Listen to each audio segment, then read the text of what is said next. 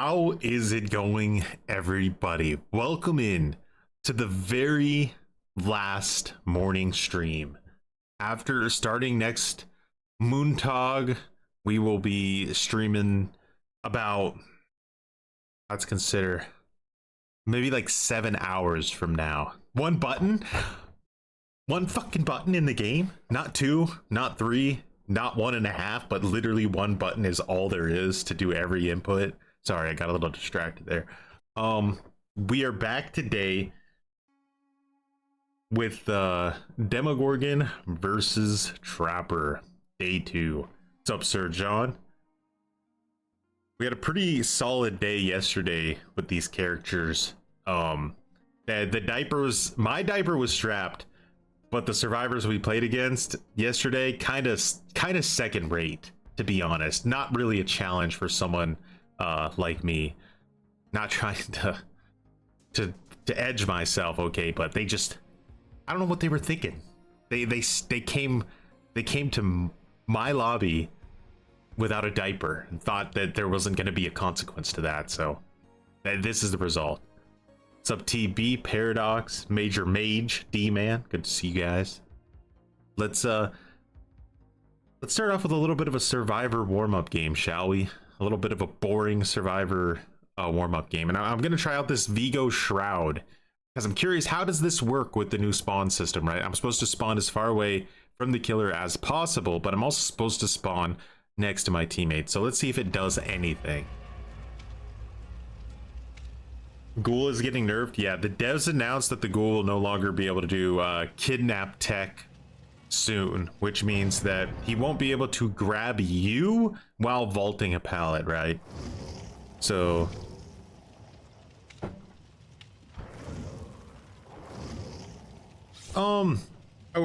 sometimes we do Swift, mostly on PTBs we do Swift, but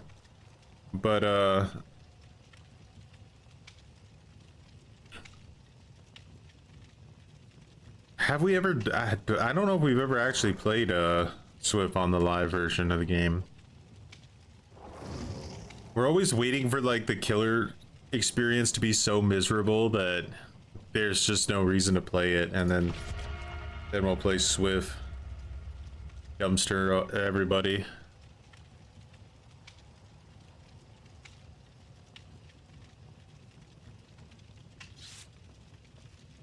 Have I ever seen a P100 Wraith? I'm not sure, to be honest.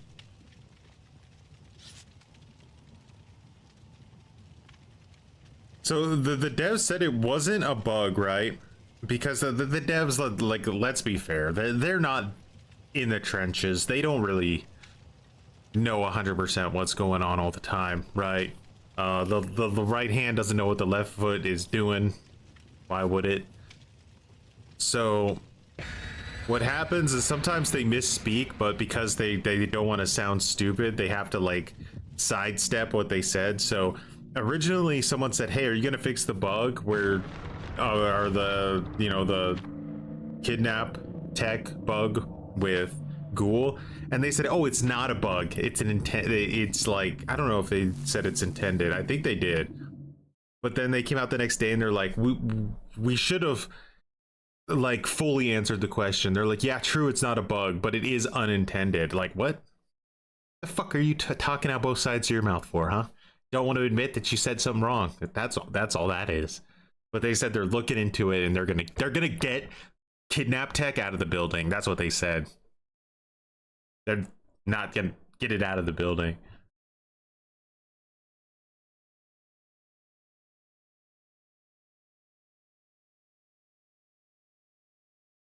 Yeah, that's kidnap tech. Not that bad of a nerf.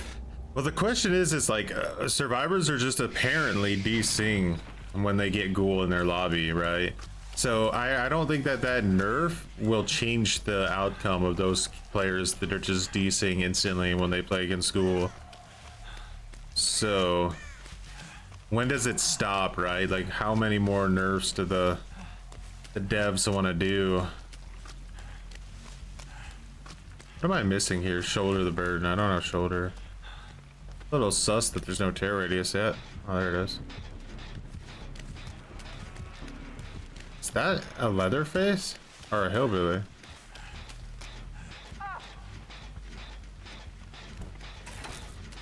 Phenomenal chase.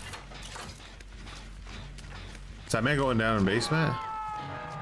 Whoa.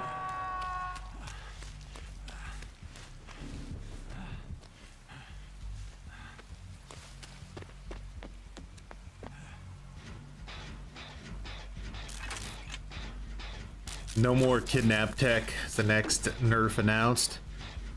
I don't want to go for that guy. I'll be honest with you guys. He just shouldn't have gone down where he went down. I don't want to go for him. Let him die on first hook. Maybe that'll teach him what for.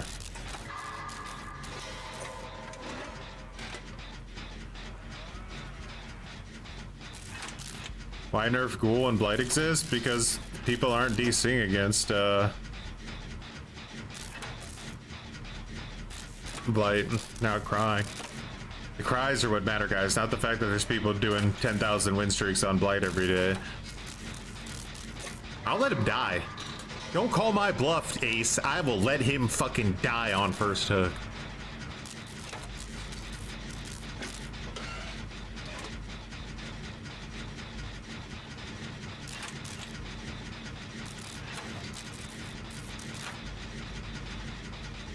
Ooh, that was close.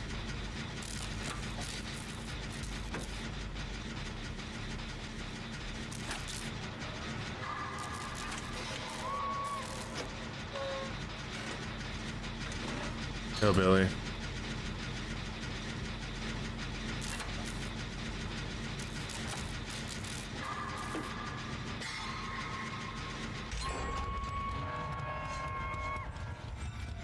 Easy. Jumpers isn't gonna do much for me except get me out of a bad spot. Oh my god, it's Leatherface? I'm actually more afraid of a Leatherface than I am a hillbilly, because most hillbillies are just aren't. They're not up to par, you know what I mean? Takes too much effort. Leatherface is more just like, hey, do you have a resource or are you dead? That's the gameplay loop with Leatherface. It's actually, I find it absolutely terrifying. All right.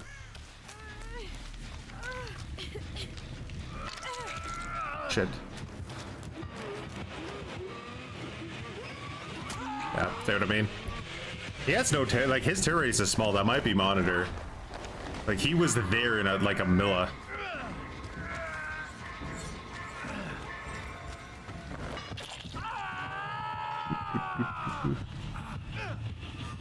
Good thing, Tommy.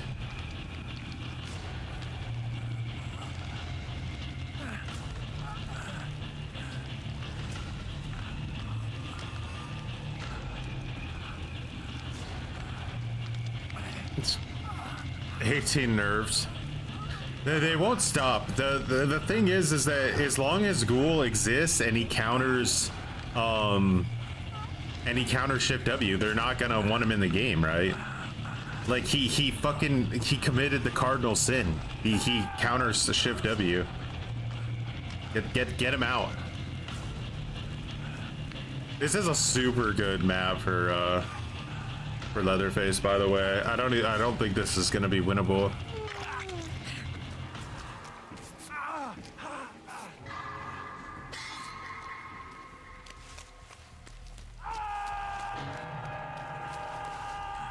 Okay. Doesn't want me to come here. Am I dead? That's the question. I think he knows I'm here. I'm guessing barbecue and cringe.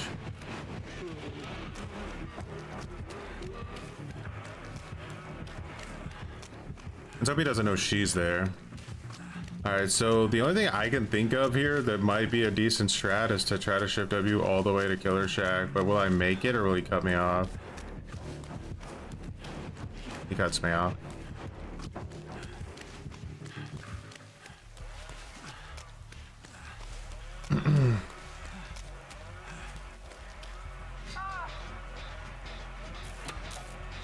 We just have like no resources here. This is brutal. Like, look at this Look at this. It's like a dead, like double dead zone. Like what's this corner here? Is it there supposed to be like a tile? Like what the fuck is this?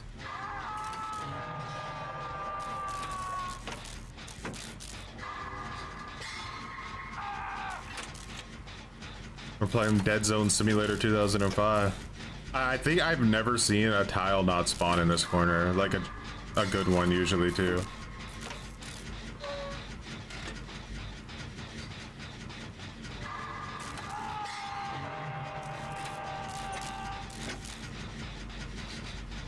Oh, this is bad.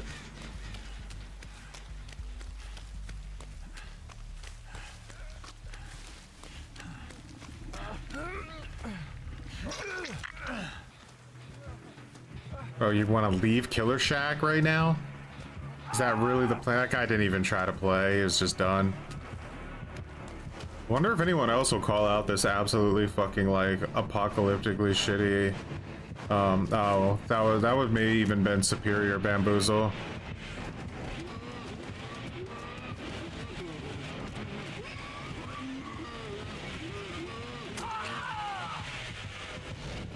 Dead Zone Simulator 2025.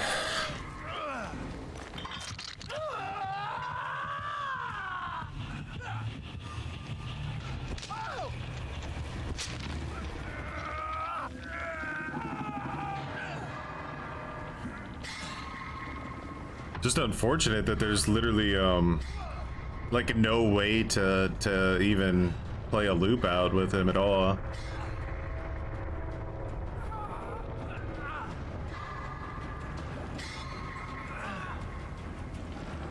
Vigil stacking isn't broken. Like the vigil buff was so insane. It's like I shan't forget this. Really, I shan't. Just kill me. Just kill me. I didn't want to live. I'm pretty sure he has superior bamboozle as well. He fucking bolted through that window like 100 miles an hour.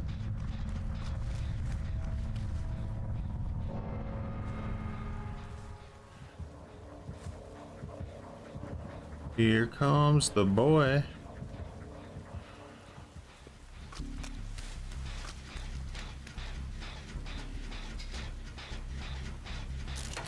Yeah, we're mostly gonna be playing Killer today. We were just doing a warm-up match on Survivor.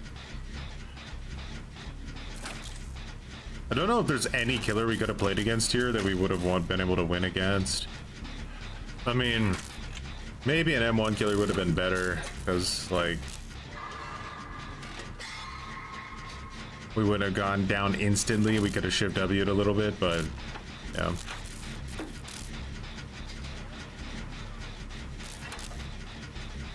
This is one of the worst RNG layouts of this map I've ever seen in my entire life.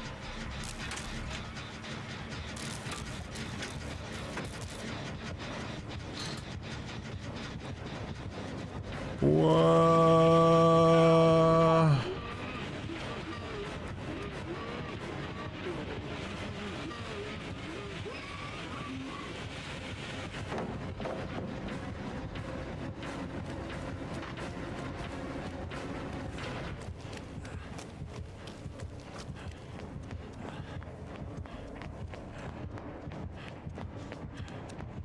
You might be thinking, Choi, what is the fucking game plan here, dog? Are you insane? What if I told you I am insane?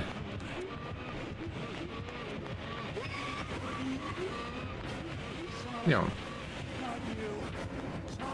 why is he talking about Sadako, this crazy motherfucker?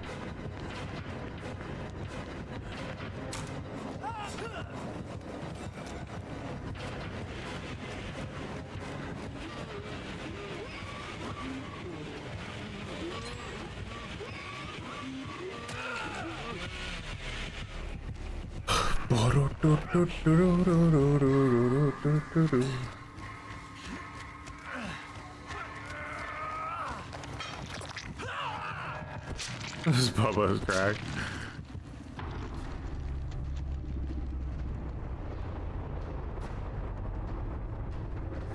It doesn't know I'm the master of Harambe.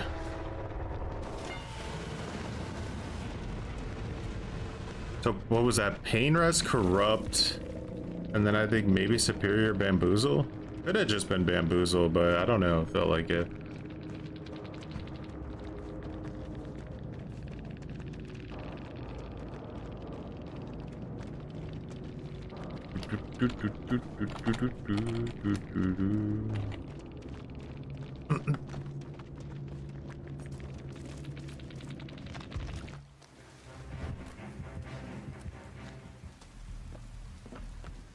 I'm sure I'll get Temple of Purgation later on today, guys. I'll show you like how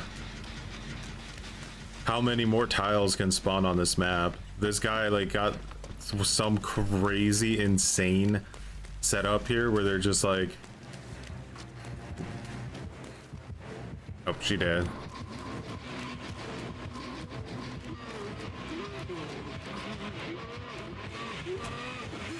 Whoa. I think that actually should have hit. She makes it too. Damn. Yeah, Superior Bamboozle. Could feel that vault speed was wild. Could feel the beast marks for sure.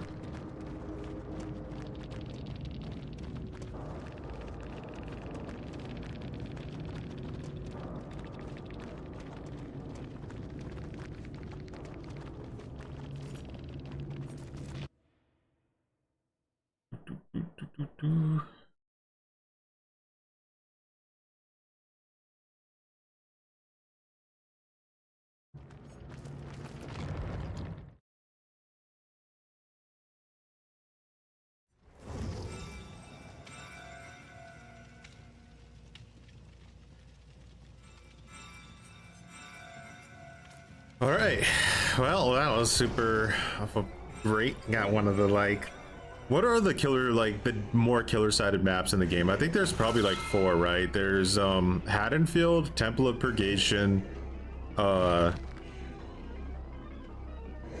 Wrecker's Yard, and I think Blood Sands. I would say are like the only 4 maps in the game that are more like killer sided. Would you guys agree with that, or are you like, no, Troy, you're an idiot?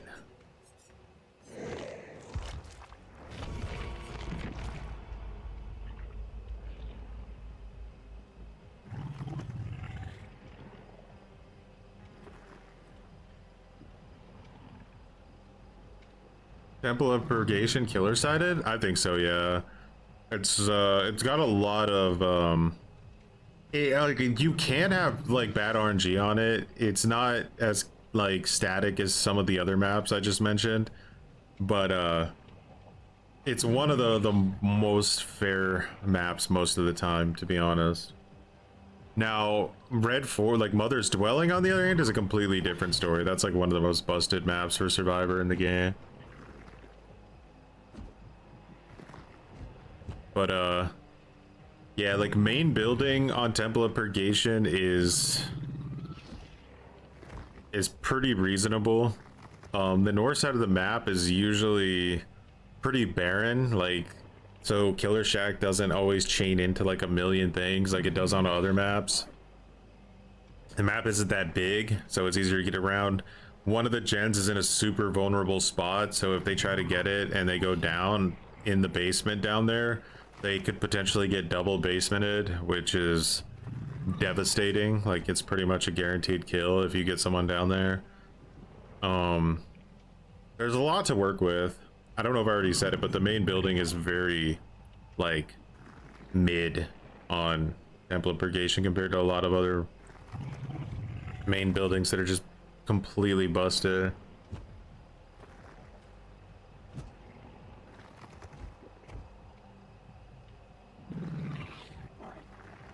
I have a question. Do you think being able to bypass the endurance effect with Ghostface's power a good idea? What do you mean? Like, if they're exposed, should you be able to hit them through endurance? I think that sounds fair, to be honest. I don't, because it's like you're basically doing 2 hits in one, right?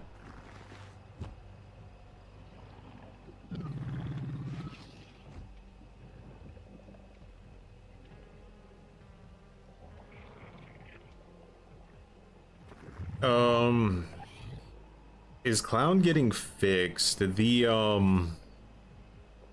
don't really have like the full information on what they're doing with Clown, but they does sound like they're trying to fix him, so you know, fingers crossed. With Knight, it was a little bit more simplistic because they're just like, we're reverting the banner spawn changes, right? So it's like, okay, well, they're reverting the banner spawn changes, we should be golden. The Clown, they were like, well, we're gonna revert some of the changes, so we have to wait and see, kind of.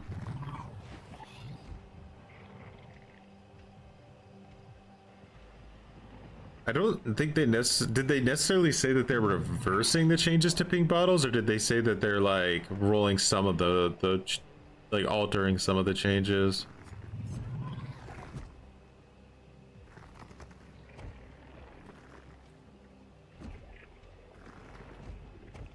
I don't know if I agree with the entire concept of changing Clown. I don't think there was anything really wrong.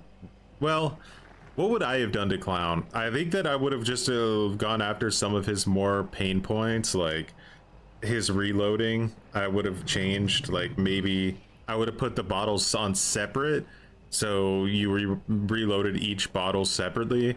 I would have increased the reload speed, and I would have slightly, and I mean slightly, lowered the activation of his invigoration bottles, because they were a little bit too, it took a little bit too long for him to activate. That was annoying. So I would have slightly decreased that. I wouldn't have made it instant like it is now, but I would have slightly decreased it.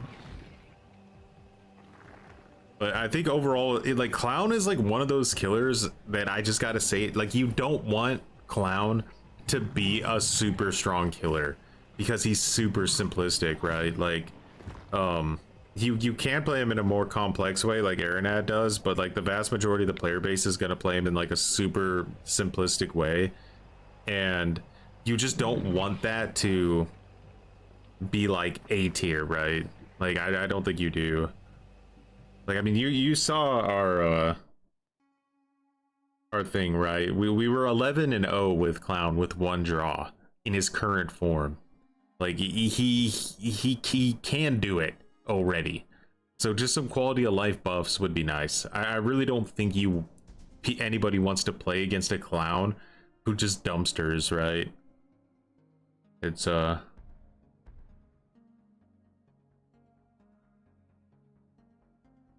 yeah, the reload speed was like one of the major pain points. It was really annoying, really annoying. So just like fix that stuff, you know, maybe even make it to where his bottles automatically reload when he hooks somebody there. Like, now you're incentivizing hooking people, right? Because your hooks give you your bottles back. You don't have to bother reloading. It's one of the reasons I'm really starting to like, well, starting, it's a bit of a lie, but one of the reasons I really enjoy Sadako and Pig is that they're 2 killers that, like, their power rewards you for hooking survivors, and I like that, right? Like, it really does. They both get massively rewarded for hooking.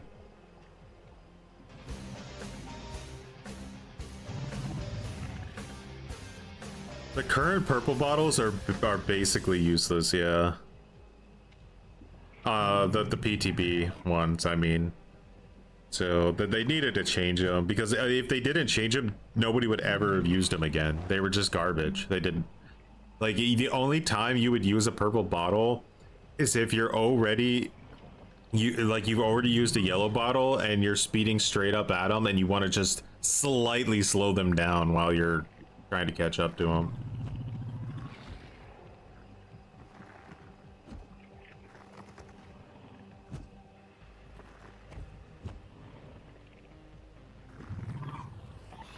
I think in general, a lot of killers have really boring add-ons. I think we need way better add-ons for, like, the new Pyramid Head add-ons are really well thought out.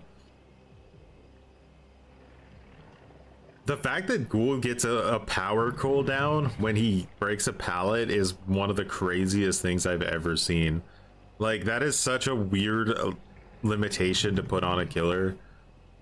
And it's like, okay, if you're gonna put that limitation on Ghoul, there is no universe where you don't put that limitation on Blight too.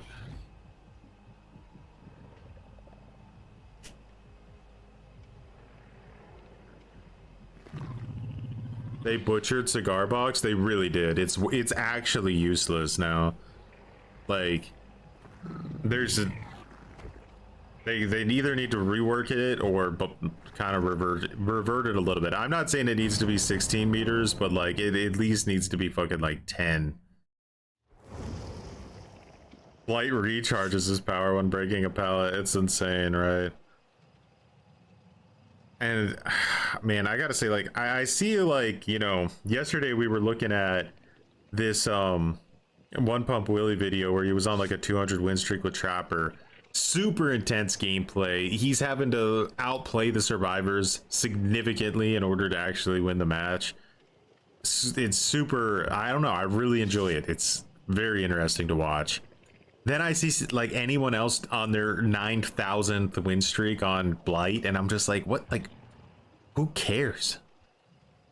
Like, who cares? Like, I don't know. I know, like, some people might be like, well, it's blah, blah, blah. Like, I don't. Like, what are you proving? I don't understand. You're just proving that your character's overpowered. That's all you've accomplished. Hey, look, I'm playing an overpowered character 700 games in a row. Like, okay, congratulations, I guess.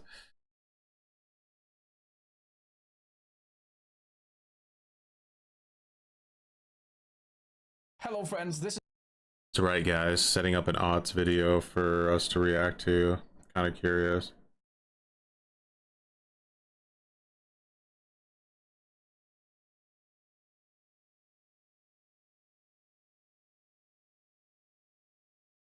I won't react to all of those, but he has some timestamps, so we can react to some of them. All right, we gotta lock in. First match of the day. The Demogorgon.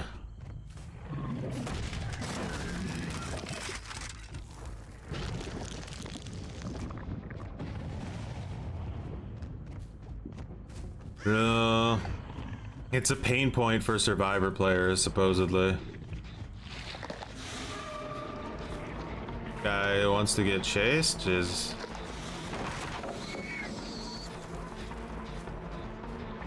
Alright.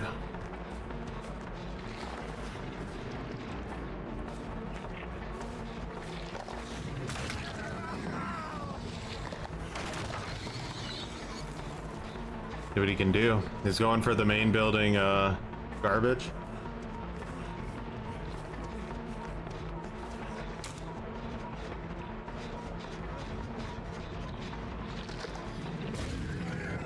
I think that was worth it.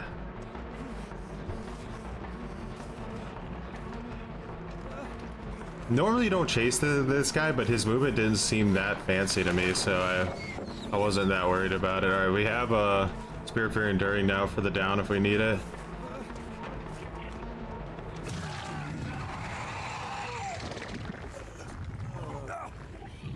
Alright, they're split. They're 4-gen splitting, by the way, if you guys didn't see that. They're trying to gen rush.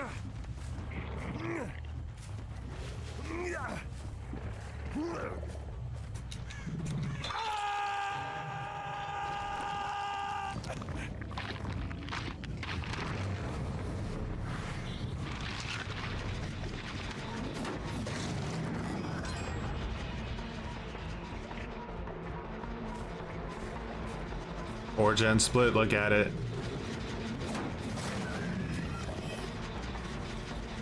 But they're gonna finish 3 gens. As you can see, there's no... I don't beat this playing legit. I gotta try to tunnel this guy. And if I can't tunnel him, I just lose.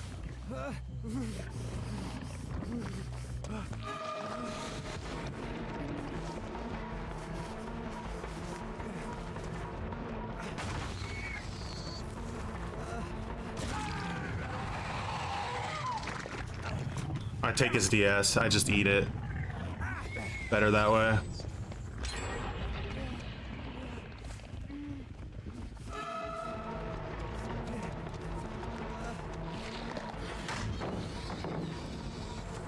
Fine. That was a fucking dumbass play. This is a 4-man Swift, I'm pretty sure. Way too dedicated to 4-gen splitting. The diapers are gonna be full today, huh? Might have to go endgame build with Demogorgon. I'm starting to think that he's too pathetic to, like, what you see when you play against good survivors, there's basically no point to have any perks that aren't just endgame perks, like no-ed and shit.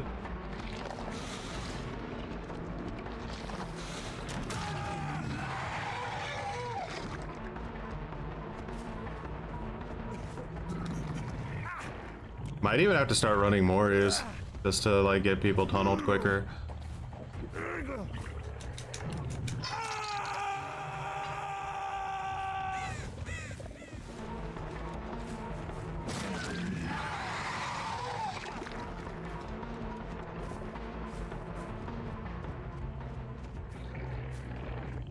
I just want to rush the final 2 gens. Problem is, if he has like resurgence or something, they can get him up so fast that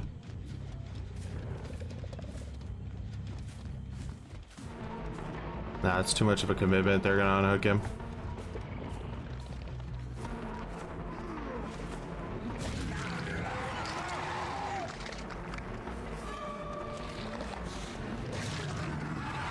In case he has dead art or something, just hit him outright.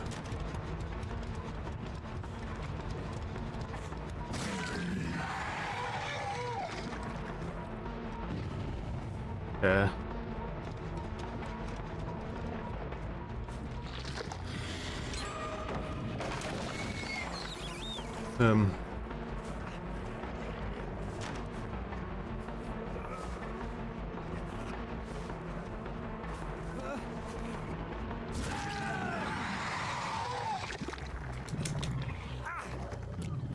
Yeah, see, like here I would really need no-ed, right? To stop the final jet and then slug in the end game or something.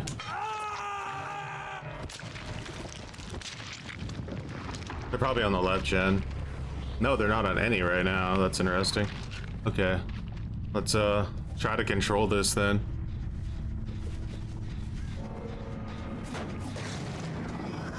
Yeah, that's the video.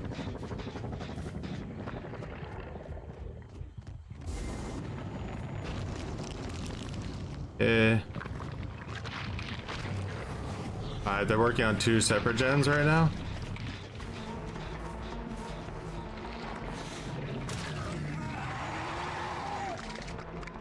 Put this down here. I need multiple portals around these gens because if I don't have multiple portals, they'll just destroy them all.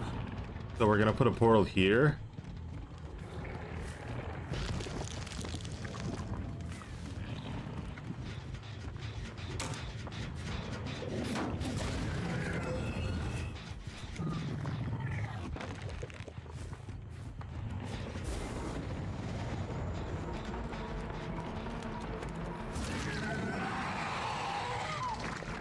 Yeah.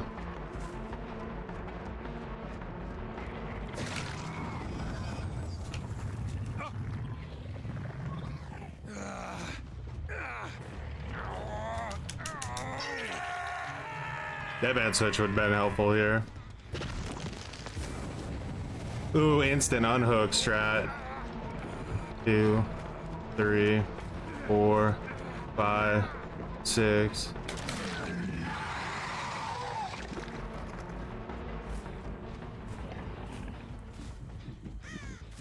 Okay, let's get back over there.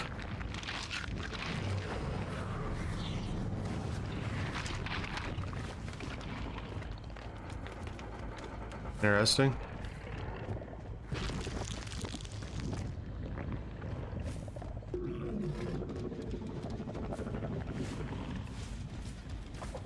The Witcher guy just worked on a gen injured. Bit of a...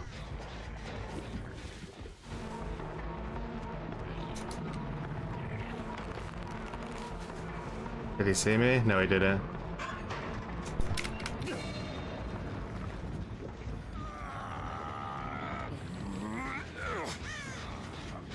They're trying to cook that down there. She's gonna try to get past me, I would imagine.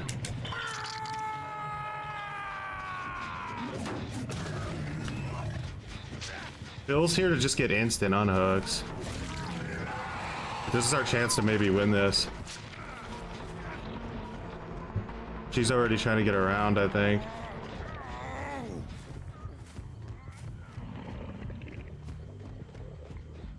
Keep them locked back in as much as possible.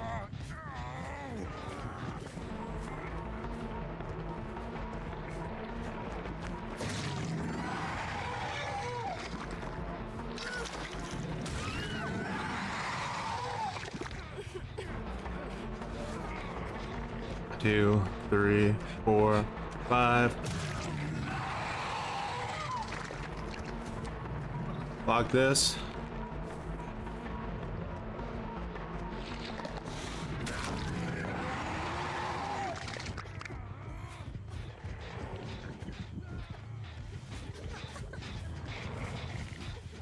Rose billing over here. Got him. Woo, baby. That was a full booby diaper game. Let's go.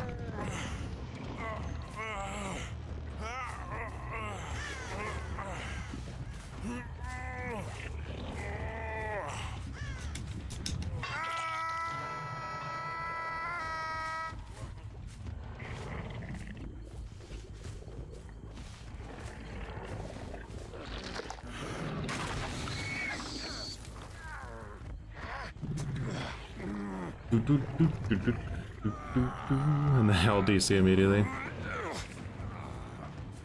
What's good? Everything's good. Diaz will be base kit soon, that's right.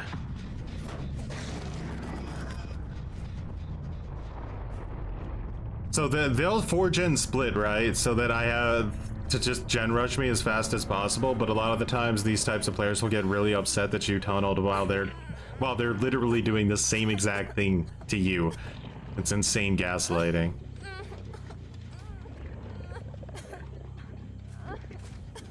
Hey Bill, can you go second stage, brother?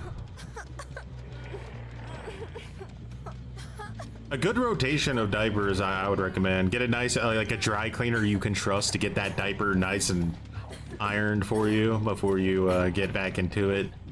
Because there's nothing that feels better than a warm diaper, man, let me tell you. Clean and warm.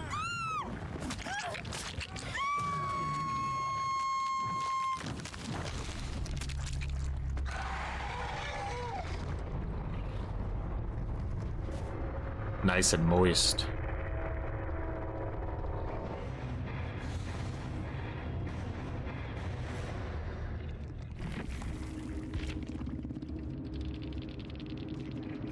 Boom boom. Bro had deadline and fixated. Was this some kind of flex, Geralt of Rivia? You trying to flex on me with your tryhardism?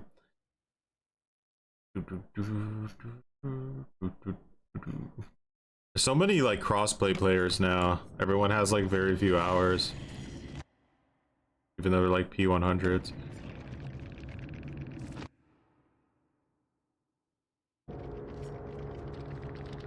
Sprint Burst Vigil, DS, Windows. What a gamer.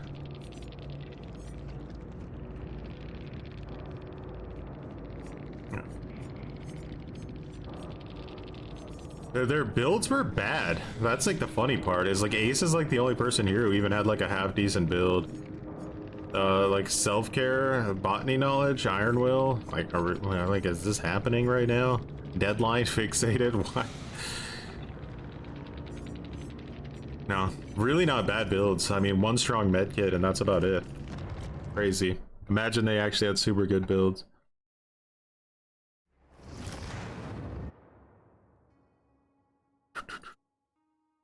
Gen efficiency, guys. 4-gen splitting. Win most of your games if you just literally follow that strategy, and then also just don't play against an S tier killer as well. Okay.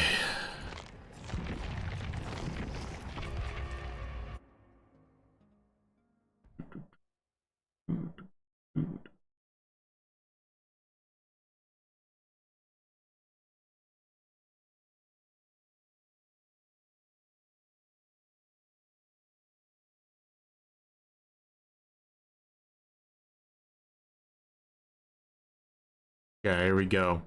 So which ones do I actually, not all ideas are the same. Make DVD free to play. Do we care about watching that part? I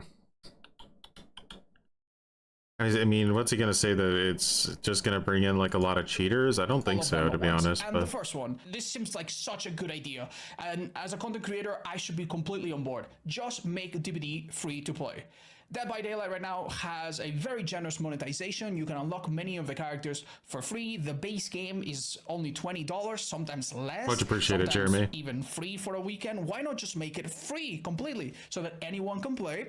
And then you can just make money by selling tons of Sable skins to new players. That would be amazing. As a content creator, my audience would probably grow even larger, and I should be completely on board. But there's an unfortunate reality, which is that DVD does not have a solid anti-cheat problem. And this is not really theoretical. If you remember, some years ago, Dead by Daylight was indeed free for a weekend. Epic. During that weekend, anyone that claimed the game on the Epic Game Store managed to secure it for life. And this was, I think, one of the biggest catastrophes, one of the biggest blunders that DVD has ever made. In that weekend, cheater groups managed to snag thousands or maybe hundreds of thousands of free accounts that now had DVD forever. And these accounts sit somewhere until someone buys cheats, and then they use this account, and when they get banned for cheating, well, they just move on to another account that's also free. It made cheating so prevalent afterwards. Don't get me wrong, even if it hadn't happened, cheaters find other ways to get cheap accounts, but it definitely didn't help. Making DVD free to play would make the cheater problem 1,000 times worse, I am convinced.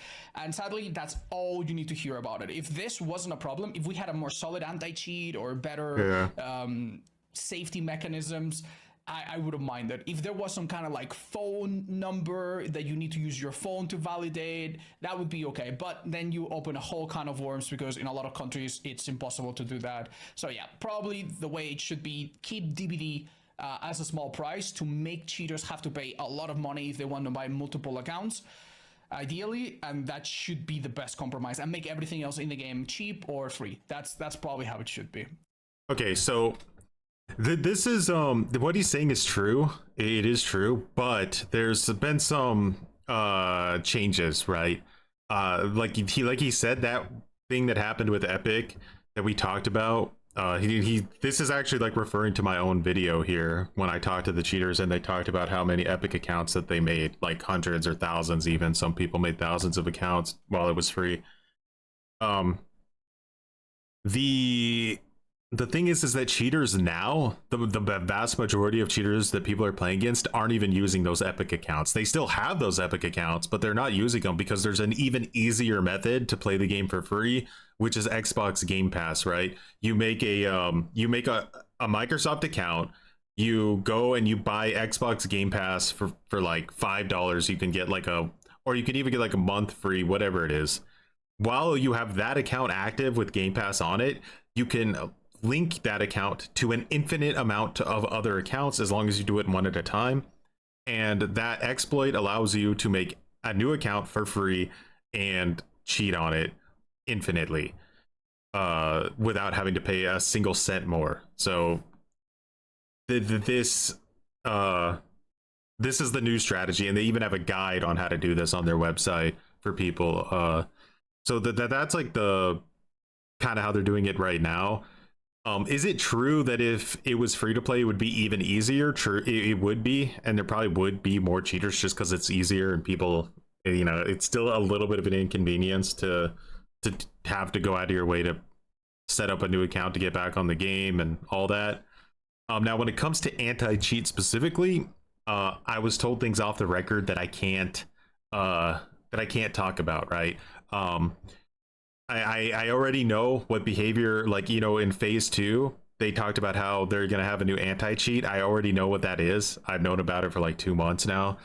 And I also know what the cheaters are going to do in sort of to push back against their new anti-cheat. How do they know about that stuff months in advance? Well, there's a reason for that too, but I also can't talk about that yet either, because I was told these things off the record. And if you want to keep your reputation with these people so that you can get this information, you kind of have to go on their time scale, right? And they're not ready to reveal any of this specifics of this yet. So yeah, cheating, there's gonna be some interesting developments with cheating this year with the Dead by Daylight for sure, on both sides, both from behavior and the cheaters themselves. That doesn't off the record only last 1 minute. Not in the real world.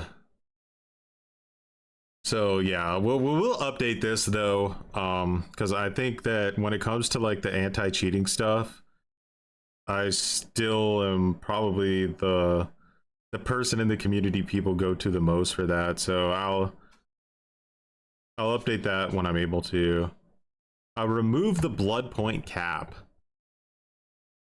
I mean, is there any downside to the blood point cap anymore? Like, they used to say they didn't want cheaters to abuse the blood point cap, right? It was the same thing, like, oh, cheaters will give themselves 10 million blood points or whatever, but they already can do that. Like, there really is the blood point cap is more for legit players, so they can't keep earning blood points. Cheaters can just give themselves 10 million, so this is a bit odd, but another one that gets asked really commonly is, why not just remove the blood point cap? Account sellers. You can have 5 million blood points in your account, which is really generous, and now we have the spending feature that you can spend all your blood points immediately, so it's great. But for a long time we had a 2 million blood cap, and but aren't there already iridescent shard sellers?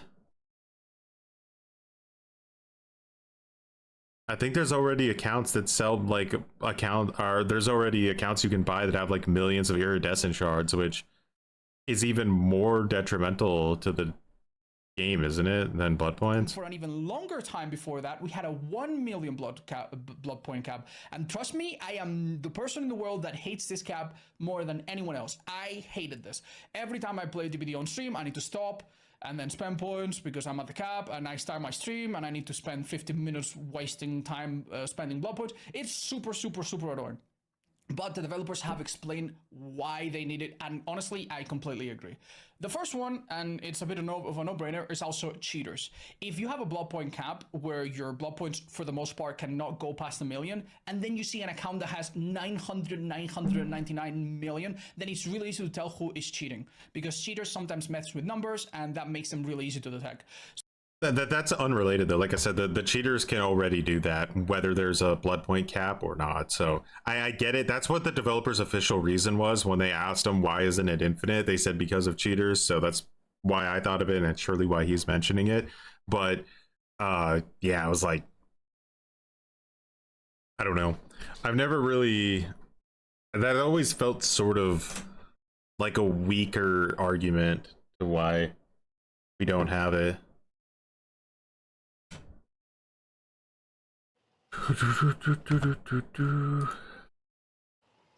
Or 3 medkits? Only 3 medkits? You guys even trying to win this match?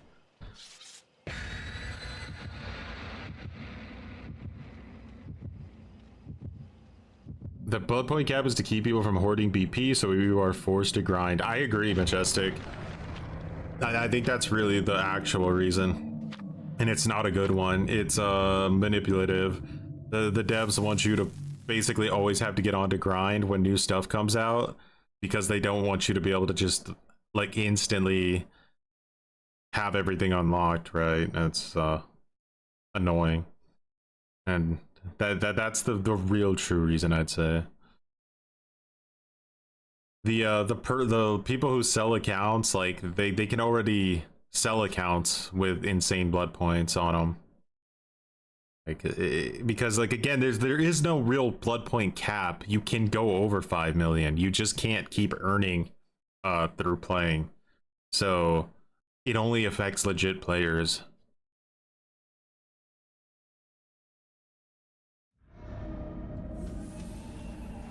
Or you could even make it like an arbitrary cap, right? Like, you know, we don't have to give these crazy examples. You could say like, well, just make it to where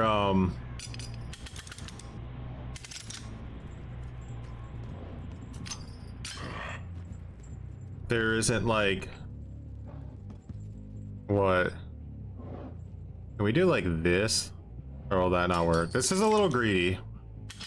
Let's go for it.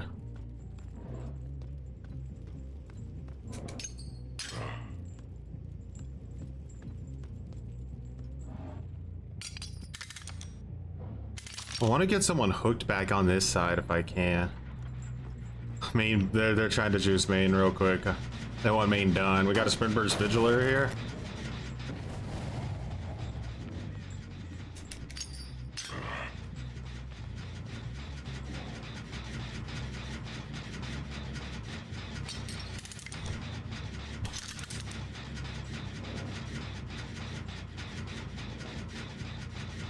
Can we do something silly like... No, they won't let us.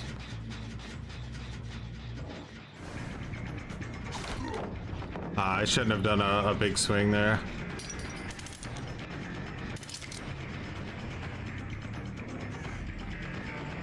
Get the movement speed from the trap plant.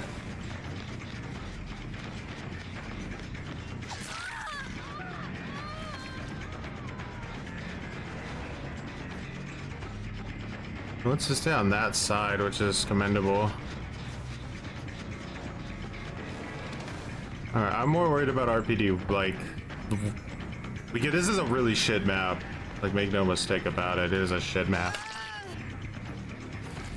Don't care about that gen at all. That trap is there just so they can't do stag it.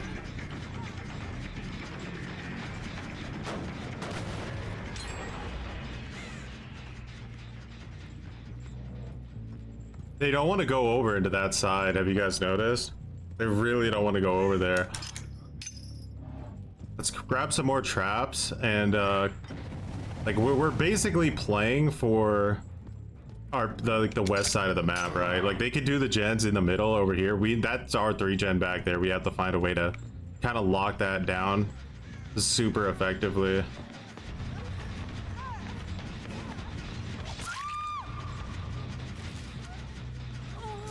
Flashlight blind? I don't know. Alright, no one's working on one of our 3 gens yet. Disarmed this stuff.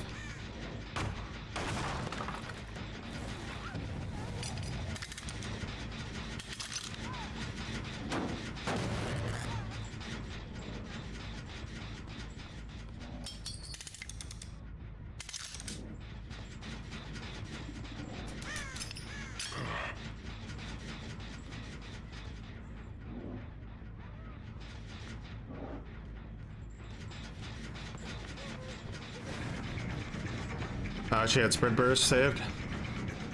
Yeah.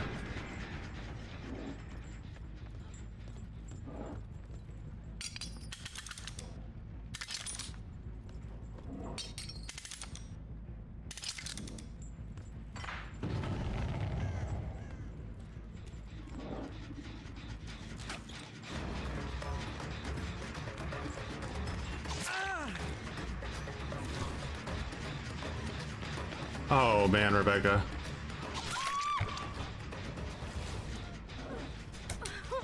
Alright.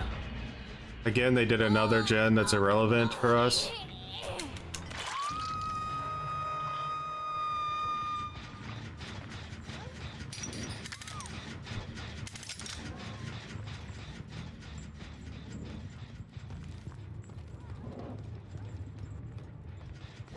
Alright, Nia fucked up.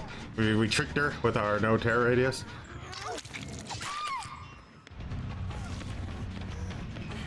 See if we can...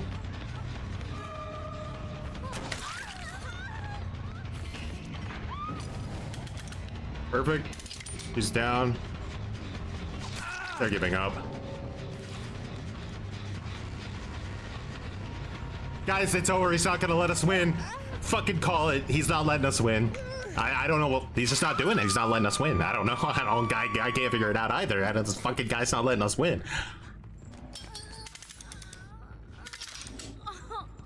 I don't know what's his issue. I don't know what his issue is. He just won't let us fucking win for some reason. I don't know what the problem is, bro.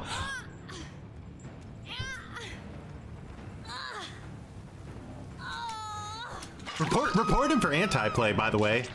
Fucking doesn't want to actually play the game.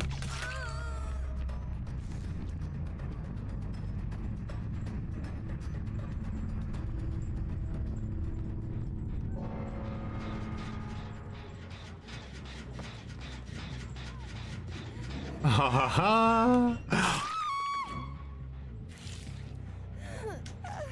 Yeah, now, yeah, he's just hooking me. He's just hooking me. This fucking guy has no life.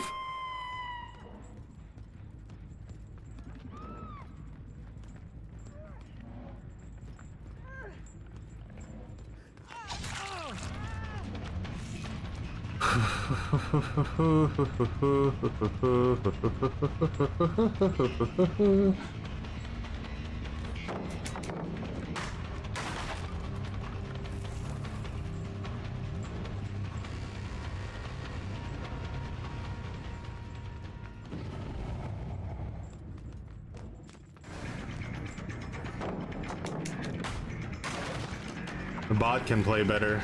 It's okay.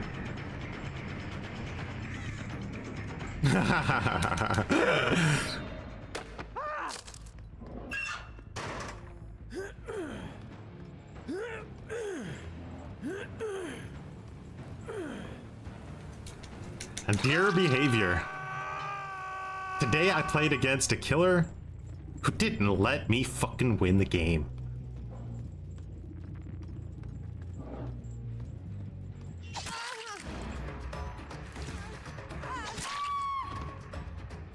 I can't give up on Hook, then I'll just AFK. If they're not gonna let me get up on Hook, then I'll just AFK. That's what I'll do. I'll teach those fucking developers what for.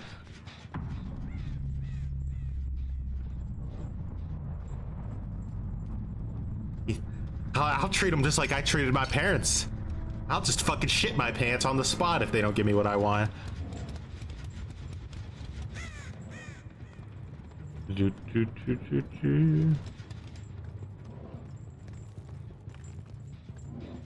Nerf Trapper. It might be the only option. Maybe.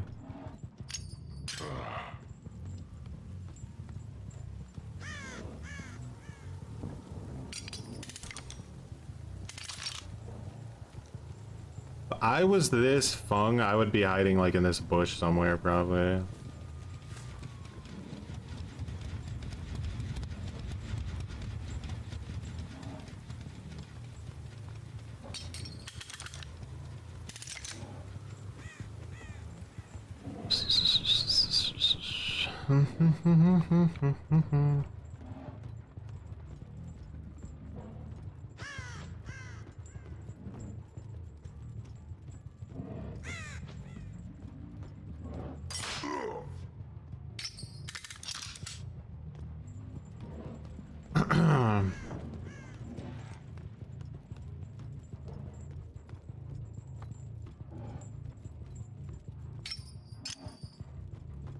Alrighty, good luck.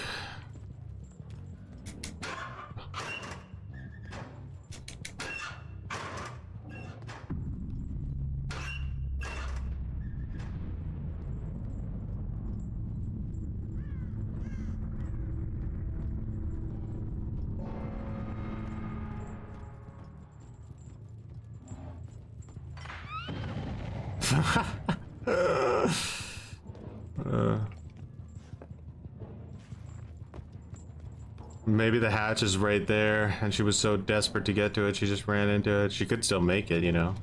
It's an easy crawl. She does. Yeah.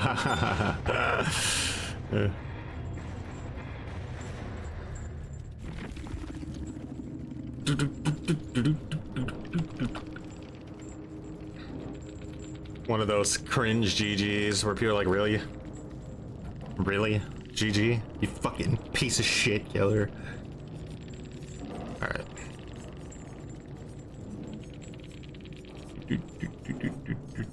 Fung definitely had the most, like, I want to win build out of everyone here. Well, I don't know. Rebecca's was pretty... actually not bad. Adam's was kind of weaker, though. I'm not surprised he's the first one to give up.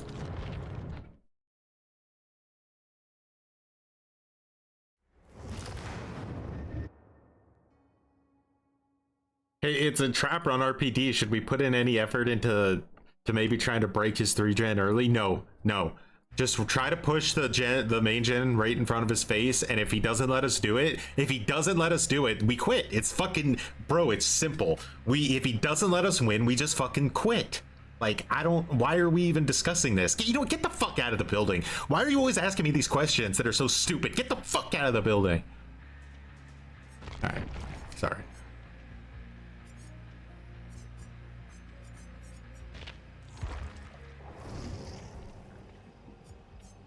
Do, do, do. 5-0 and 5-0.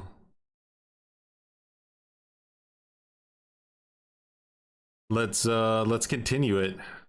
So it's really, really nice that you have some kind of limit that makes it easy to tell whether someone is cheating or not. The other one that I think is maybe even more important is account farming and account a little bit of a crash out. There is a booming economy in DBD, especially in the Eastern Territories, where people play DBD. The Eastern Territories. They load into a game with an auto clicker. They get, I don't know, 1,000 blood points, and they do this 24/7, and then they get iridescent shards, and then they sell the account maybe a few months later for a few bucks, and the account already has some characters unlocked or some stuff unlocked. If blood points could be hoarded forever, it would really become a problem, because a lot of people would literally just farm blood points, maybe obtain them illegally, and then sell accounts that have unlimited blood points, so that it would be really, really attractive, and it would have a really, really bad intersection with cheating as well, because you would buy an account and you wouldn't know if it's legit or not. So it could be really, really troublesome. I mean, I think that's like, I understand, but I don't feel like any of this has actually anything to do with the blood point cap. Am I crazy?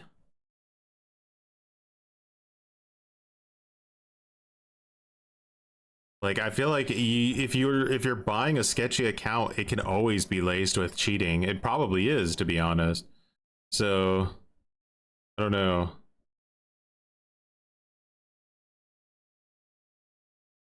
Hold on. I didn't actually search. All right.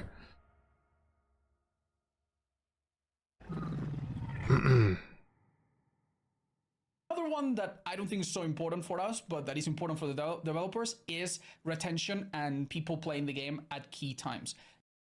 Yeah, that's what I was saying. It's more like a manipulative thing. They want to make it to be like, okay, there's a new DLC coming out. You can't just get on and unlock the DLC. Like, you couldn't, like, by the way, like any other game where you can farm this stuff, like any other, like, I could get on Rainbow Six when a new character comes out and just instantly buy the character, right? And you can do that on DBD already.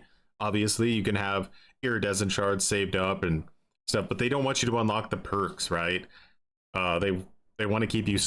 They want you to have to unlock the perks and everything and get them to Prestige 9. Like, oh my god, like if you could get them to Prestige 9 and unlock all the collectibles or whatever. But like, I don't know, man. Like, if you're a grinder, there's infinite things to grind for in Dead by Daylight. Like, you can P100 every character in the game if you really want to go for something crazy to grind for. Like, there's always options. I don't think the blood point cap is really going to be the issue here. The developers explain that if the blood cap is too high or is non-existent, what many players will do when a new chapter comes out is they will load into the game. Yeah. They will unlock the new characters. They will pump a lot of blood points. They will unlock all the perks, and then they stop playing. That isn't that already what we all do, or am I just the only person who does that? Like when like every time a new chapter comes out, bro, I'm locked. Like, I got as many blood points saved up as I can, ready to go. And 5 million now compared to 2 million that's easy, man. I'm gonna get every perk in the game instantly the second I load in. So I guess that's not true for everybody, but the thing is if you're already spending your blood points, then the blood point cap wouldn't affect you. But if you're saving up your blood points, then it also would, like, it doesn't change. Do you see what I mean? Like, I don't really feel like this argument holds water. Whereas if there is a cap, you can't really do that because you cannot hoard BP. So instead you spend 1 million, which took a while back in the day.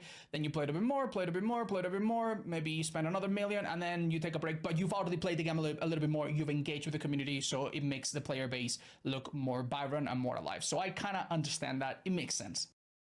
I don't think we have to defend it, to be honest. I think it's a bit outdated and manipulative, and it's just I think we should always be thinking about what's better for the player, not what's better for the developers, right? Like, I don't know. That's just how I feel about it.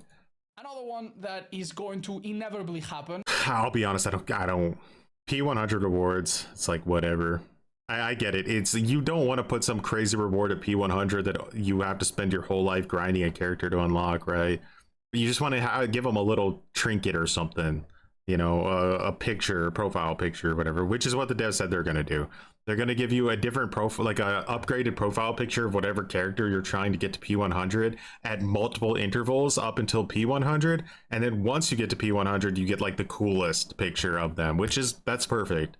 That's like absolutely perfect. Crafting or reselling add-ons for BP. So I don't know what he's going to say about this one, but my take on this is that they, like, I don't necessarily think they should, like, let you do that, but because then you're obviously just going to sell your shitty add-ons and buy good ones, and everybody's just going to be running better stuff 24/7, which is not exactly what you want.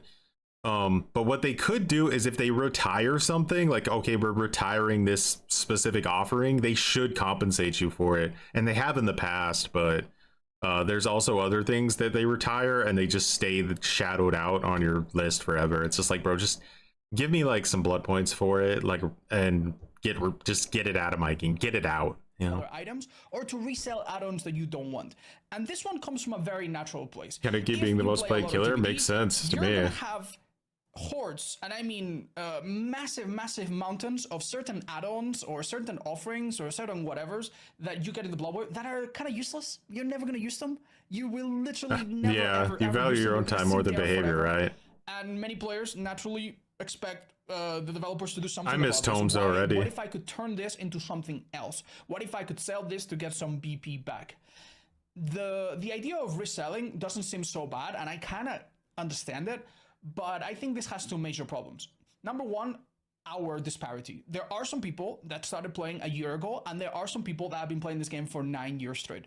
I know some players that have tens and tens and tens of thousands. I think it makes sense that Ken is the most played killer. If you make a system that gives these players a way to make money, you are going to create an elite, small elite of players that suddenly have hundreds of thousands of blood points compared to everyone else, which doesn't feel really fair.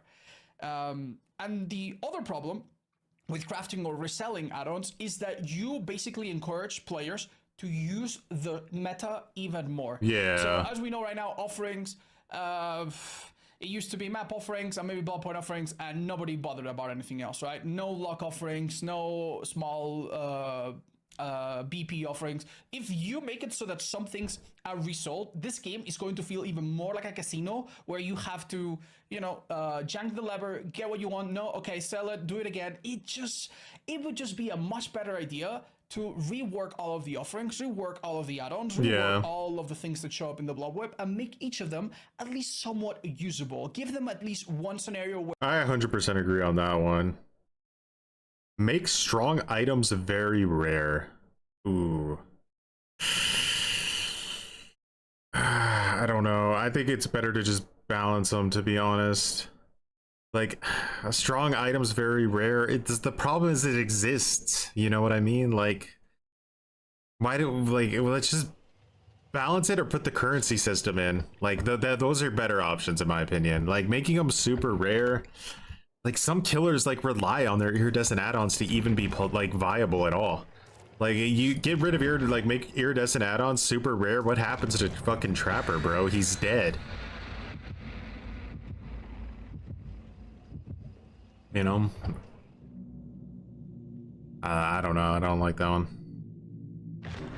They're rare, but like if you get to like P100 or something, you can start to farm your iridescent add-ons like super hard. Yeah, so it's like I get it, but nah, I think there's better solutions to the problem. It is a problem, but I think there's better solutions than making them extra rare. I wouldn't go that direction.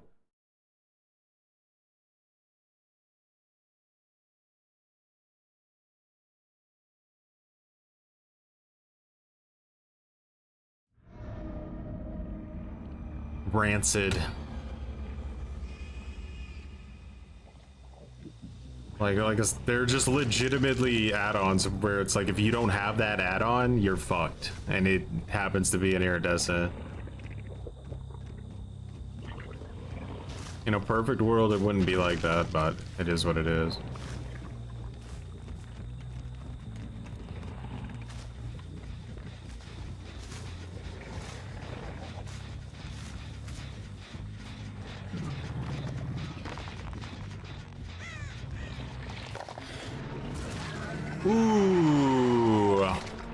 I know she didn't like that one.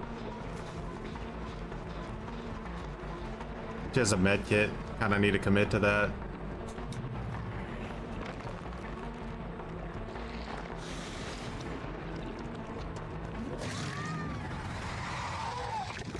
Wait, did you see her?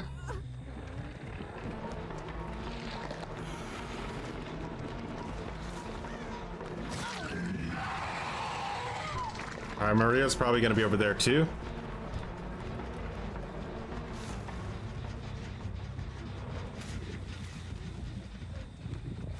Background player Maria, possibly.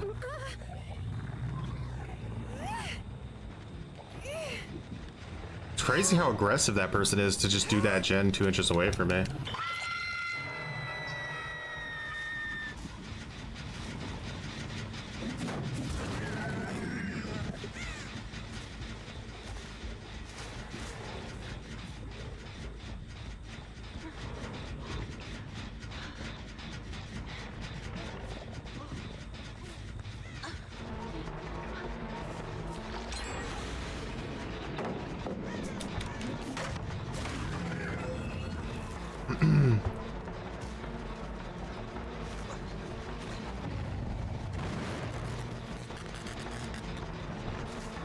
No point.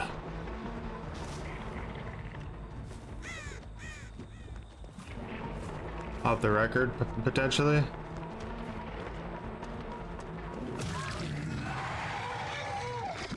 Up here where literally nobody can save you. I love it.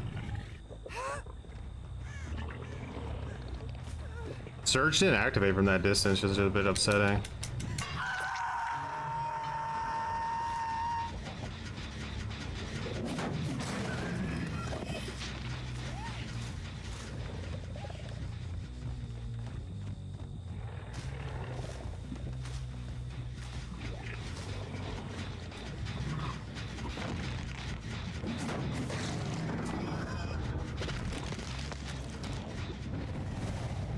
Alright, I need to heal her quick this time.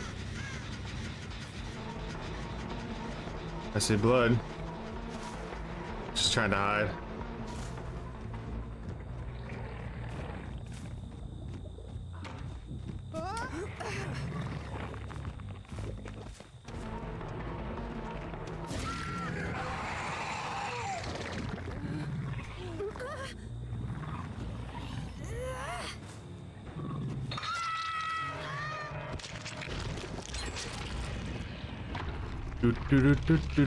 Do.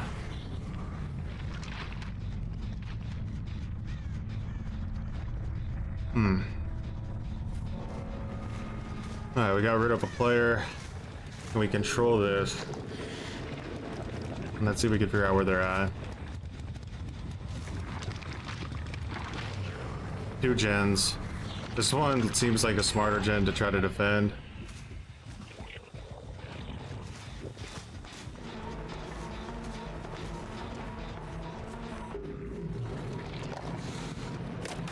I just fucked up so bad there. I don't know. I thought she would try to dodge it and she just kept running straight, like.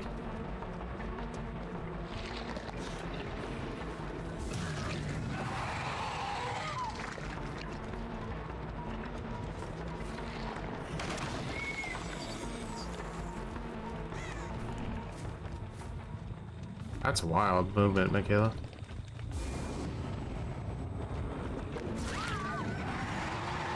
Nice.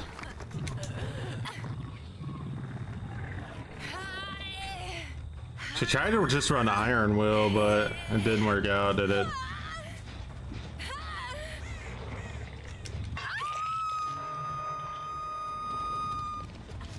Yeah, they destroyed most of my portals, so I'm gonna set up some more.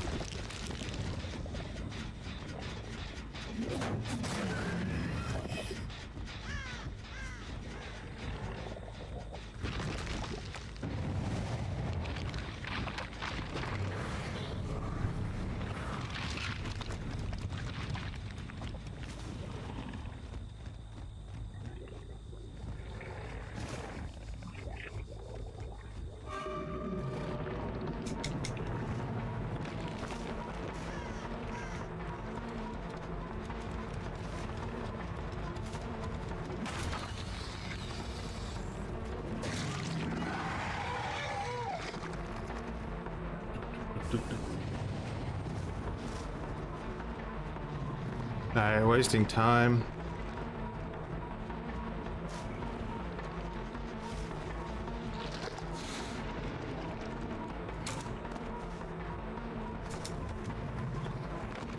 This girl's a good chaser. She's got a nice, disgusting double window setup that she's trying to take advantage of. I need to down her with M1. Alright, I'm probably just gonna slug her then.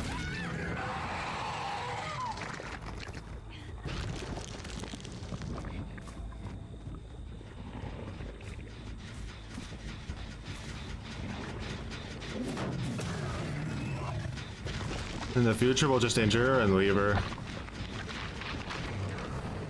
They're doing both these gens over here.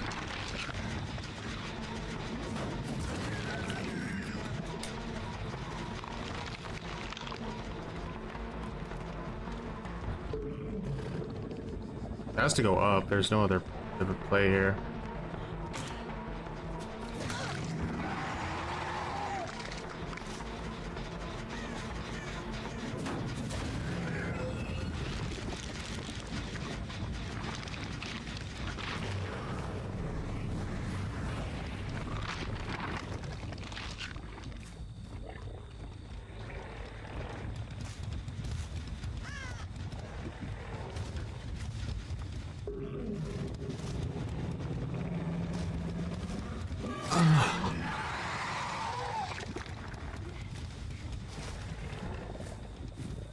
I think this is a smarter play. We might lose Killer Shack for this, but I think it's a smarter play.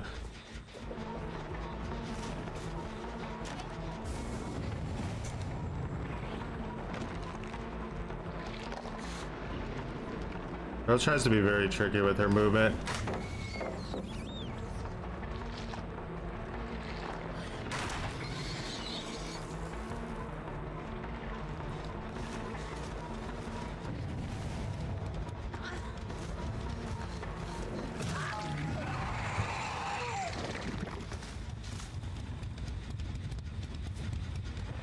There she is.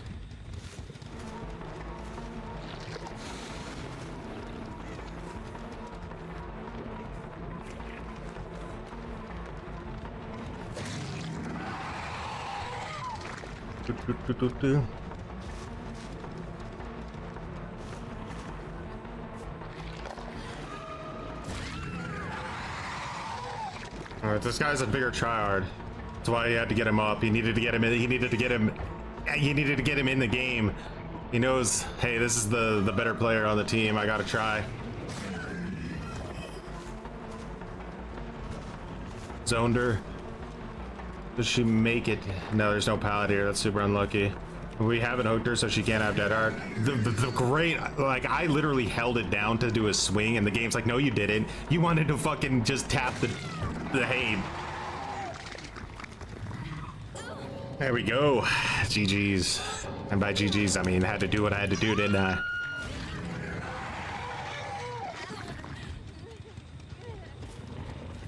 Whew. Sweaty one. Very, very close game. Meanie Choi.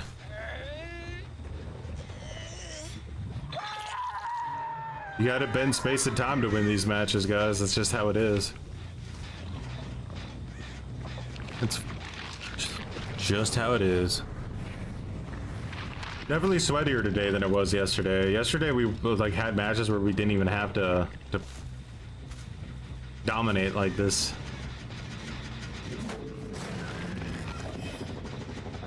Health's good.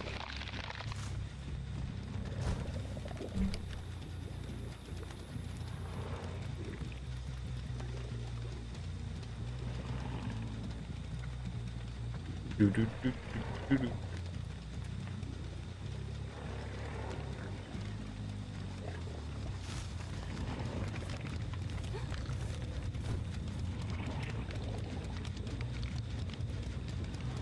The Song of Salt with these DC noises, yeah, they're pretty common now, huh? Nice, Michaela.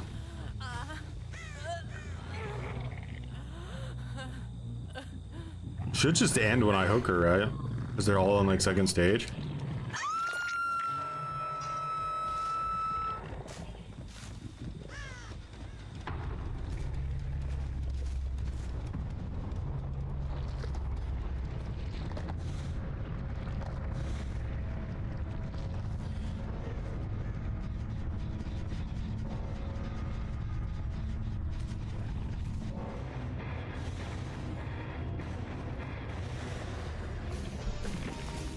That's gotta be the cringiest gameplay to ever exist.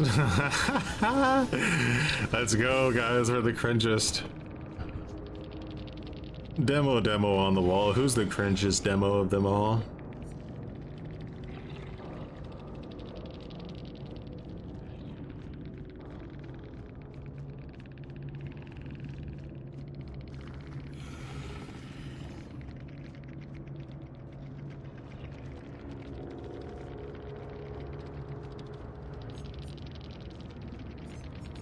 No one in that lobby had a single anti-tunnel perk, bro. I mean, like, you had, like, yeah, not really. They came in expecting the killer to play nice. That was their mistake. They even brought flashbang and nothing like background player flashbang to really want to make sure that you play nice right back, right? The salt mines of Gloria.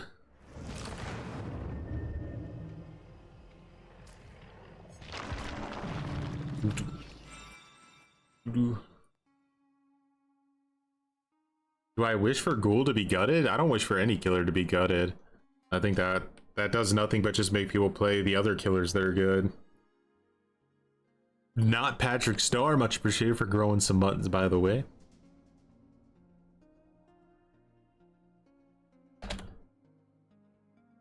Ideally, you want every killer in the game to have like a good, decent amount of value so that people play them, right? Otherwise, you wind up with Springtrap situations where you get a new killer, but like they fall off super quick because everybody's losing their games. And as much as people don't want to admit it, people don't want to play if they feel like they're losing too much. You think Myers without Tombstone is useless? I wouldn't say he's useless.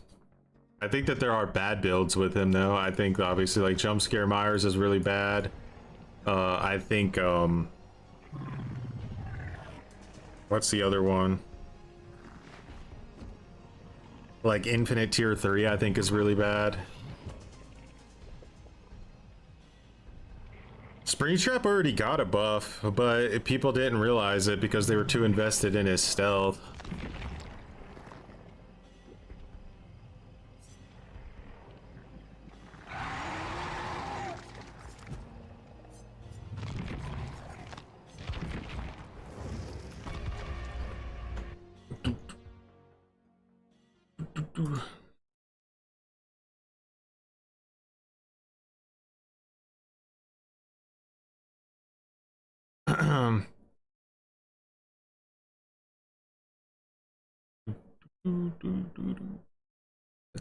I don't think Ghoul lacks counterplay, but I think in order to understand the counterplay effectively, you kind of need to play the character yourself, and then you'll kind of see what you can do against it the more you play it.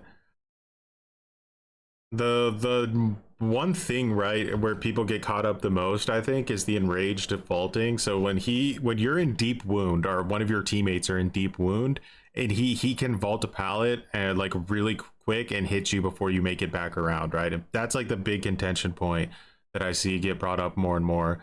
But this, first of all, he has to be enraged for this to even basically be a thing. And then once he's enraged and you see that somebody on your team is in deep wound, so you know he's enraged, you have to play the same loop. You have to, the same mind game you play with like half the killer roster at this point. Alien, Huntress.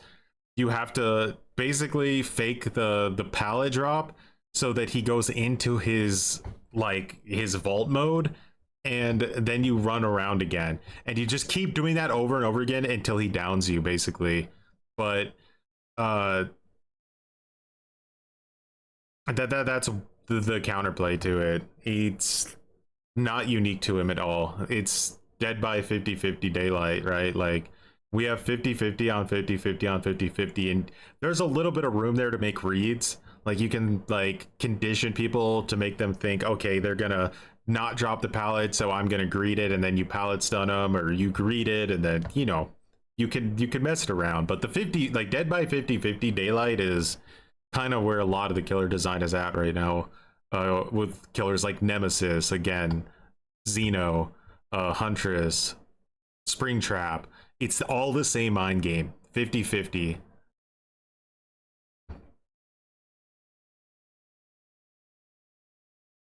He needs to be able to cancel his power while sliding. I don't really play Ghoul enough to really have a take, but I've played against him enough.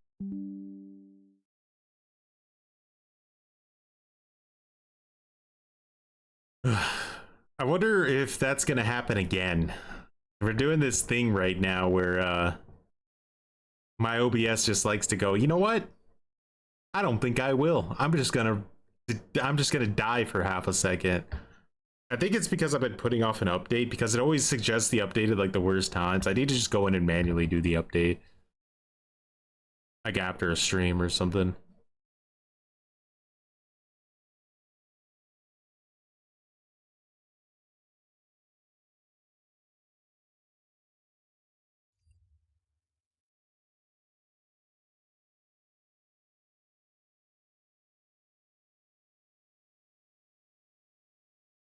All right. Anyway, let's yeah.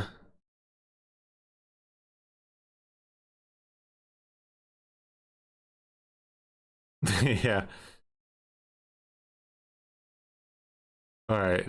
What is he talking about here? Yeah, the rare items. Sorry, iridescent add-ons on killer, or only doesn't have very good iridescent ones, or maybe syringes on survivors, on brand new parts on survivors. Things like that. They are like, okay, these items are fine. They should just be extremely, extremely rare. The way to balance them is to make them very, very, very scarce.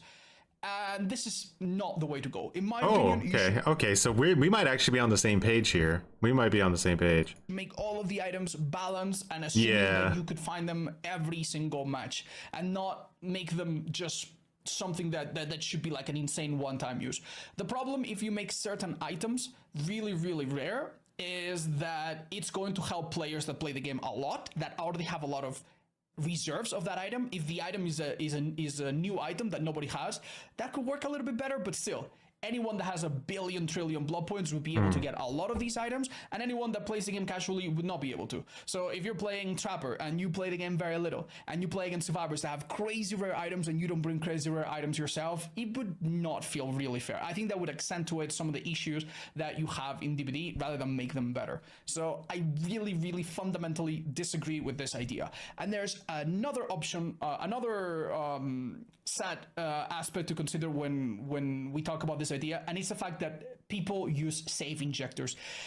Today, this week, this year, you probably have played against hundreds, if not thousands of players with items. You guys know, what was it?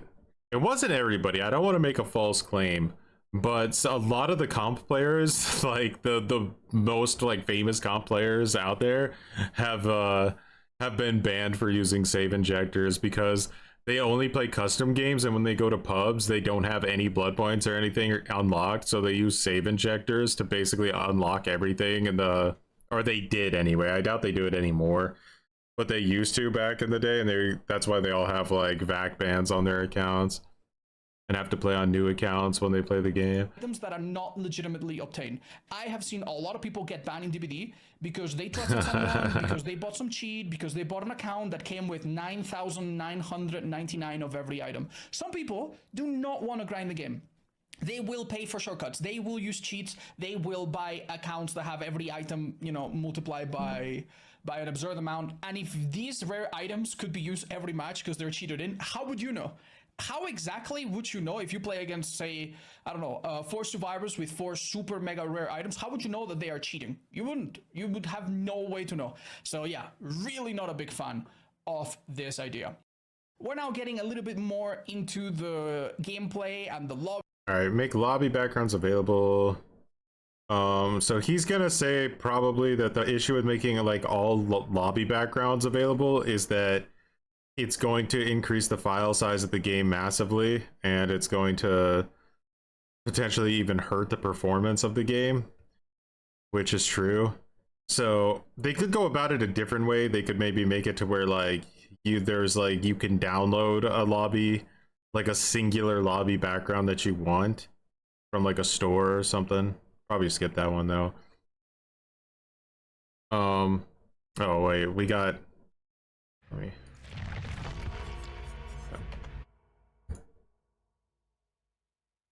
Do reverse how map offerings work?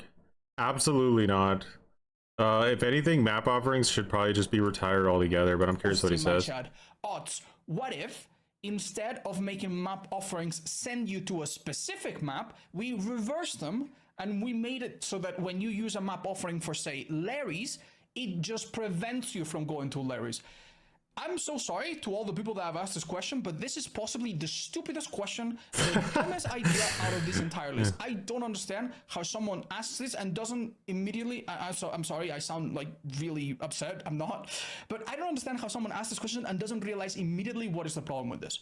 So normally, the reason survivors and killers want to use certain maps is because they want to take advantage of a certain part of that map. Maybe they have balanced landing and they want to go to a map with a tall building so they can fall from it. Or maybe they're playing a stealth killer and they want to go inside a map that is indoors. That makes sense, right? And sometimes people want to avoid certain maps. They've played 3 times in an indoors map. Now they're going to play in the opposite, right? But making map offerings reverse makes no sense, because if I'm a survivor and I don't want to go to an indoor map, let's say that I use the Hawkins offering because I don't want to go to Hawkins, well, I could go to Larry's.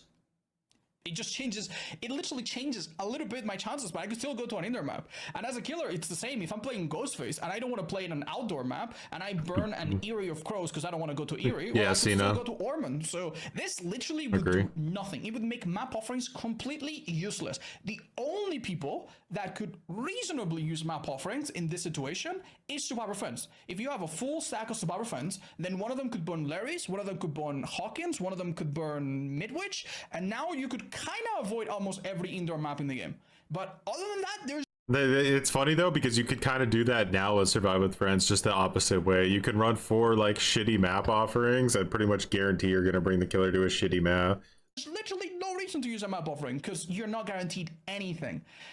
This would only change if each player could burn 3 or 4 offerings. If you could burn 3 or 4 offerings each time, then you could use a BP offering, then you can use an anti-Larry's offering. So then it could make sense, but that's not how DBD works. So yeah, this is one of the... I don't understand why so many people ask this question. I found it I think Behavior silly. wants to rework Nowadays, offerings in general have somehow, right? They no longer guarantee that you go to a certain map. Now they just increase the chances by a set amount, and that's it. So I don't think we're going to see this question anymore. They're definitely not as problematic and as dominant as before. Another question that I get every now and then, I think it's pretty unreasonable, but... Okay, show who Swift is in the lobby. Obviously, they can't do this, guys. I know a lot of people want it, but they can't do it, because if you show Swift in the lobby, everybody's just gonna dodge because they know it's unfair, right? A lot of people will say, well, actually, it's not nah, it's unfair. Like, we all know it's unfair. The only people that would play against this are, like, I don't know, big ego Blight players or something. And that's only, like, the streamers. Like, the non-streamers, they don't give a shit that they're playing Blight with 4 slowdown perks. They're not gonna play against Swift. They want easier matches. So this would just lead to an insane amount of lobby dodging, and I think, however, and I hope he mentions this, they should show you who was in a Swift after the match is over, because that makes a lot of sense. And there's no good reason not to do it, except, well, what about toxicity? Toxic people are going to be toxic already. They're already going to be toxic. They're not going to be like, well, I was actually going to not be toxic today, but now that I saw that they were in a Swift, I'm going to fucking get pissed off. No. Let us see who was in a Swift at the end of the lobby. It helps people understand, was that a solo queue match? Am I bad at the game? Do I need to get better? I can't just blame it on Swift. Like, oh, it was a Swift, so obviously, like, they no wonder they did the gen so fast. Like, it's a healthy thing to have in the end game. It really is. And the only reason I think Behavior won't do it is because they don't want you to see how often you're actually playing against Swifts and how many times Swifts are the problem in your matches. Some people still don't see the issue with it. Just show who is in a survivor fence in the lobby. Basically, when you play as a killer, you see the survivors that you're going against. Only other survivors can see who's in a Swift. I mean, that could work. Survivors are in a group. This would give you a massive advantage. Being able to tell who is playing by themselves would allow you to make a lot of decisions and capitalize on their weaknesses. But if you really think about it, there's so much wrong with this idea. First of all, the simple the simple first downside of this, people would just dodge lobbies. They would queue in, see that there's 4 solo survivors. Awesome, let's play. See that there's a... Okay, guys, is Odds gonna even mention adding it in the end game? Because I don't think there's one single good reason except toxicity, which is a kind of a lie. There's you shouldn't show it in the end game. So I kind of have a feeling he's not gonna mention it, right? We'll see. 3-man or a 4-man group. They might be smarter and they would just leave. This would literally make so many killers afraid. Sometimes for no reason. Sometimes 4-man survivors don't really play that much better, but they would definitely get dodged all the time, which would be obviously terrible for queue times. But the more problematic aspect is that there are some strategies in DBD that really hurt solo players. Blindness is a status effect that really hurts solo players. If you slug someone on the ground and you make everyone else blind, they can't see it, it can be really devastating. But the risk of this strategy is that if you do it against a 4-man, it doesn't really work. So yeah, it would basically just allow certain killers to exploit some kind of unfun strategies on solo players, and then if they see that it's a 4-man, they just dodge. And I think when you play DBD, you need to prepare for the best and for the worst. You don't know if the survivors are going to be coordinated, maybe less coordinated, if you're going to get a great map or not so good map. I think the fact that things are uncertain is what makes this game ultimately a little bit more fair. There you go. I knew it. I knew it. 2 toolboxes. Oh, okay.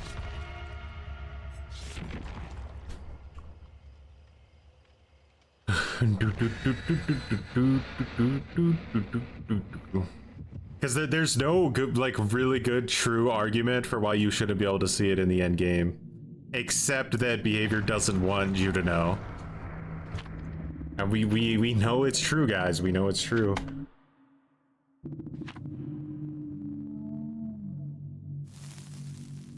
Think of the solo go.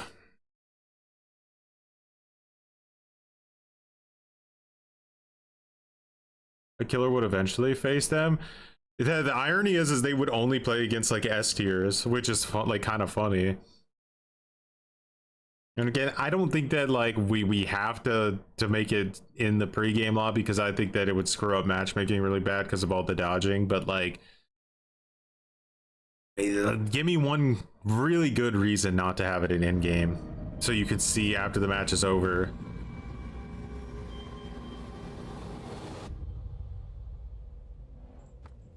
It's a really, really difficult map to play Trapper on, guys. It's a really difficult map. I think one of the hardest.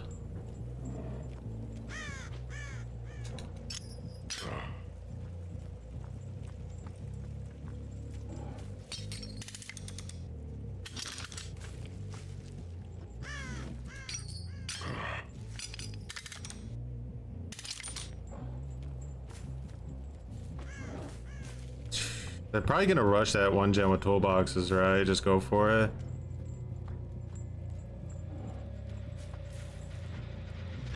Yeah.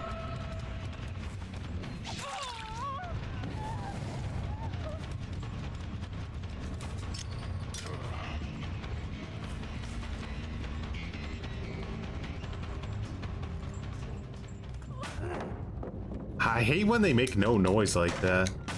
Like, I had no idea she was gonna be standing there, because like she wasn't making any noise, but she doesn't have iron will, so it's just very odd.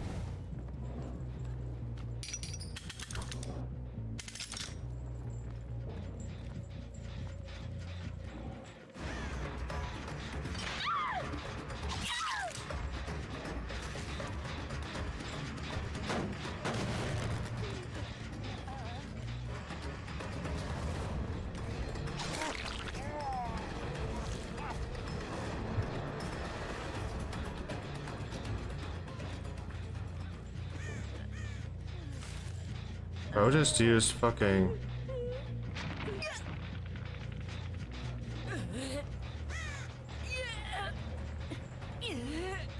Whatchamacallit? Plot twist, why?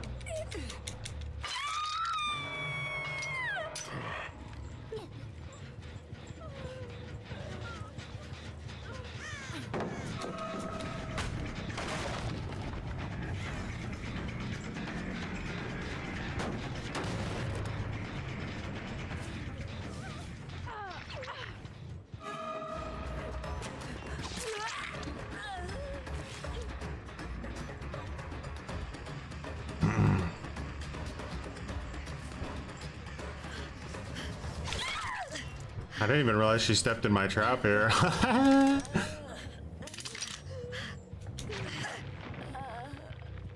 This team's falling apart kind of hard. We'll see.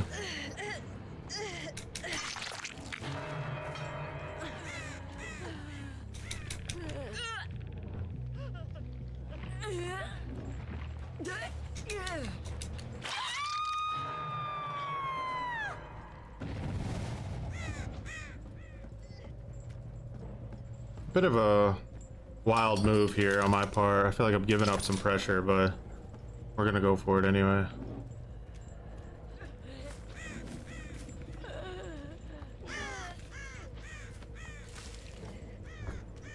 Was it worth? Let's find out. It was a pretty...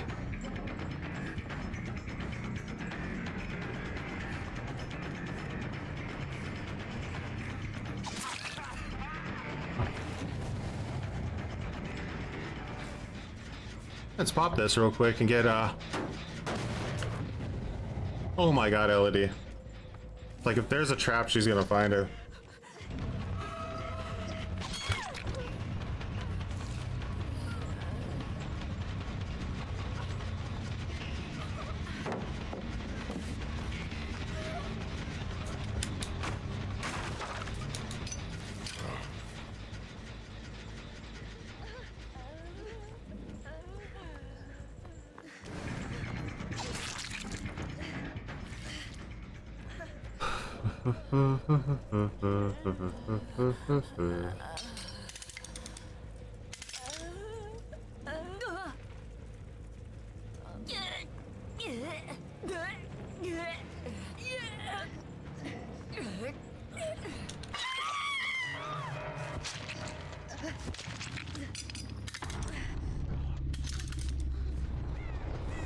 Can I kick this?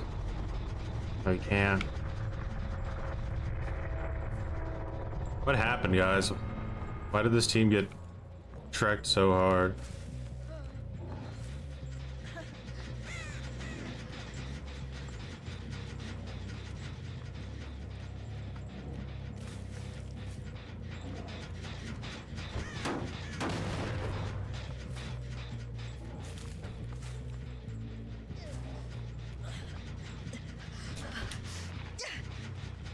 This will give us some good information.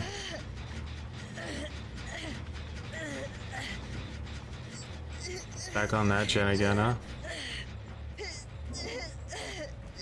Okay, so we know what side Bill wants to shift W to, right? That's like a good thing to know. It's like, hey, what side does Bill want to shift W to? Because it doesn't really matter. She's here.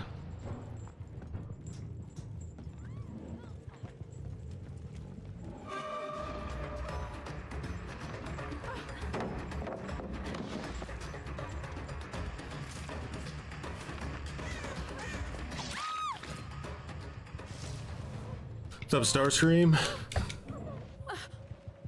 It's tripping time. Bam, bam, bam, bam, bam. Why was Bill tapping middle gen on his way to save Elodie? This guy's really not giving up the hunt, huh?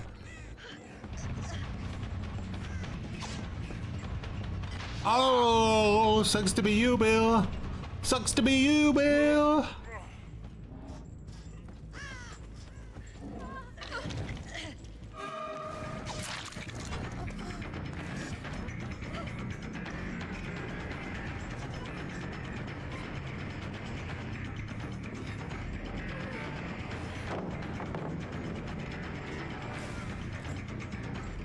Let's push her around this way. Maybe we can trick her into going into that that thing right there on the right.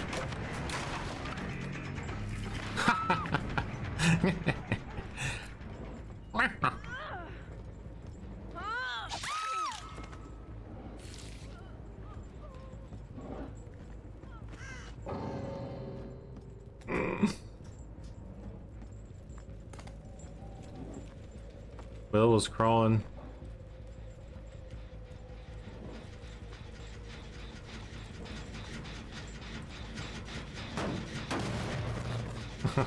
Luckily the draw thing isn't there anymore, supposedly.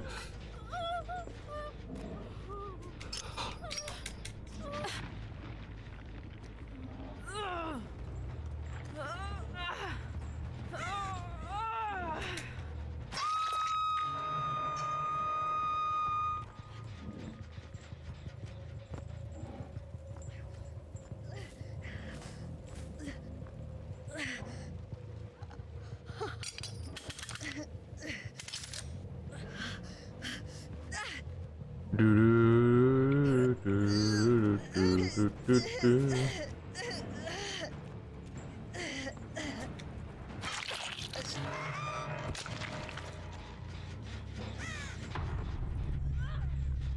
Cleanup Simulator 2025.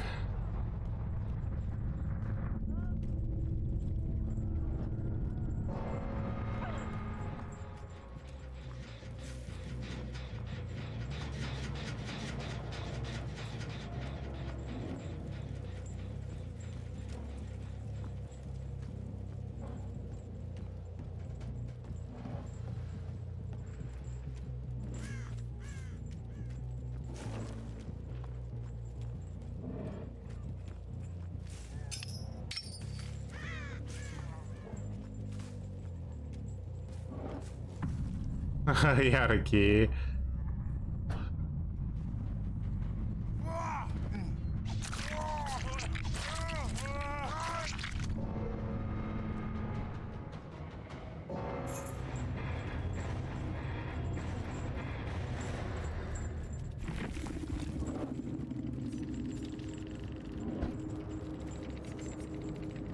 Calm spirit, shoulder the burden on Elodie. Damn. Tenacity, plot twist. Overcome lucky break. That's a interesting build strat for sure. Do I agree with the Dead Man Switch nerf? No. I think it's a really bad time to nerf any gen defense perks any more than they've already been nerfed. 3 were P100, I got 4K's race, so I counted that as a big W. Nice. Were they trying to do any toxic strats, or were they just super efficient?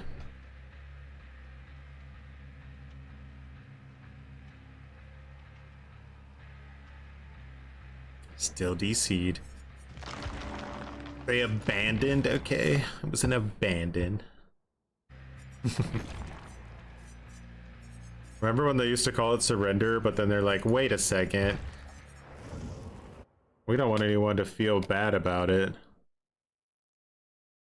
I'm surprised they didn't call it disengage. Or the not having fun button.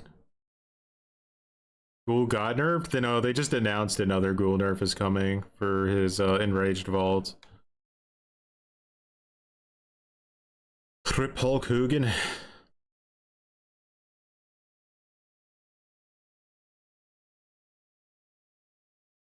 I really do think that it's an MMR thing that's making the gens go so fast. Active challenge again. These builds we're rocking pretty hard. If we don't get any losses today with these killers or draws or anything, we might have to consider starting to use worse, like shittier builds or something. Hulk Hogan and Ozzy Osbourne like back to back is pretty crazy though. Those are like absolute icons. Hate them or like them, doesn't really matter. You don't care if you'll say that it seems like the gens have been flying recently? Yeah. Theo from Cosby. Yeah, I heard someone from Cosby died. I'm not familiar with the show though. I never watched any Cosby.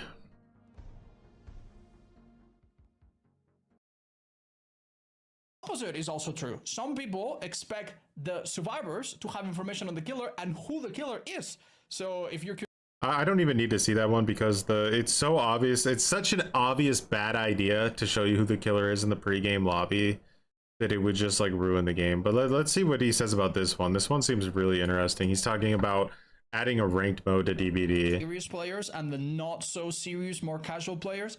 But the truth is, you cannot just add a rank mode in DBD. Some people ask, oh, what if we just add a rank mode? That would be perfect. It really wouldn't be. If you split the queue into, and one of them says ranked, very serious, and the other one says casual, very casual, that in itself wouldn't do anything. A lot of people that would play really, really hard would still play on casual. And now the complaint would be, oh my god, I'm playing casual. Why is my killer tryharding so much?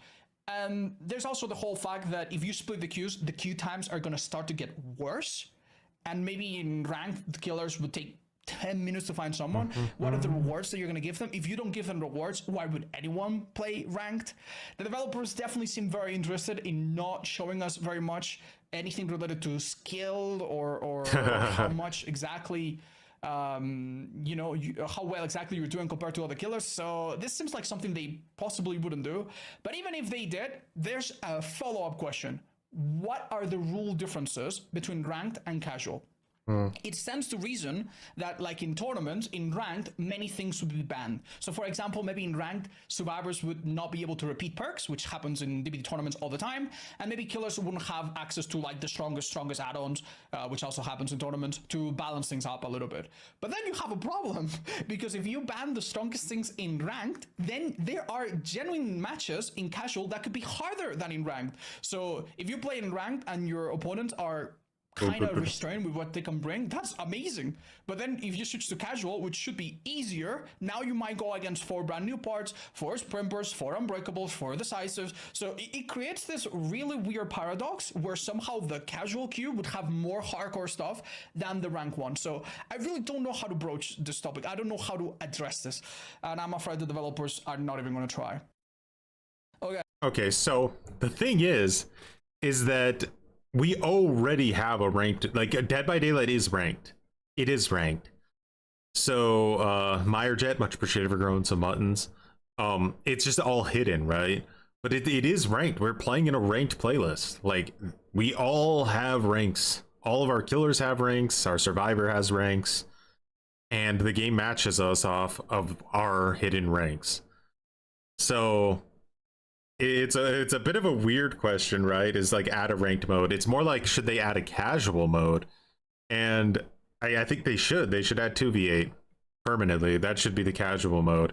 And then once 2v8 is created, which is a very designed to be casual mode, then you can take 1v4 and actually balance it better, right? Plague Priest, we appreciate you growing some muttons. Sorry that the mutton dance didn't play, but just, I guess it's not on hybrid. Maybe turn it on though. There it is. There it is.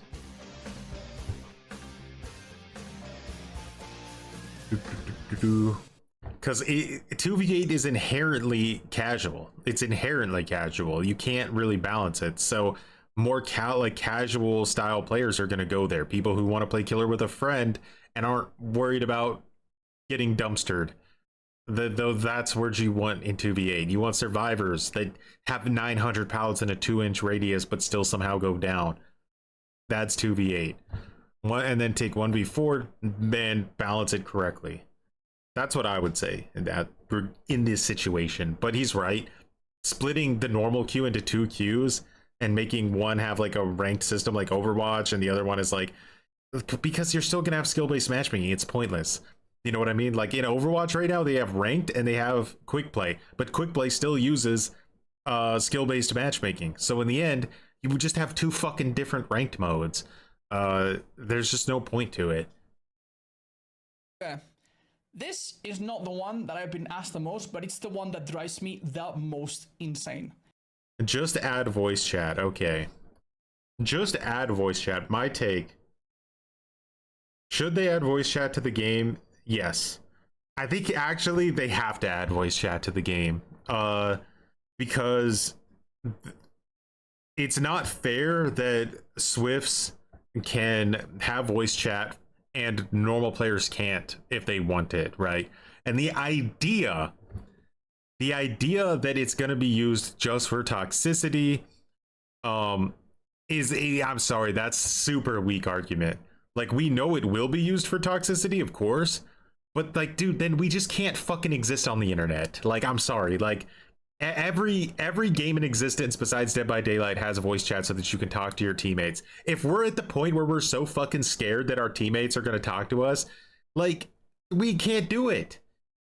We just get off the game, go play some. It's like, you can't do it. And obviously it's opt-in too, right? It's not like you're gonna like queue for the game and then like you're gonna get Outlast trials drilled into your head, a headset. Like, you don't have to have it turned on. You could just leave it turned off if you don't want it. So it's only really there for the people who want it. And then, like, even in that situation, you might say, okay, well, it's not going to reach the efficiency of Swift, right? Just adding voice chat isn't going to reach the. Of course, it's not. There's no chemistry with anybody you play with. There's no guarantee that they'll even have a mic or that having a mic will somehow suddenly make them better at the game.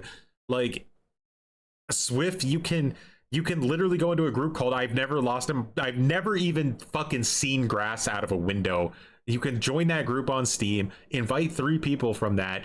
I'll make sure you have 120 FPS reshade, never looked at grass your whole life, and then you can queue up with just that group of players, optimize, play 100 hours, build your chemistry as a team, learn clock callouts. You're not going to do that with voice chat getting added to the game. But still, like, why are we not adding it? Like, what is the, like, besides, like, somebody might be mean to me, why can we not add voice chat to the game? All right, let's find out.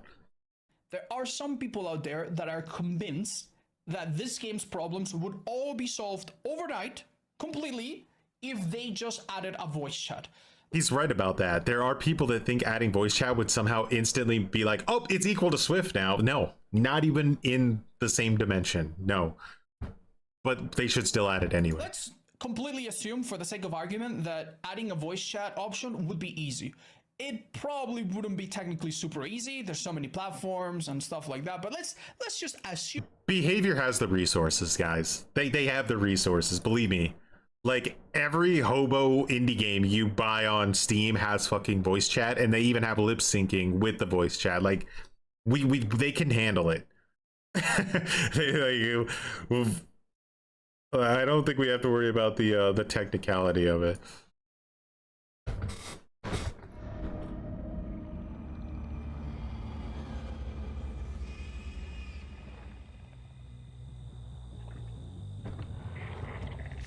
Did we get the same fucking map again?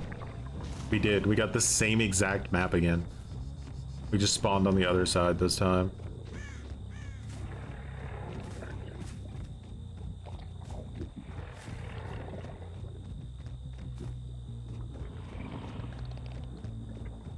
Big shift W. I don't like that person's movement. Their movement scares me. Let's look for someone who has like weaker movement potentially.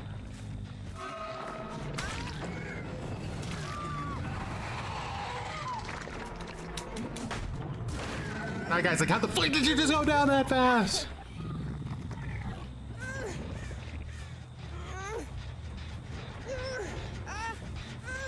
You see someone hugging a wall as tight as that Claudette was hugging that wall, you detach if you have the option.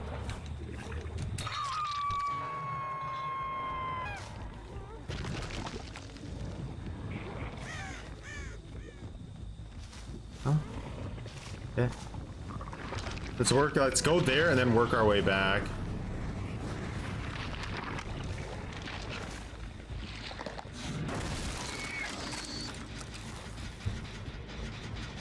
How did you guys already get this to like 80?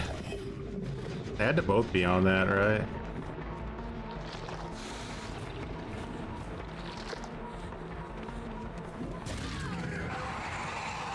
Alright, so this is good. Now we might be able to punish them for taking too long to get this unhooked.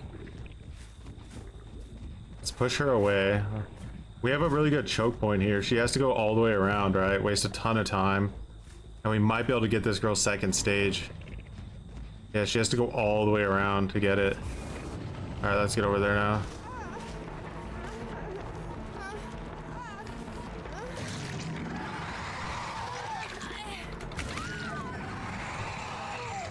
Alright, listen, do you hear her?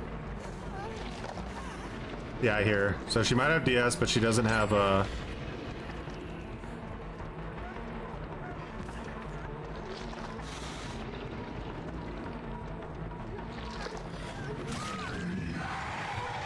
And again, we just pick her straight up. We don't care about DS. There it is.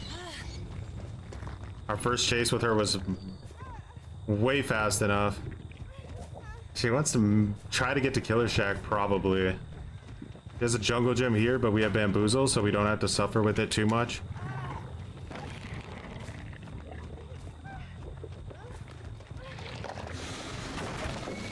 Alright, now we have A chance. We have a chance, but if she dodges it... Oh, dead hard. Okay, I should have just hit her off hook then. Lesson learned. Hit her off hook next time.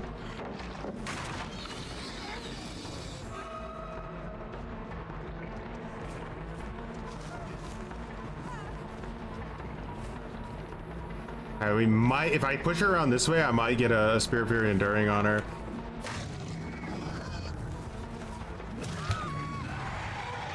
Gen regression.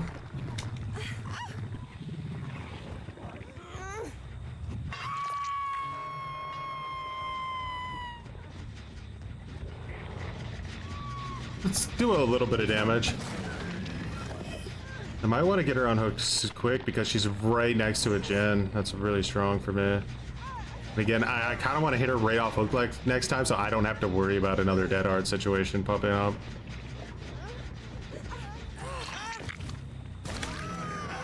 Alright. No more dead hard for her. No more DS. She's fucking defenseless. So they can do 2 gens here. But then they're pretty much out of options. I have Bamboozle. Let's use this.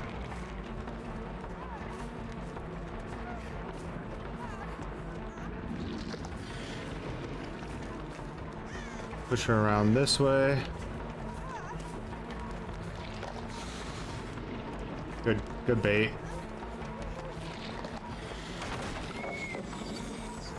Someone's waiting here for the save, so that's even less gen efficiency.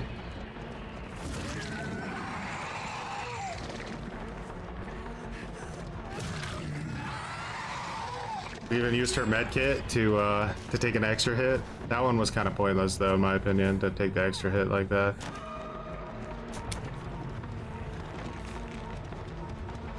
A really strong tile here, though. A really strong tile.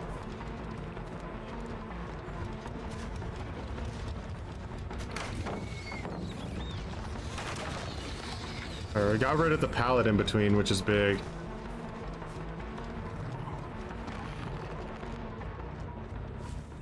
Running it all the way around. She's doing a good job. She's really making this last chase a pain in the ass. She is dead now, though. There's nothing she can do.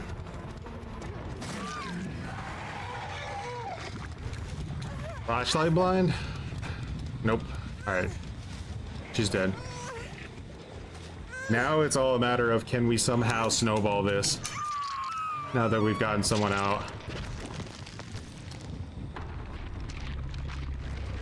We're trying to finish both gens. Can they do it? This girl's even injured. Alright, so we pop both gens with that? That's huge.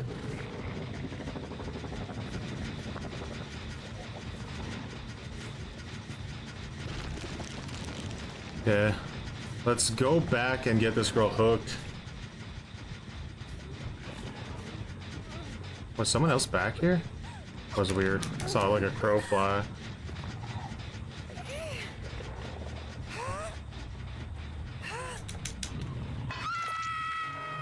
Alright, we might be able to waste some of their time by putting this down. They might destroy it, even though we have another one hidden right next to it. They're trying to do that gen over there again as well.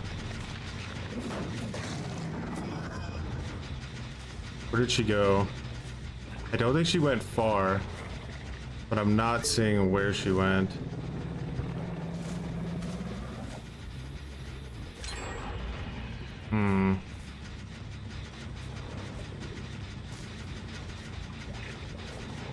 Good stealth.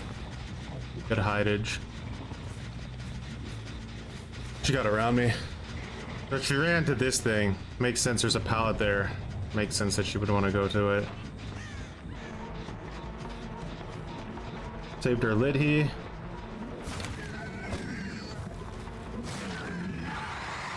I try to...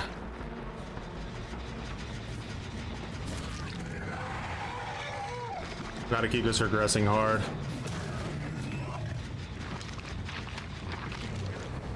She's on this gen again.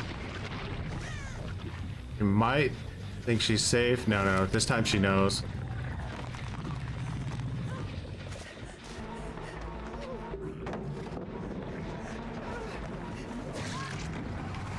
That Nia may have been a little bit too efficient at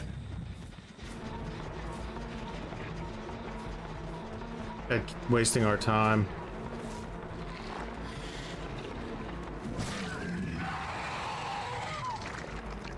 She's gonna go straight to pick that girl up.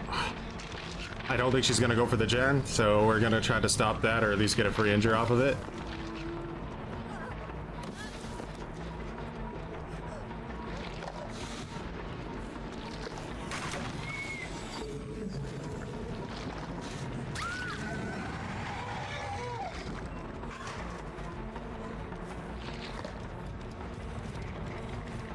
The girl could be finishing that gen over there. Somehow that doesn't connect.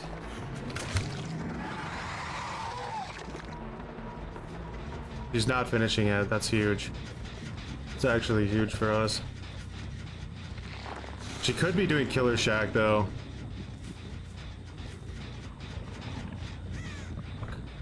Ah. I think she's doing Killer Shack. It's probably almost done too.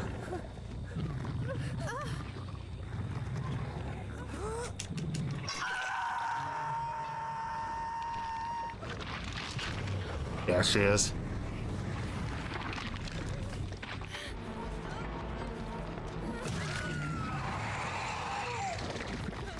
She's going straight for the unhook now. I don't beat her there unless I teleport.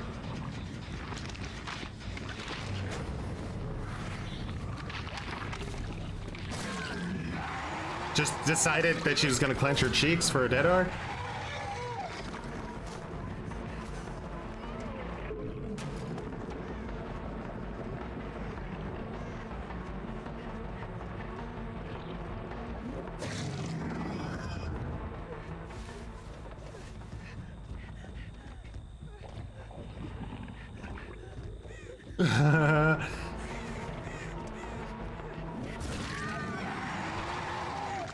Woo! Can't pick her up, she might have DS.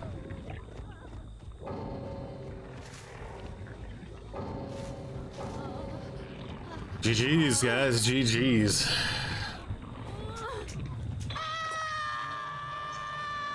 We made all the right plays and we made it happen. I'm just curious, does this bot have DS? Is that why she DC'd the second I walked away from her? We'll never know. I'll have to check in the end game.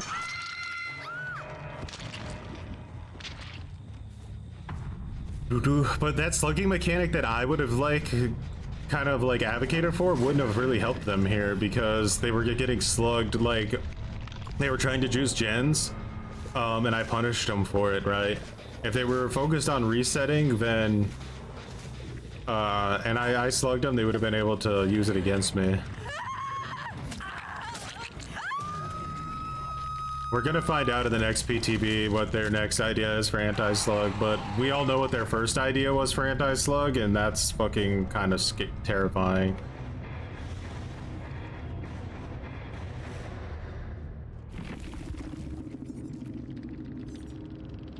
Claudette did not have DS. We tunneled the only person in the lobby with the DS, but that first down was so good that I don't even think it matters.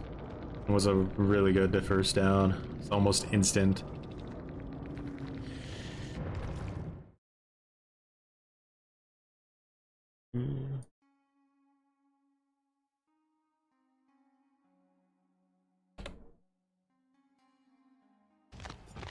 Oh man, that's crazy.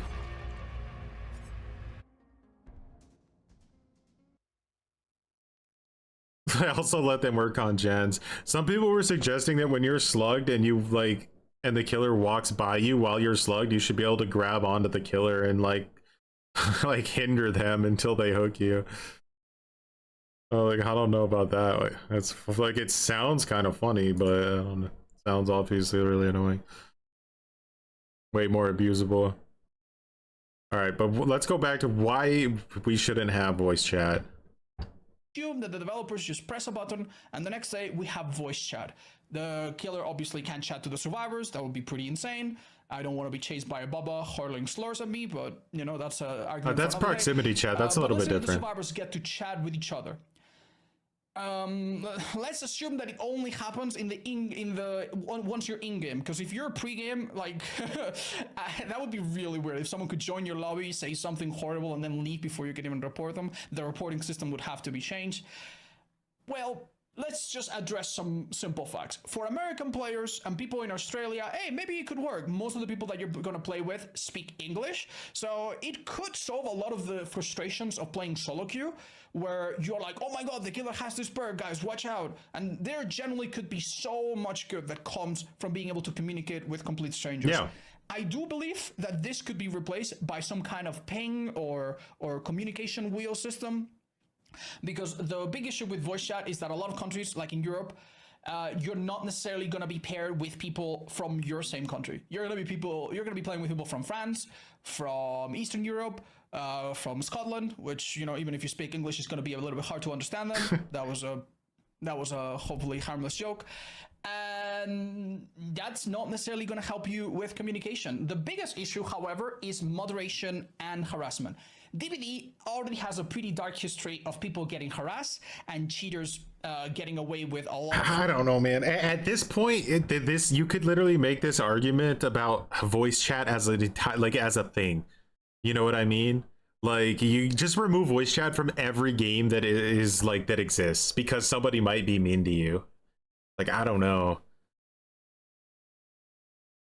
Am I wrong? Like, I don't know. That's how I feel about it.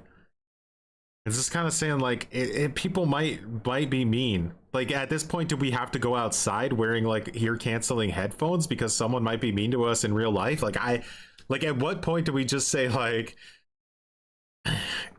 if you're that horrified, just petrified of somebody being rude to you, then, like, you could just opt out of it. You don't have to, like, you literally don't have to, like, use the voice chat, you know? You don't have to do it.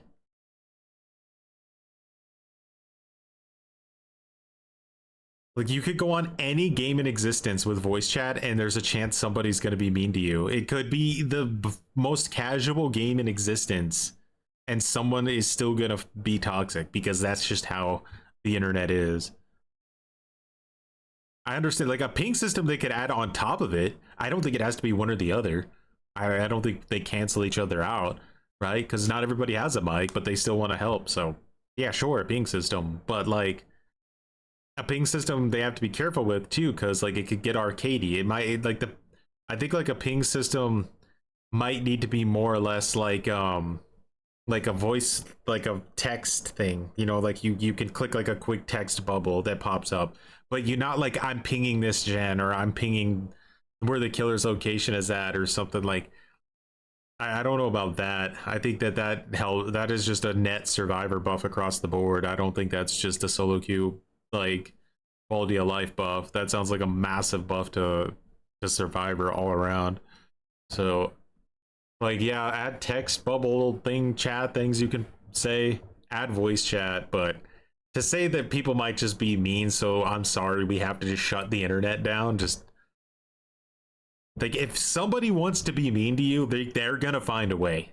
You're not gonna escape. They're gonna get you. So voice chat is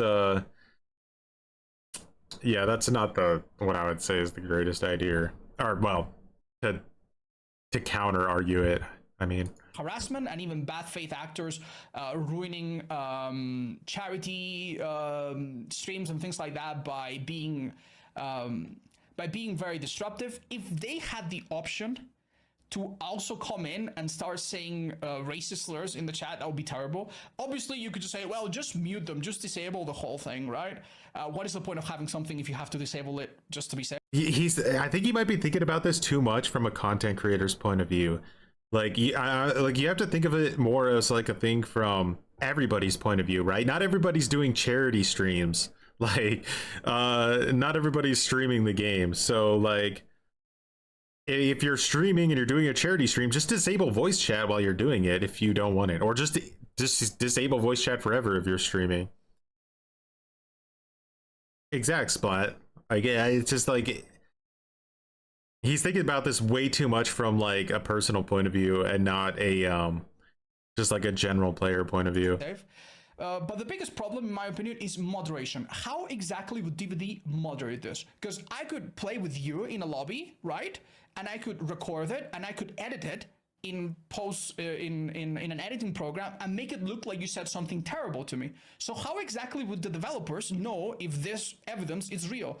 They wouldn't be able to know. They would need logs. They would need for every conversation to be recorded or transcribed. And here's the problem: if everything has to be transcribed, well, you need a certain technology for that, and you need to account for every single language in the world. Right now, the developers, if you, I don't know, if you type something really, really nasty, they have a log that they can copy paste. Even if they don't speak the language, they could copy paste it through some translation and maybe understand if you're harassing someone and ban you if they need to.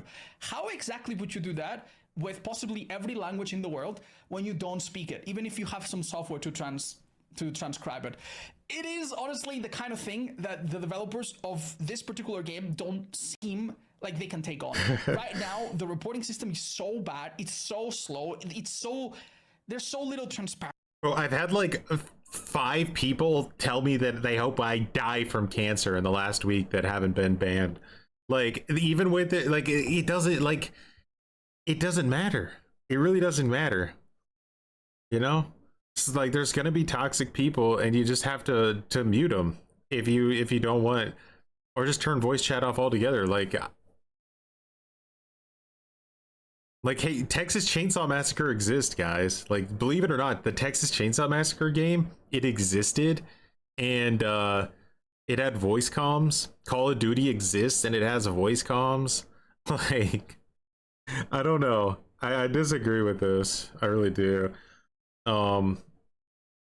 Just to say we're too afraid of it, I don't know, man. It's not even like it's not like, oh, they're too soft or something. Like, it's just like, it doesn't even make sense. Like, I don't think. Like, people can just be toxic no matter what. Like, you can't escape it if they want to be.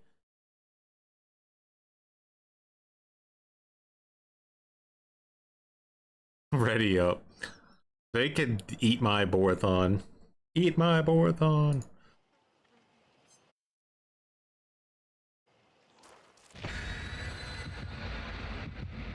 Two toolboxes, 2 medkits.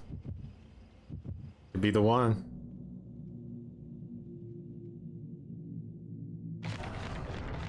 How much worse can things get? Dude, people hunt people down out of the game. They dox them. They find them on social media. Like, it's crazy. Like,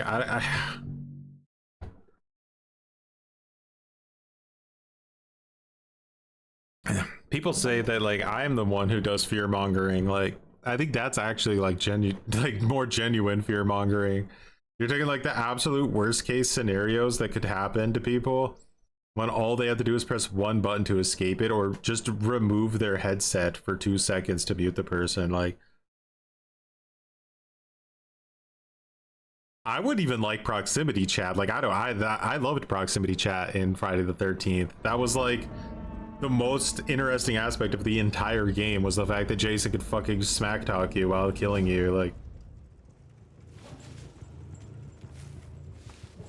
should I try to hold the 3-gen downstairs or upstairs?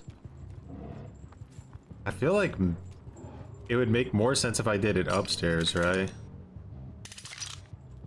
Did that wrong. I 100% did that wrong.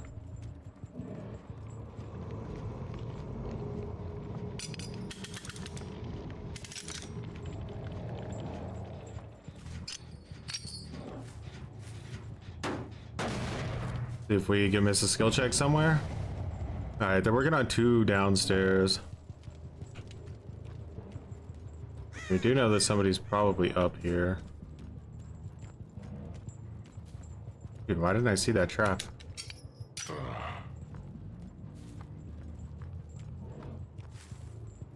I don't know.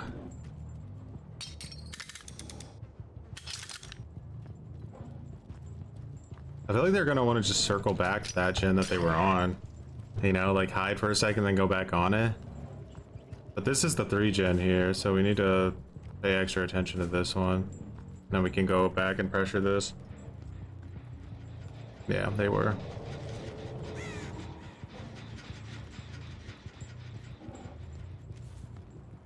And you just run in, huh? An absolute mega coward. I don't think that'll get anybody, but I'm still gonna put it there.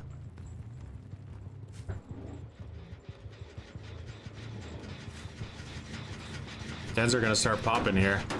We're taking a big risk with this play. It might work out, it might not.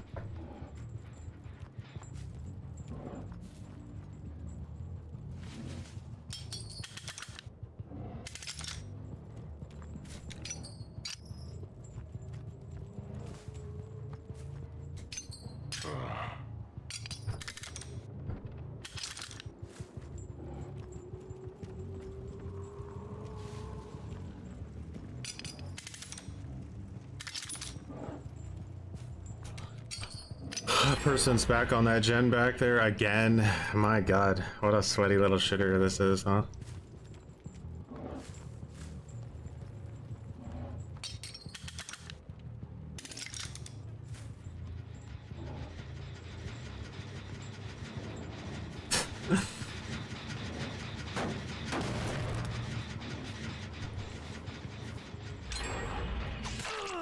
There you are, you bastard.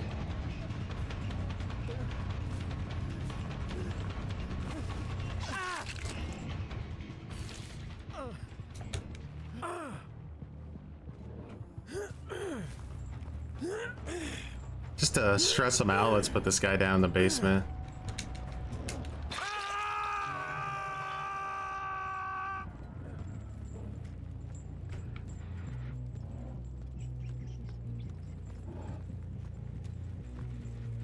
I have an idea here. I'm gonna waste some of their time.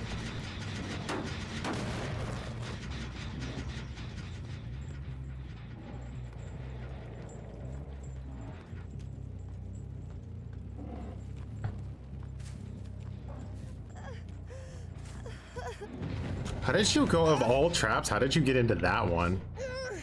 That's such a weird trap to get in.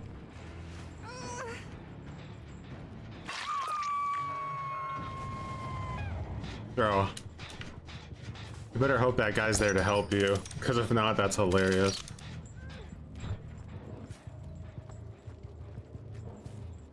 I think he's gonna want to get back on this. Oh shit, that's a good trap. I didn't even see it.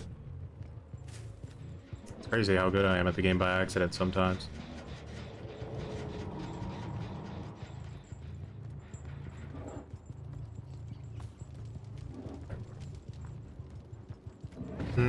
Is that the right play?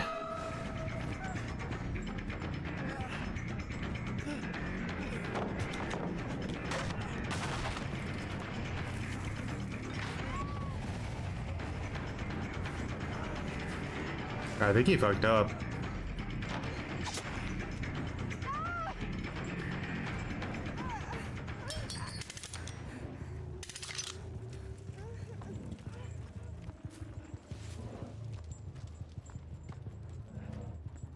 Oh, he's gonna make it, but it's good. Let's get him down there.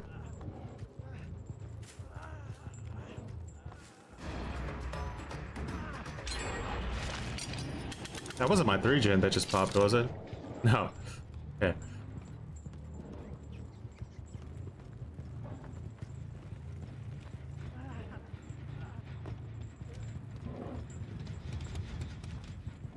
Alright, so they use the thing they got there, they get her. Alright, so they're out and about now. We're finally playing the match now that they got the gens downstairs done.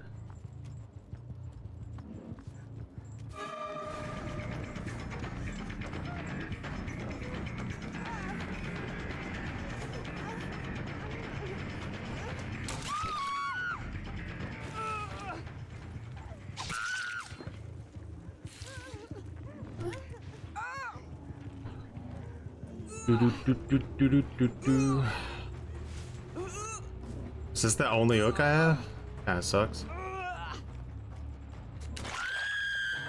I don't have time to go for her. This guy's trying to juice. He's juicing too hard. He's juicing when it's inappropriate. I need to go for it. But he went through.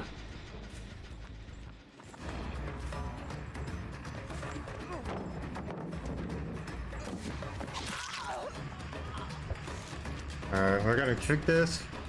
Go with some undetectable.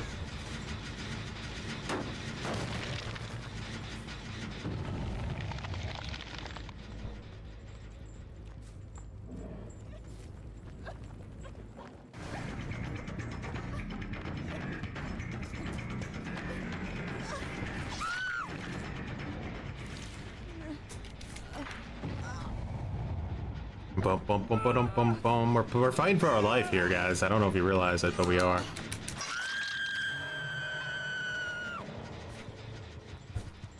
Somebody just is disarming traps around here. We hear them. Instant unhook. He's gonna go for the gen.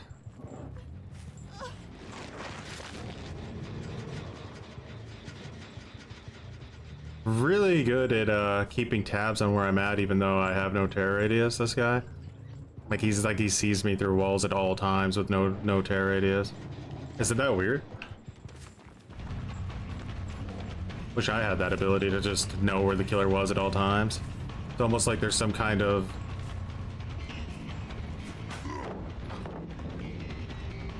how was a fucking tryhard play.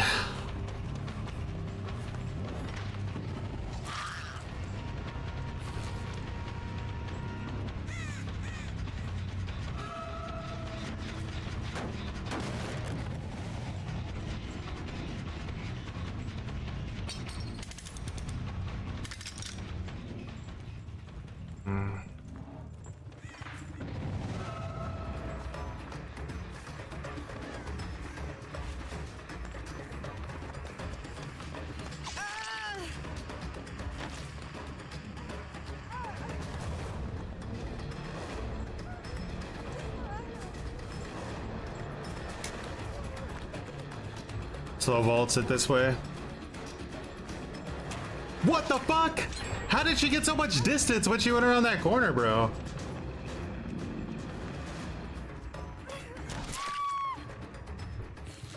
Just leave her slugged.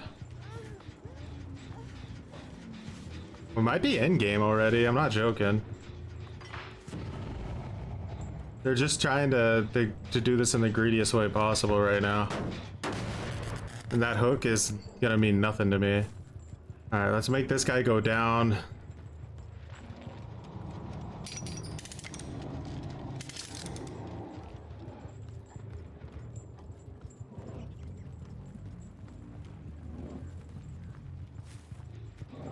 He's over here.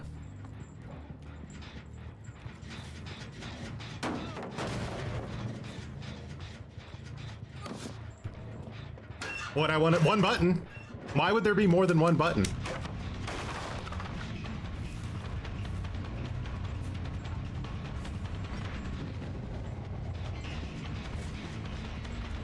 Ooh, really strong tile here too.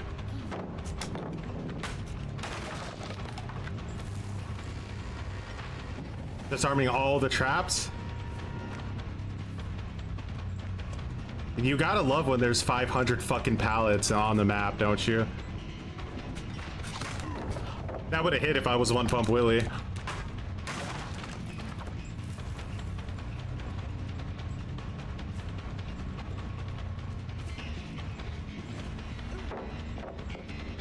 That guy's just waiting to use the fucking portal on me again.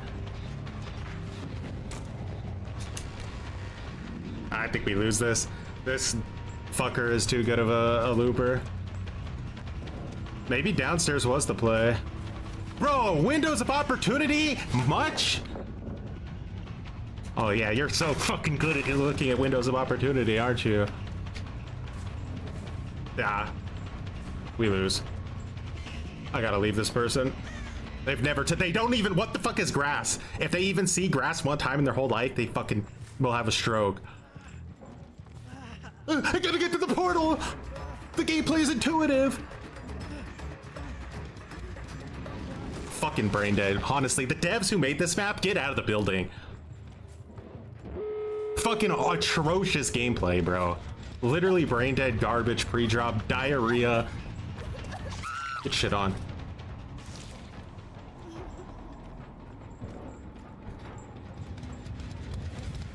If they disarm all your traps, even redstone doesn't do anything though.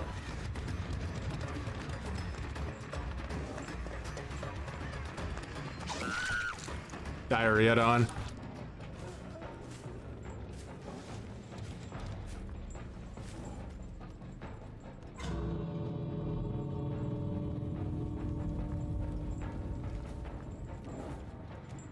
I should have just trapped the window on Killer Shack. Push the scroll out. Hey, you're so fucking good, aren't you? You're so lucky the devs decided that this was a map they were gonna make in the game.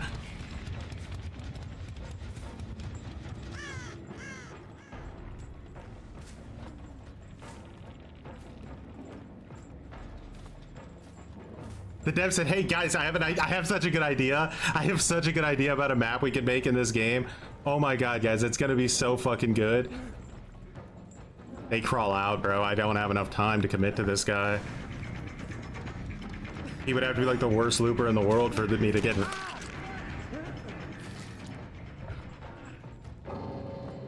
He fucking rage quit.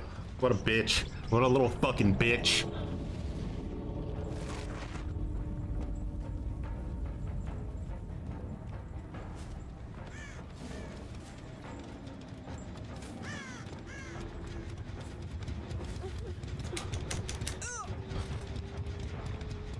He fucking rage quit, guys.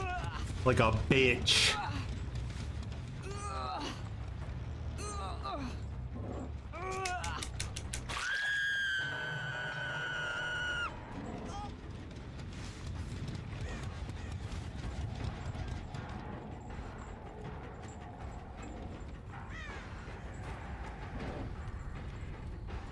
Where the fuck did the other person have possibly crawled to?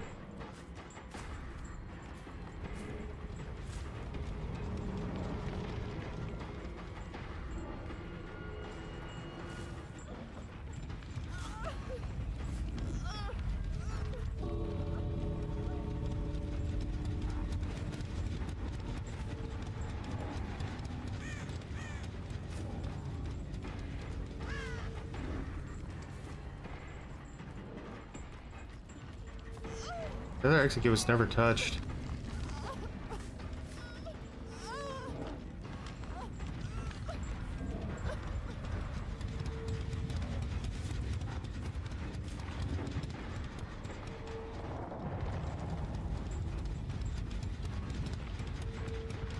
I mean, I think I could just stand here because they're gonna... Well, no, Adam is... She's gonna bleed out way before Adam does, so I have to worry about Adam, but he's down in the basement somewhere.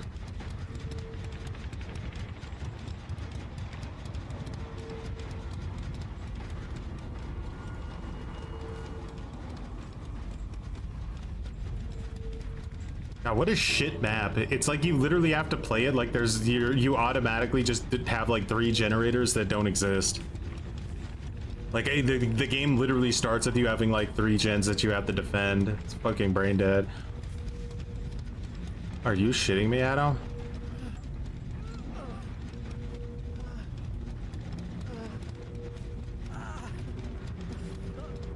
Can I make a hook with this bot? I don't think I can. I think I just need to drop him here and then more him.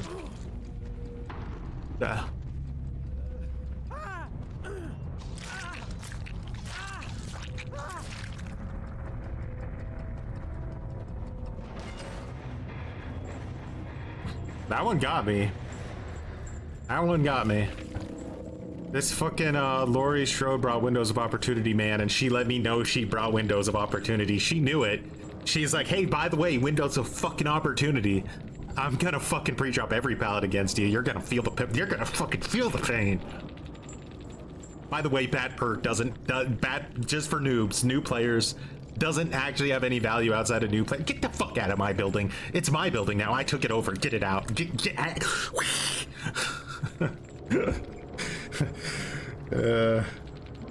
Oh my god. I started to relax for a second. Well, we did it, guys. We did it. You're welcome, Ash. Sure you had a stroke watching that like match.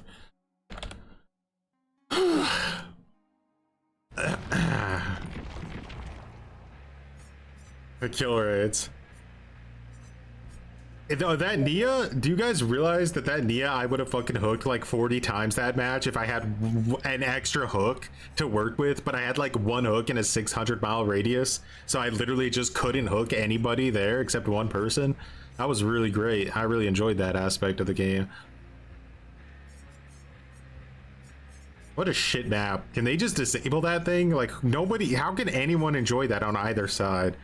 It's literal diarrhea. I don't even, is Demogorgon still in the game? I'll just play Oni in his place.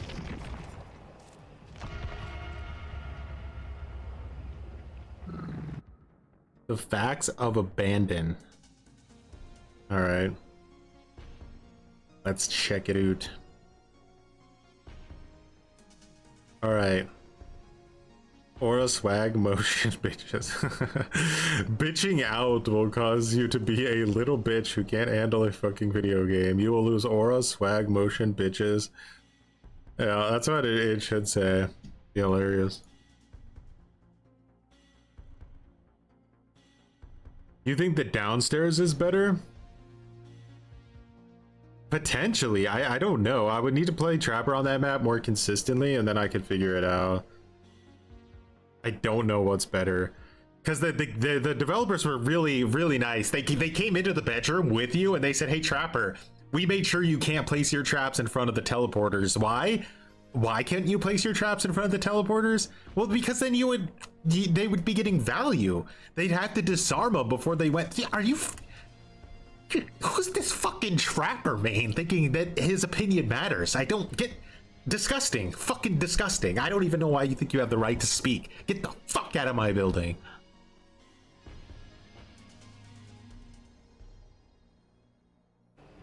All right. Back to it.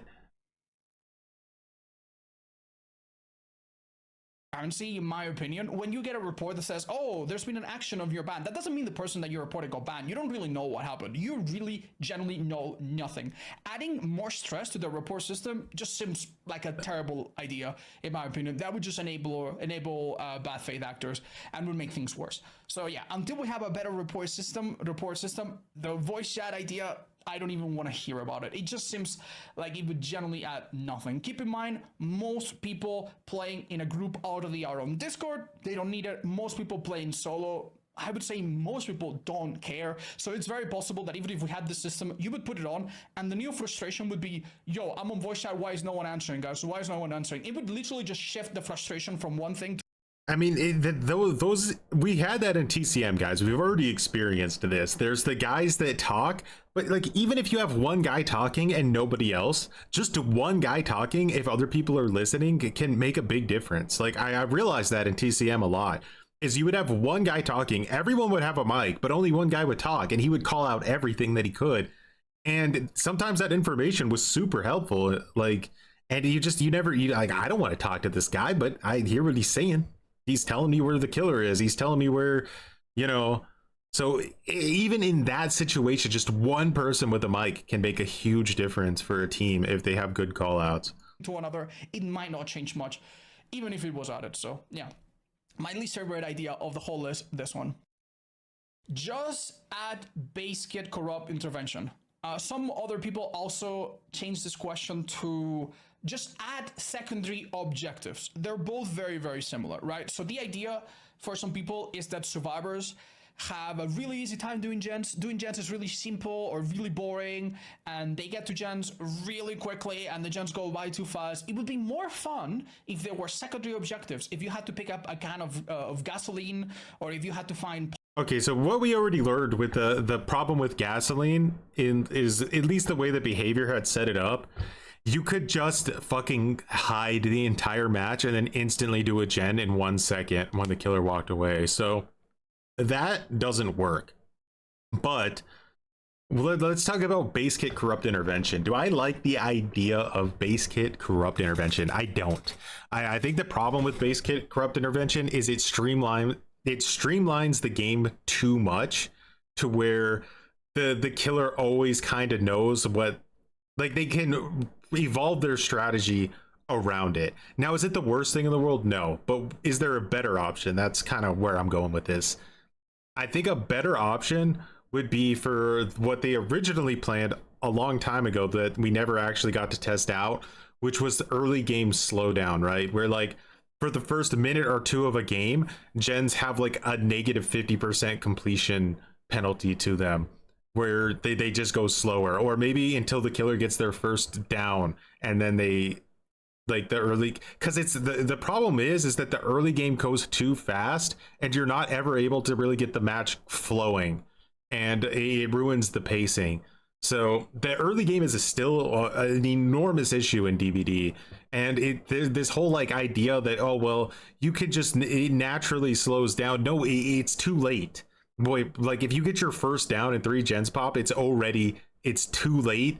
Too much damage has been done, and no amount of pacing is going to undo that. Now you're gonna have to tunnel. Now you're gonna have to slug, right? So it leads to like bad gameplay. Like the early game does need help, but I think Corrupt Intervention is a little bit too simplistic with how it works, and it's just too streamlined, right?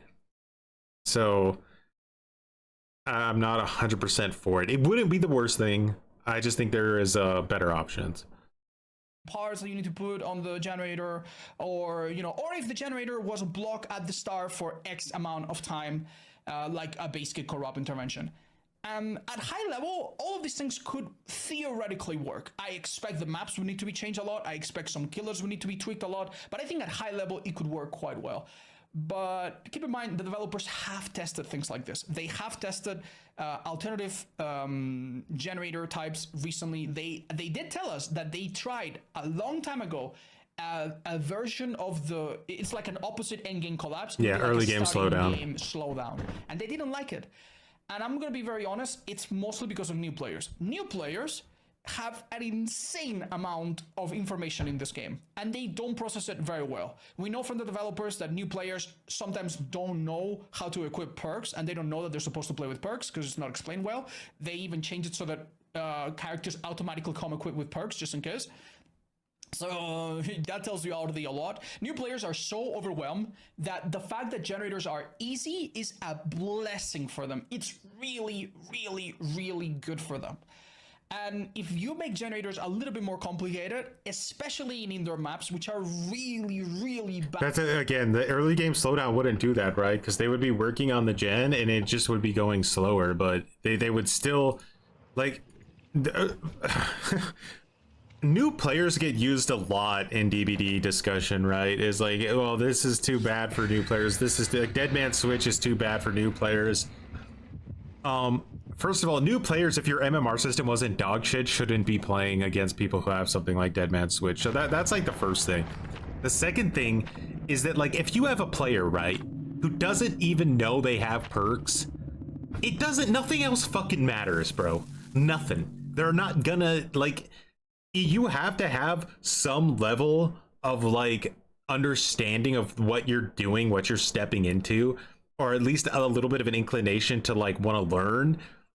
If you're going into a game and just saying, hey, spoon fucking feed me everything, like, you're never gonna make it in Dead by Daylight. The game is way too sweaty, mostly because of MMR. But, like, I don't agree that, like,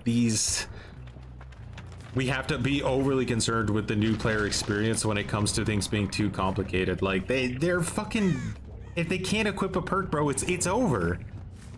It was never gonna happen in the first place.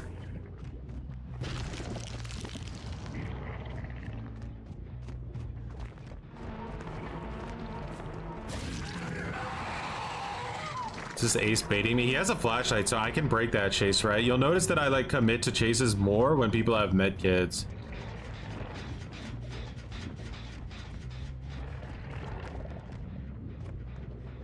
What the fuck?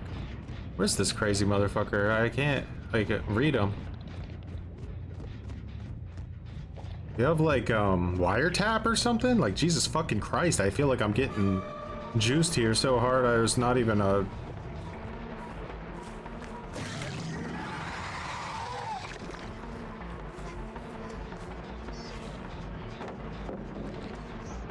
The shit ballet.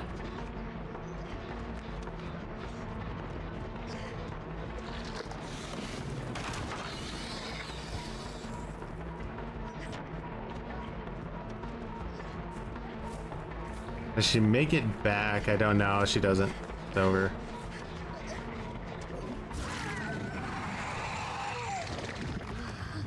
Ace coming in for the save, but I don't think there's any hope.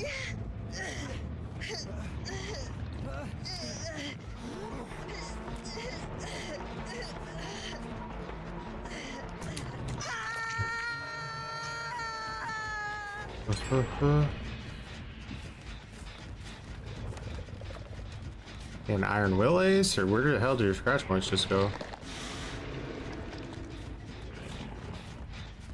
Crazy. Yeah.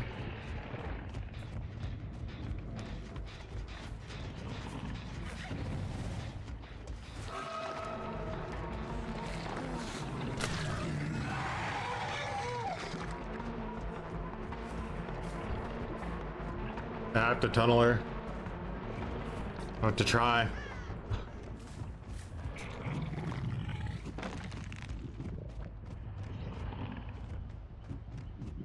I think she has off the record, but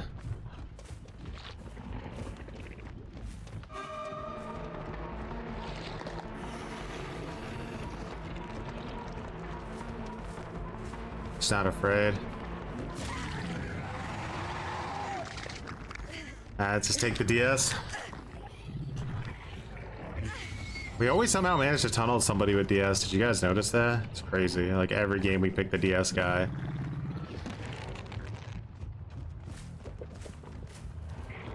Well, we'll try and see if we can get this done before endgame, but I kind of doubt it.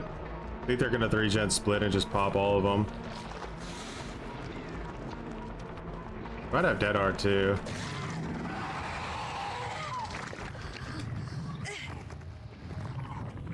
What the f— okay, bro. You might want to stick that flashlight right back in your asshole because there's no fucking way you had that angle.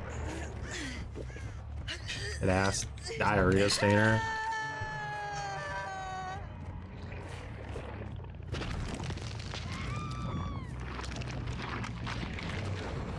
Yeah. There it is. There it is, brother.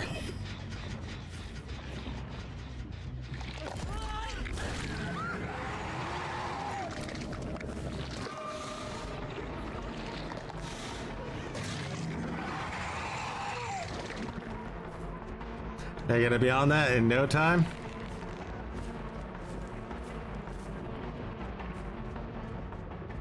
That was a crazy amount of distance. Guess they read the bamboozle. So we're in endgame now. I think it's over. Super efficient Swift. I just had to make a blind read there because it was like gonna be pixel.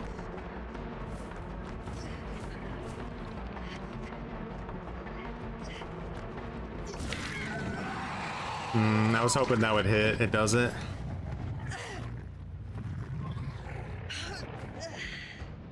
They missed a skill check, but there's 2 of them on it. Yeah, now that pops 100%. They're not gonna let me.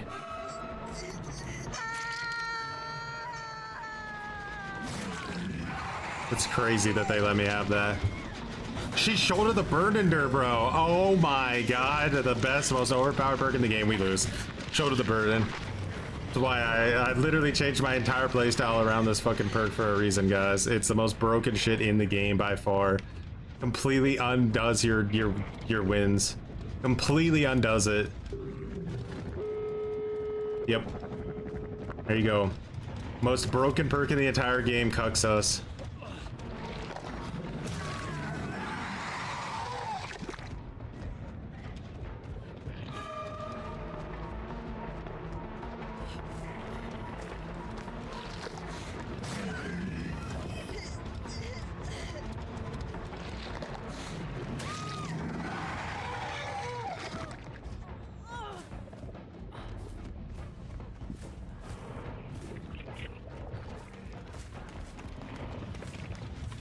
There's a chance, but I'm not believing it. There's no way a team this sweaty with these perks is not fucking hard rocking something like. He has hope, by the way. He's cooking.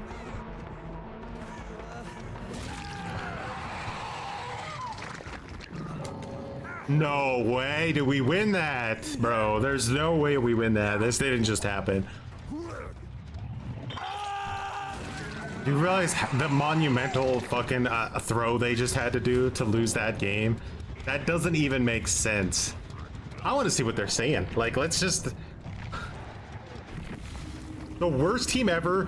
Don't play this game, dogs. Lol. Bro. Oh, bro. That guy is so salty. I don't even know who it is, but he's so mad. It's Ace. It was Ace. Ace is so mad, bro. Who's still here? Someone didn't leave yet. Except for,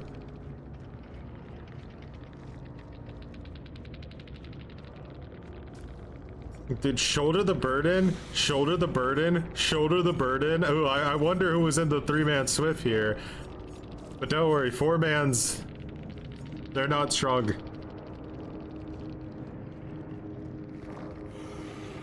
Go.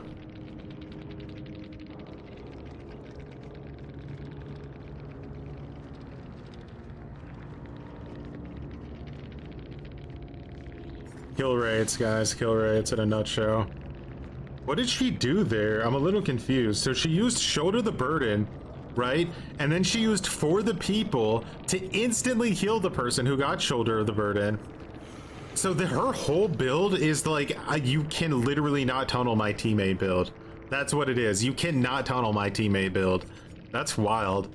Unhook instant for the people, and then dude, they have to go for you. Obviously that's a bit risky, right, to put yourself in that situation, because you'll be on death hook if the killer gets you. But because they were on comms, they were able to make sure Elodie body blocked. I think it's a bit silly. You're probably better off both just running reassurance, but hey, it's a strat. Or even off the record.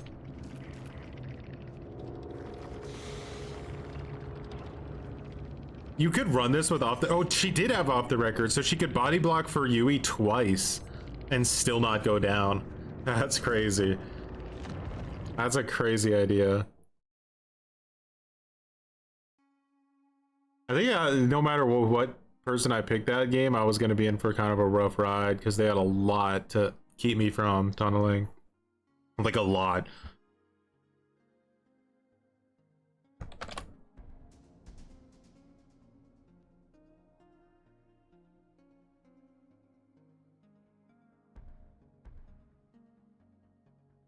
Yeah, no, the pattern's insane. I need to stop. I mean, it's always the obsession too. Like, I'm always tunneling the obsession. Like, I just fucking need to not tunnel the obsession. The obsession's always the one with DS, and they always are the one that has the med kit, which is why they're the person I commit to. Like, if I hit a guy with a flashlight, I know he's gonna stay injured. That Ace got hit in the first 2 seconds of that match and stayed injured the entire game. He never healed one time. And in the end, that cost him. But, like, do you see the difference between having a medkit and not having? If he had a medkit, 6 seconds, he's full healed. Nothing to worry about. Could have potentially even won the game because of it. But he brought a flashlight, and we didn't have to worry about him healing himself, self-healing. And we also know that was a 3-stack, right? And there was only one player on the team that was a solo queue player.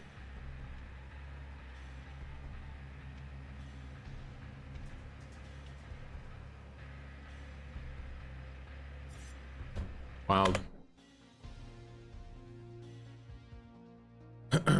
So let's get back to this. I was kind of interested in what his thoughts were.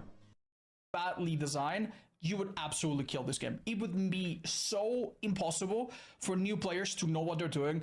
I would highly recommend to play other asymmetrical games that have this feature and then see for yourself. I played a game called Home Sweet Home a long time ago where there were no generators. Instead, you had to do a 3-step operation. You had to find some incense, put it in some place, pray to it for a little while, then do something else, and then you could kill the killer. That was such an impossibly, like, my first few games felt so impossible because I didn't know the maps, I didn't know where to go. It was really frustrating. Anything that complicates. It's almost like the dev should force you to play a tutorial before you're allowed to just play the game, right? Prob Knight had base kit corrupt intervention and it wasn't an issue. People would be like, yeah, but isn't that game dead now? I don't know. Base kit corrupt intervention. Like I always tell people, if you want to learn DBD, man, you got to have somebody who teaches you the ropes. Like a base kit corrupt intervention is only like the smallest thing. There's so many killers in this game, so many powers. Like you just got to have the right mindset or you're not going to make it. Like I really don't think corrupt intervention is going to be the deal breaker. Like it's there's just so much other garbage you have to fucking contend with in this game. So there's hundreds of perks, 40 killers, a billion add-ons. Like you just gotta have the right mindset. This for new players is going to result in them being very, very frustrated, and the kill rates are going to spike up.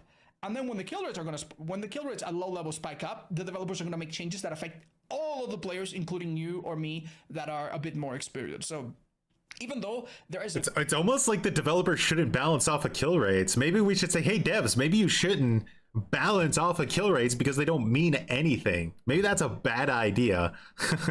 Instead of like trying to navigate their stupidity. Good sentiment behind this. People want to add a layer of complexity. I think this is the wrong place to add that complexity because you're really just hurting new players.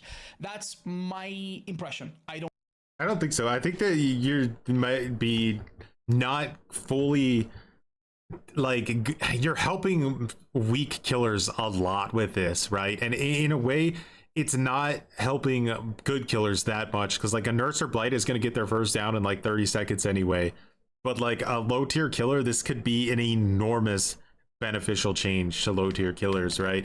And it scales, it deactivates the second they get it down. They could even do, like, if it's a base kit corrupt intervention, it doesn't have to be as good. It can last 30 seconds, and like when you get your first injure, they could make it go away, right? But like just something that small could make a huge difference. It doesn't have to be like literal base kit corrupt intervention. It could be like how they did borrowed time, which, to be honest, that's not a really good comparison because they just added borrowed time and then you could double it. But they could add like a weaker version of corrupt intervention, and then you could run the perk corrupt intervention to extend it. Like they do that for Survivor all the time. They're planning on doing it multiple more times for Survivor with all their phase 2 changes. So why not give something like that to killer? I don't know. Corrupt intervention doesn't have, it could be something else, but some form of early game slowdown is 100% needed in this game. 100%. Don't feel super strongly about this one, but I think that's why they won't do it. This one has to be the second most asked question out of all of them. Odds, what would you think if each survivor had their own... Yeah, we can't make it to where every survivor has their own power. That would just ruin the game. Reset and or move hex totems as killer. I'm lost on this one. Another one that gets asked pretty commonly. Why not just allow the killer to choose where to put their hexes and make them able to relit them or replace them, or even show the killer which hex is which? Honestly, I do believe the hexes are a risky feature, a risk versus reward. They're not anymore. They're not anymore. The fucking hexes are so pathetic at this point. The only one that even has a chance to give you like true value is Devour. Like that's the only hex in the game that's still actually a hex. All these other hexes are like, they're like baby hexes, man. They're nothing. They could be perks and it wouldn't even matter. Like that's how pathetic most of them are. Type of gameplay, and they should stay that way. If as a killer, Noed, that's true. I almost don't count Noed as a hex. Hexes and one that's the real one, and the survivors don't know which one, and I'm playing Singularity. It's just gonna be awful. Like they're gonna have to do totems that I'm gonna defend horribly with Throw the Hunt, which is gonna slow them down. I'm gonna interrupt them, and totems can be easily interrupted. The only thing I'm gonna be able, like the only thing that they can hope is that they get lucky. If they don't get lucky, I'm gonna defend the one totem really, really nastily, and that kind of information would generally not make hexes really, really fun. I do think that not knowing which hex you have is part of the identity of hexes, and it's fun on both sides, in my opinion. I don't think you should have that information. Being able to choose where you put your hex. This is actually, like, if the game was better designed, they would actually not be a bad idea to make a perk or a hex that actually tells you when like that actually gives you this information. I don't think that would be a bad perk design, right? If the game was like healthy and you didn't like perks didn't have to literally hard carry your cheeks through matches. Like that would be a good one. Like, hey, you can see what hexes you're running and then use that as like part of some strategy or something. I don't think it's a terrible idea for a new hex. If there's a new hex, yeah, he just said the same exact thing. Towards you placing it somewhere, that's not a bad thought. Being able to move all hexes though is a little scary. Keep in mind there are a lot of places that over the months get bugged. So for example, you could go to Larry's, right? And maybe there's one totem where it spawned wrong and now the survivors can't cleanse it because there's an object in front of it. If the killer could choose which to place, anytime there's an issue like this, it would be much easier to exploit it, which I don't love. And if there's one, for example, one hex on top of a hill and you're playing against the hunters, what exactly are you gonna do? Like, what are you gonna do? If she can choose to put that hex there, what are you gonna do? Just not cleanse it? Like, keep it. Like, what are you gonna do, guys? You gonna go work on a gen somewhere else while she stands on her hill guarding a hex that gets no value because she's like a turret sentry there the entire game? Mind survivors, if you have to dodge a hatchet even for 1 second, your entire progress on that totem gets reset. And with Throw the Hunt, totems can take 30 seconds or maybe a bit less, but they can take quite a long time. It's like the thing is like killers have to, they can't be in multiple places at the same time. Like Knight's the only exception, really. Like they quite literally have to get value out of their hexes, they have to go away from their hexes. On average to cleanse. So yeah, this seems like a feature that really wouldn't add anything to the game. That would otherwise. I don't know. I have no opinion on this one. Kill switch perks to spice up the meta.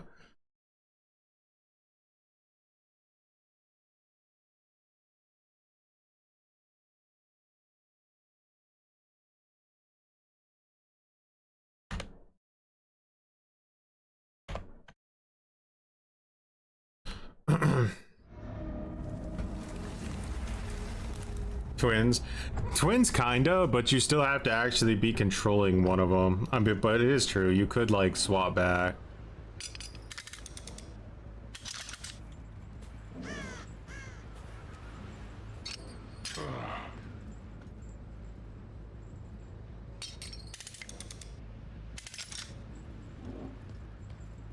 Do, do, do, do, do, do, do, do, do.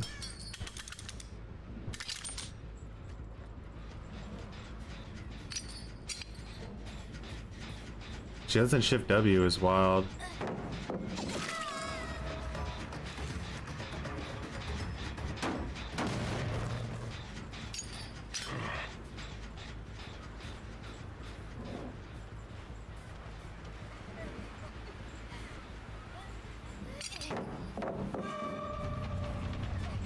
This person is like has like super weak movement. It's crazy actually. Gotta watch out for a blinder attempt.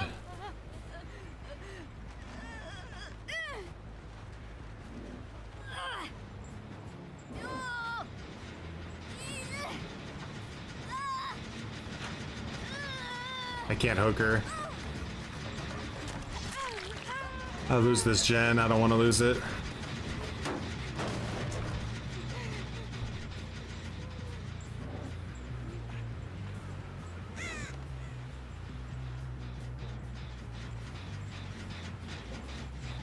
Where did you go, huh? Oh no.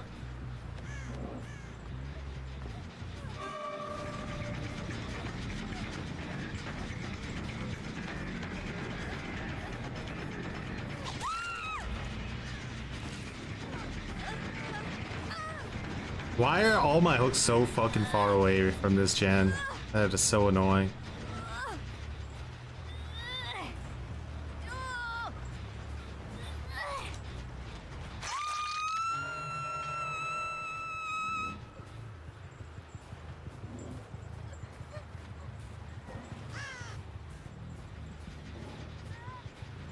Do, do, do, do, do, do.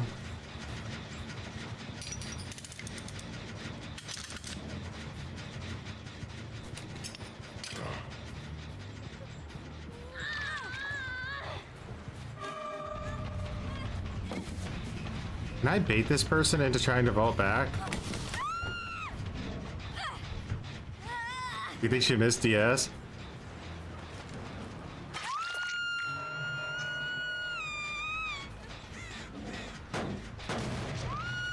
Now, I want to go back to this gen. They're surely on it again. They're not going to give that up so easily, are they? Oh. Okay. Well, then let's see if we can get oppression value.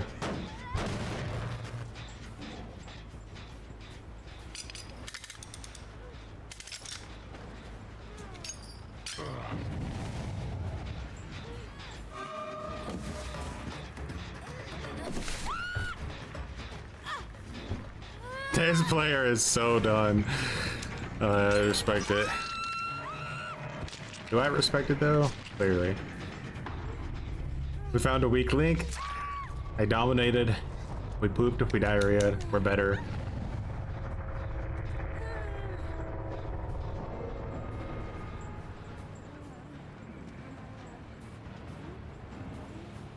They're done, guys. It's over. That person's like, I could just quit, but you know what? No. Not gonna. Fuck you. I'm gonna fucking throw the game.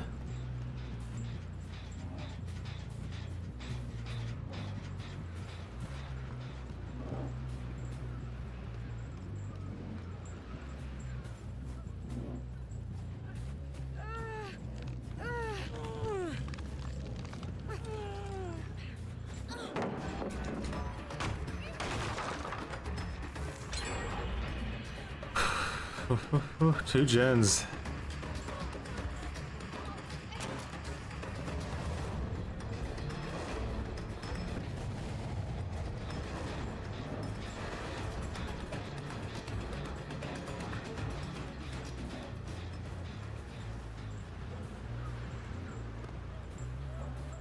Oh, you gave me way too. Oh, nice shift W actually, but I think you're cooked.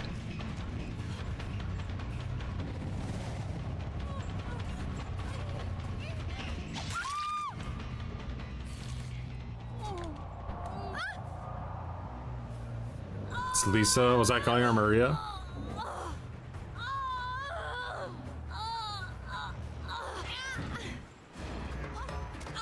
Okay, man.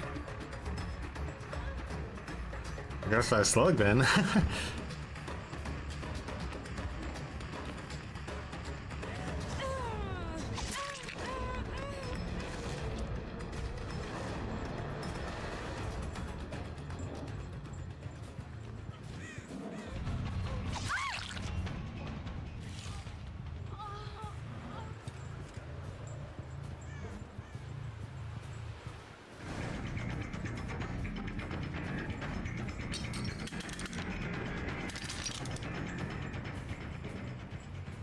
Who's gone with the wind? What kind of toolbox did you bring to the story?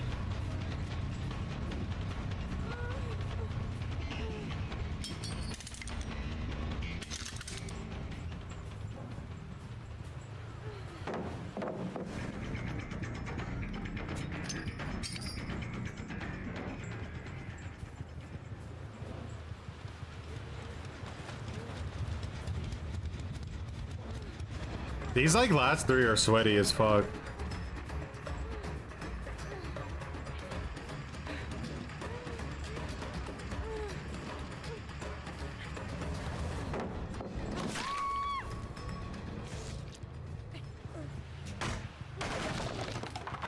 And all three of them are really good. That loot person would have had like a salt attack at their teammate for going down, like giving up. They probably would have got a dub off of this one. This is one of those cases where you see how the triple stack is not working out effectively.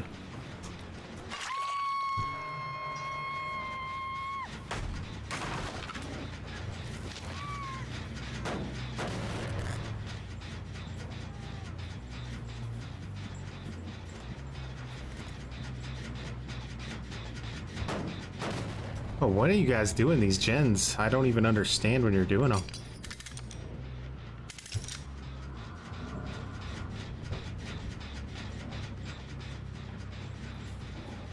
That's a really shitty gen to defend.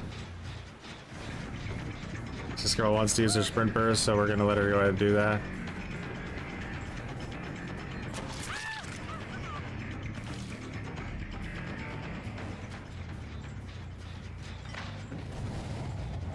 She just injured herself.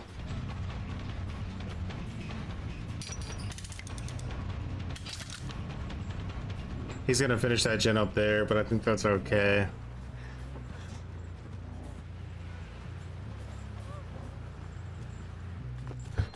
Ah, she came back. She's like, hey, is that a god pallet? Why is that standing up? Let's put that down. Oh no, they're trying to double juice. They're trying to double juice. All right. Oh, she's gone though. Let's kick these as much as we can, piss them off.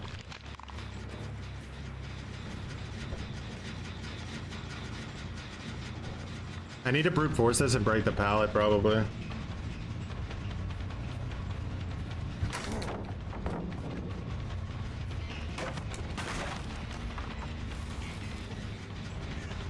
Burn burst. Kick it. I don't know. How long can I keep this going?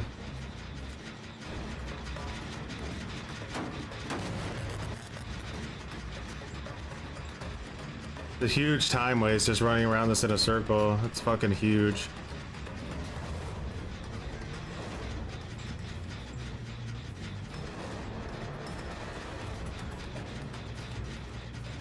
Fuck. Look at Shift W, guys. The value of Shift W. It's literally the most powerful thing in the game. Changed my mind. It is literally, I gotta commit. She missed it. We go for her, and then maybe we get an end game. Maybe we get an end game. I knew I was gonna step in it. I couldn't get around. Fuck! I just couldn't get around it. They're gonna pop that gen upstairs in about a second, and then it's gonna come down to this girl and how good she could just make herself instantly disappear into the ether. Ooh, huge misdirection. Is that Iron Will? I couldn't hear a fucking peep. Bro, well, I think we lose this. I think it's actually gonna be a draw. No joke. They're just too efficient. And this map is just, it's fucking literal dog shit. Diarrhea, ass, balls.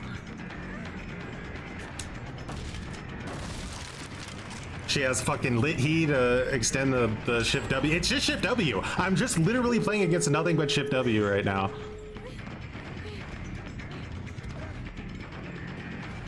Holy Shift W, God. I lose if I try to pick her up. I have to go for a slug or something. I literally have to.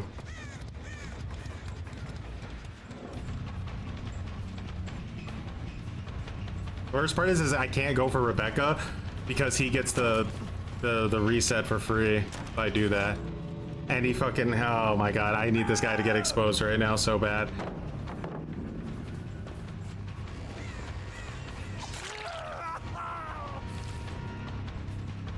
All right, we go this way. We delayed him a little bit, right?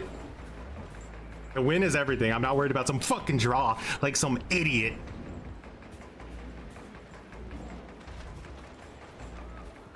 She's trying to get around me.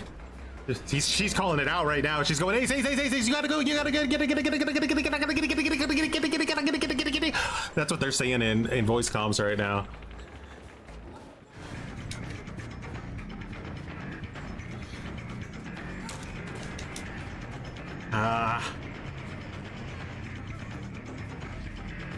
What the fuck distance was that, bro?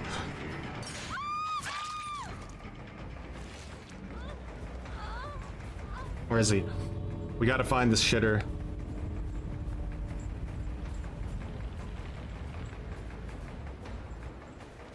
He gets her up, he gets her up.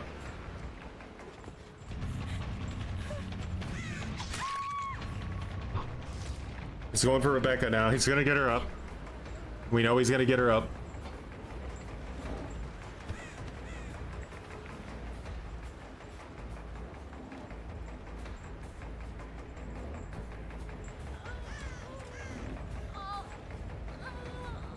Does he go back for Kate again?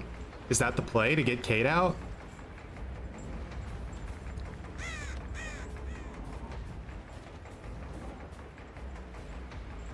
It is. That's the play to get Kate out.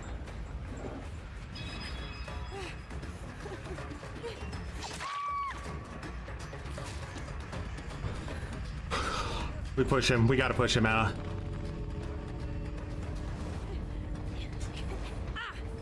Holy Shift W. That's all that was Shift W. I could not play a single loop because I had no line of sight breaks.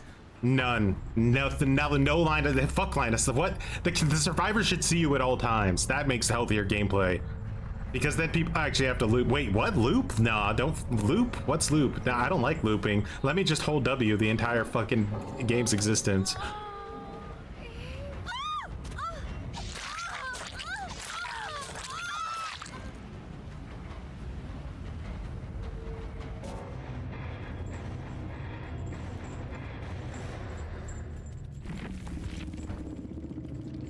Hold the W, guys. Hold it. Just hold W. Game's too complicated for new play. Just hold W. I could write a whole strategy guide. Just fucking hold W, guys. Just always hold W, and you will literally never lose the game.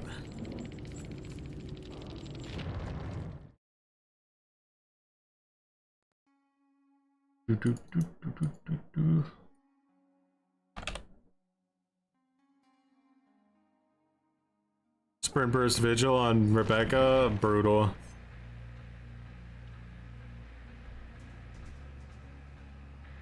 Nerf Ghoul we can't hold. Exactly, man. That's why they don't want Ghoul in the game. I wonder why so many people are playing Ghoul. No, that's who asked that question? Was it that guy in the back, the guy in the red shirt? Get him the fuck in the basement. I don't even want him out of the building. I'm gonna do things to him. Get him down in the basement right now. Get him down there.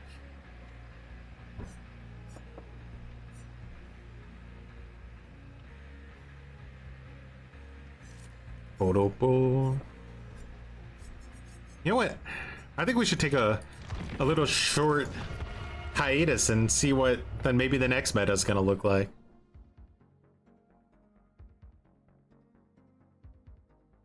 Hold W, man. It is the most brutal garbage to play against because it's 100% skillless and it's more effective than anything else in the game. It's just how we've gotten to this point is just insane. Kill switch. Okay, so this says kill switch. No, we're going past that. We're going to Mori or insta down at gates. This one makes me a little bit sad. When people ask me this, I know it comes from a honest place of frustration. What you're gonna find when you play killer is that some of your games go south, and some survivors are not particularly good winners. They're not good sports. They sit at the exit gates 1 meter away from the vast majority of survivors are poor sports when they win. They're sore winners, 100%. Right, and they teabag you and they clicky ha ha ha, and then you come and then they leave, or maybe they even waste as much of your time as possible and then they say GG easy in the post-game chat. It's so frustrating. And some people think that if you made the end game, the exit gate really scary, survivors wouldn't do this. If you made survivors insta-downable or insta-grabbable in the exit gate, that it's already true. If you're playing a killer that can stop people at exit gates like Deathslinger, they won't do this to you. They'll just fucking instantly leave. So that's already true, that if the exit gate is dangerous, they will leave immediately. So I'm kind of curious to see where he goes with this. survivors would somehow respect the killer and all be really nice people and be all gentlemanly. I'm just gonna tell you, this doesn't happen. For those of you that played DVD for many years, you might remember a time when survivors could immediately teleport at the end of a pallet. So when you were on a pallet that was standing, if you press space, you automatically teleported to the other side. So what survivors did is they reached the pallet and they teabagged you because they were safe there, right? They teabagged you, and then when you came close, they press space and whoop, they teleported and vacuumed to the other side. Now they can't do that. So instead, what they do is they go to the pallet, they drop it, and then they teabag you. Survivors will adapt. If they cannot teabag you at the exit line, they will teabag you 1 meter before it. And it's going to be the same thing over and over again. It is impossible to try to control BM. This question also includes people asking, odds, what if you disable crouching when survivors teabag? If they cannot teabag, they will just say yes with their head. And But this is the same exact argument that he made against voice chat, isn't it? Like that you can't stop it. Like you can't stop toxicity. So why are we using that as an excuse not to put voice chat in the game?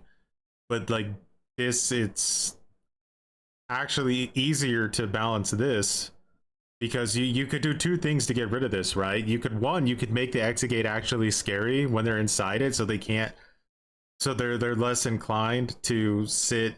Like them being right 1 milli-inch away from the escape point, that the escape line, and teabagging you where there's absolutely zero risk that they can get killed is one thing, right?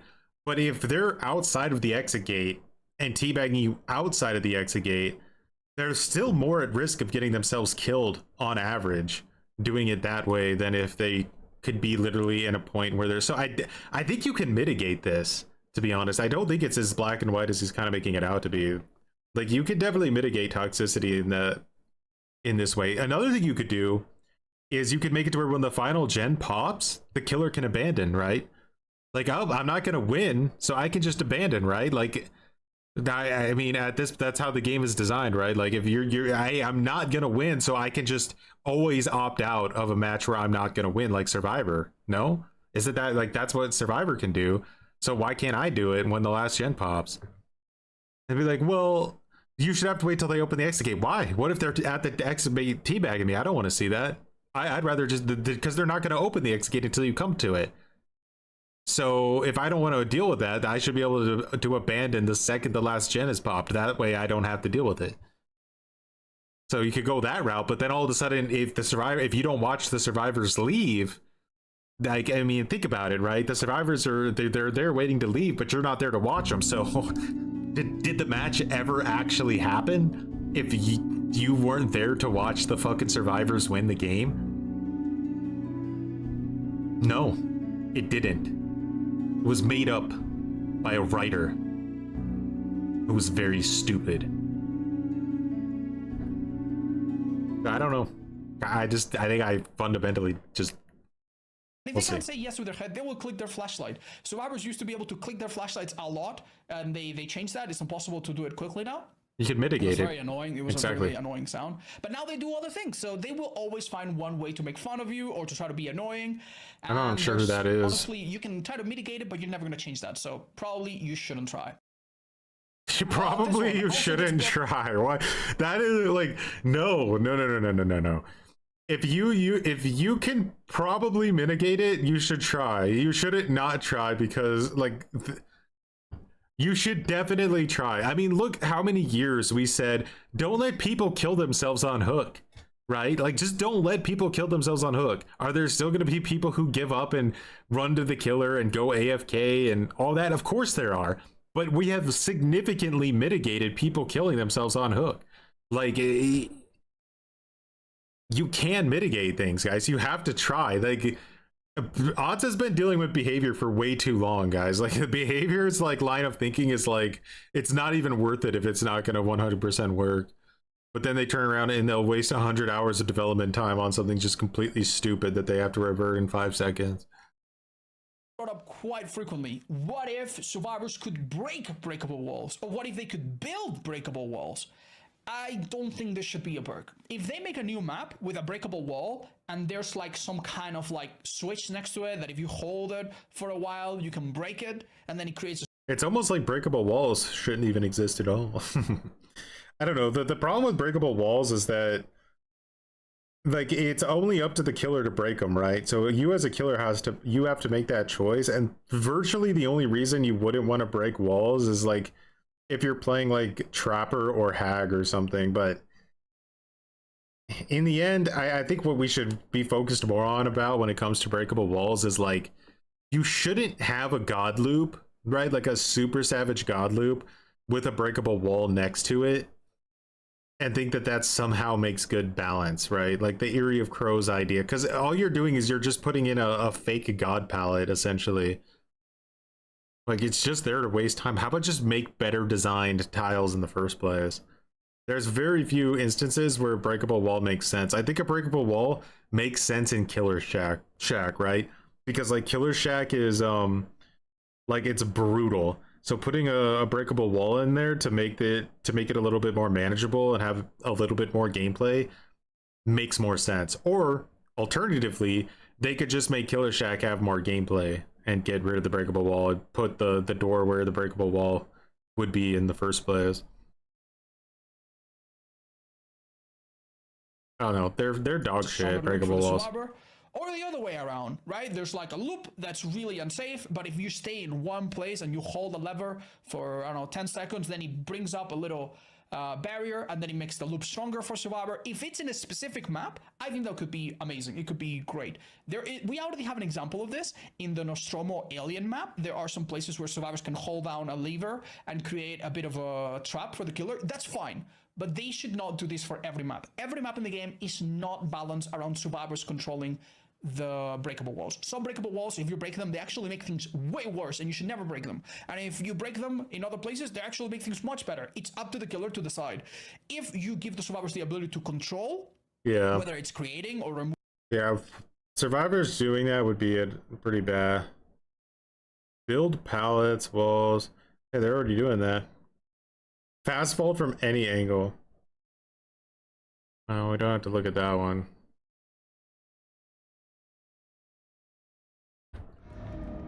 Alright guys, Wrecker's Yard.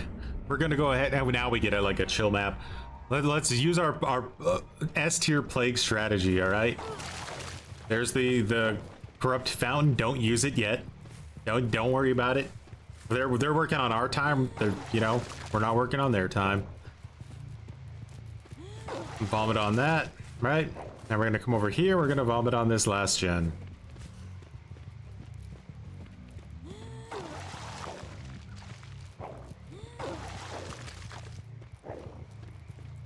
Alright, someone's already given in to temptation. Let them work on that. Let them work on it for a little bit. We don't even have to worry about them. Yeah, work on it, guys. Work on it. Go knock yourselves out. Alright. Now let's go ahead and get this, as the gen's probably about 30% done.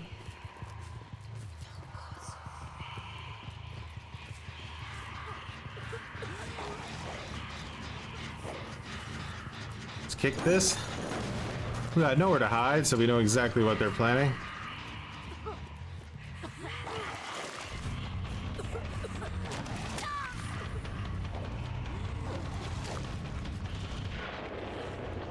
That girl cleanses, which is wild. Alright, so we know what girl's over here. Sick. We still have corrupt.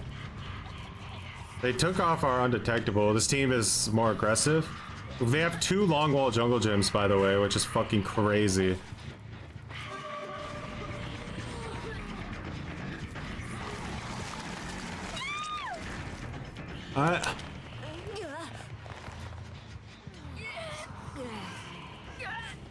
Her, they're all injured now. That girl literally did that just to re-injure herself in 2 seconds, so that's peak.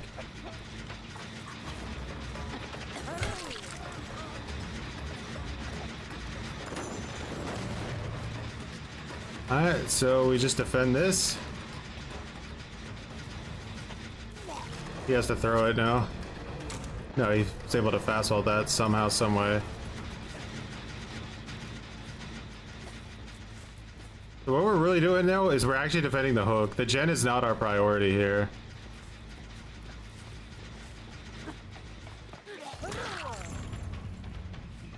Slugged. Go to the hook because they're gonna want to rush it now. No, he goes to turn that off. Can we get him off in time? Will he panic?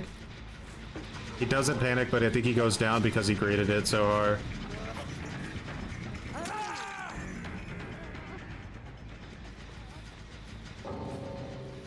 We go back now to the hook, as this is probably going to be the priority of the other player.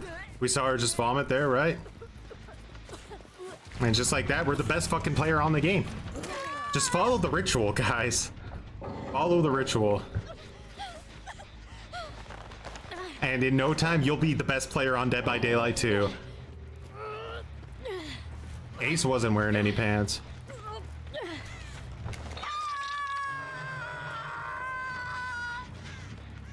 The Choi play, guys, I'm telling you, just follow it.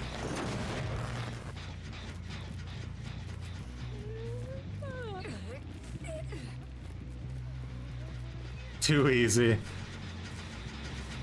When you have to deal with conviction and everything come into the game, believe me, you're not gonna want to deal with this garbage.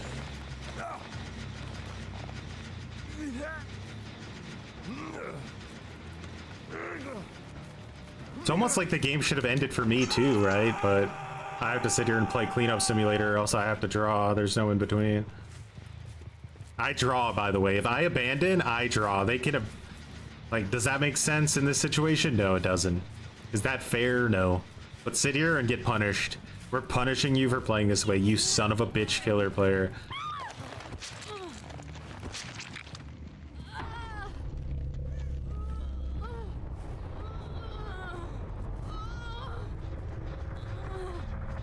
Five gens. The thousands and thousands of hours that these players have put into the game means nothing. It means nothing. Because we had a strategy.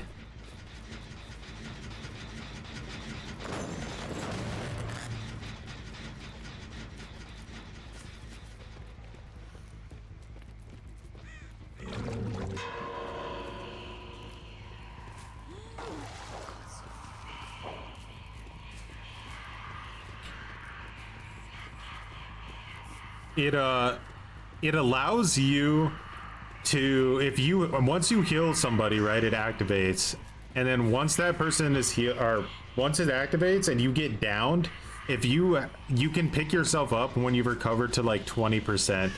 Now if you have like Unbreakable, you can recover to 20% in about 4 seconds. So that means that if you get downed, if the killer doesn't pick you up within 4 seconds, let's say you get downed under a pallet, or the killer wants to break a pallet, or whatever it is, you can already pick yourself back up. Now, if you're running Soul Guard, the killer can't hit you because you have armor. So that gives you 10 seconds of invulnerability, and if the killer hits you, they give you a sprint burst. And they've already downed you, by the way, right? And 3 others, like, it doesn't require any other help. The other survivors can all be on gens. Now this survivor can pick themselves back up, but they will go back down after 30 seconds, right? So they only have 30 seconds to be up, and then they go back down. However, if they have Plot Twist or Unbreakable, they can just go somewhere and use Plot Twist and Unbreakable and pick themselves back up and be full healed. So you kind of have to commit to them for another 30 seconds. It's a huge time waste, and it's going to make the game completely unplayable. Completely unplayable.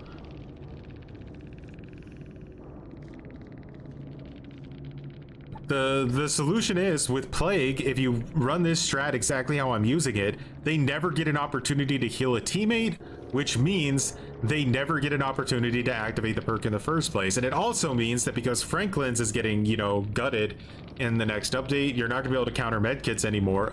But if you play Plague, they can't heal themselves. So you're just circumventing an enormous amount of garbage right out of the gate, right?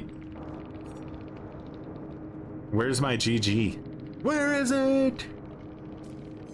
You will not find a fucking easier way to circumvent the meta than Plague. She just literally turns it on its head.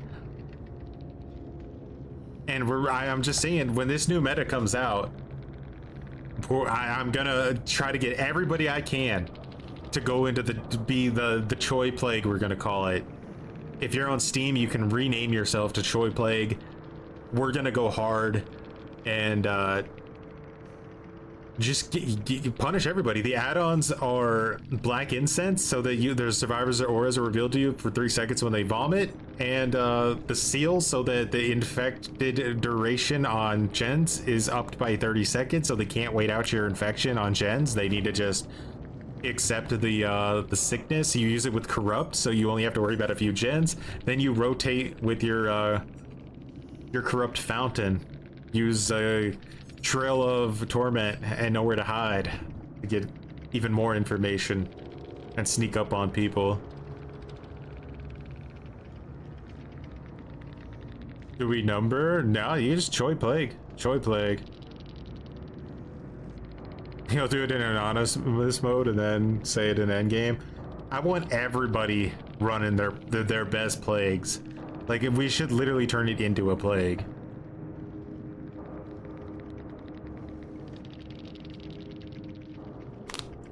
And yes, will behavior nerf Plague because of this? Yes, they will. They will nerf her. But you know what? They're gonna fucking do it anyway, so we may as well enjoy it while it lasts. if behavior's watching the stream right now, the plague will get nerfed before this update even comes out. they'll sneak in a plague nerf that wasn't on the PTB. Hey, we have to kill switch plague, guys. So it turns out that there's a trade secret, and we gotta kill switch her. Get her out of the building. Get plague out of the building.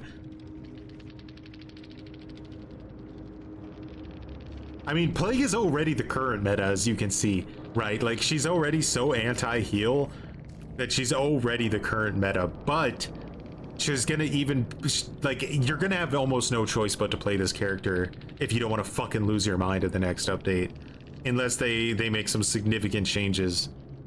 Another thing to think about, right? The new vaulting perk. I forget what it is, the last stand or something like that. It's a Michonne perk. It allows you to basically infinitely vault with quick and quiet. There's no noise notification, and at finesse speed. And you can do it as many times as you want unless you accidentally stun the killer when you vault a window, and then it disables it for the rest of the trial. But as long as you don't stun the killer with it, you have basically infinite finesse with infinite quick and quiet with no cooldown. So, do you really deal with that? Does that sound fun to deal with?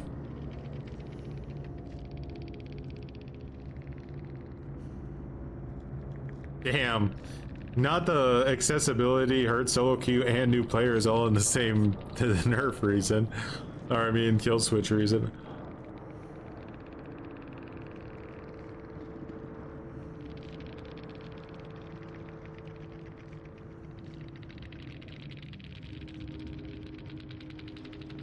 But that's what we're gonna do, guys.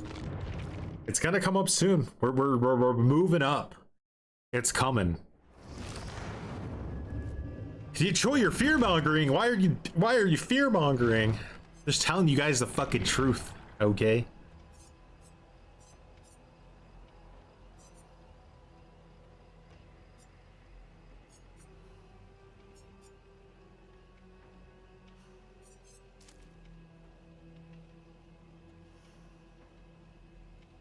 Lightmains call all of his bugs techs.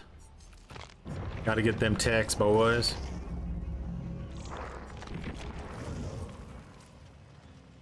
So the Vigo Shroud does nothing now, by the way, we realized that.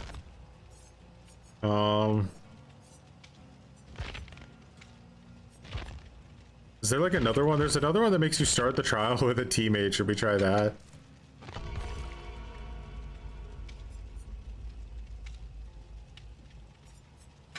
Sprint burst visual, shoulder the burden.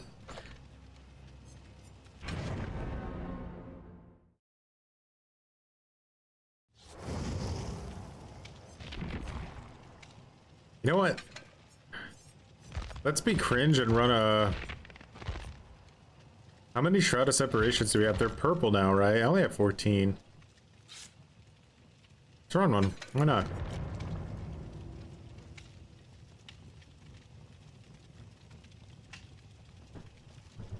True, you could run Tombstone Mars would also be another thing you could try.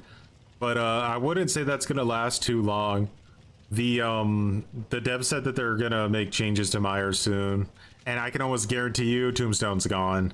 It is 100% not gonna survive.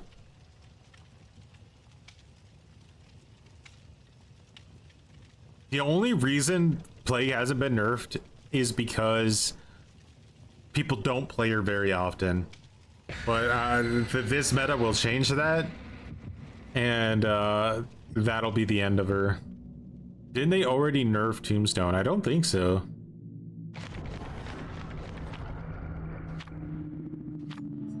Hey, bring those coconut scream pies. I'll bring my Shroud of Separation. Alright guys, what S tier killer are we gonna play against this time? Ofisu, much appreciated for growing some buttons.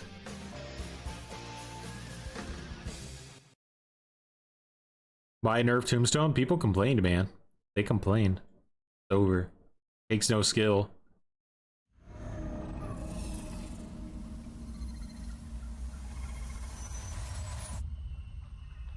I hate this particular fog. Shroud of Separation really fucking worked, didn't it? The whole spawn system is not even working at all. I know it's true.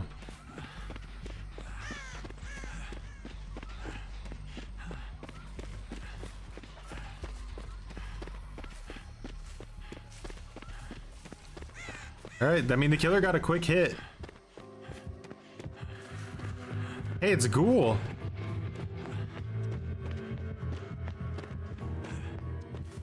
Ghoul is the most broken perk in the game that has no counterplay, too.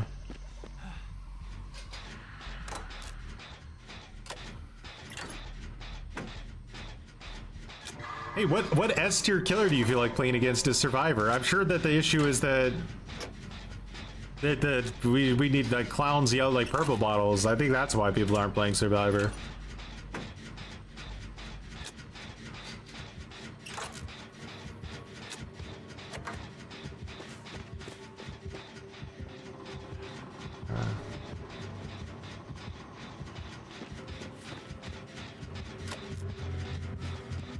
She's here. Now, here, I can't shift W her, right? So I just want to make it to where she has a harder time using her power to get a hit on me. Oh my god.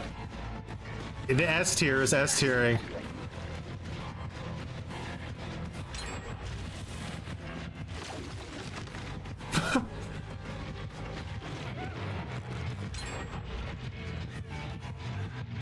Guys, Nerf Ghoul! It's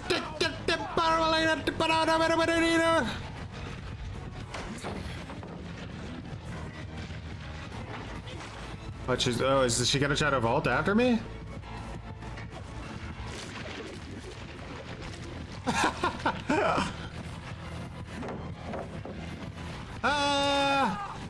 Oh, I'm sorry. Oh wait, this is a dead zone. Okay, so now she's enraged, right? She's enraged.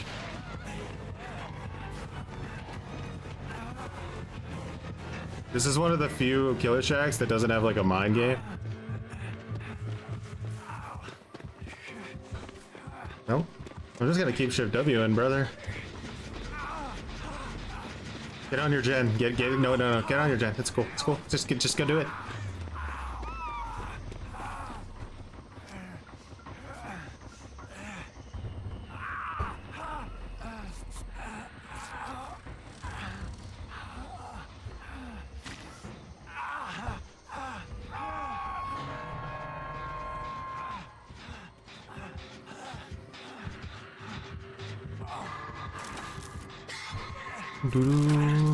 Do. I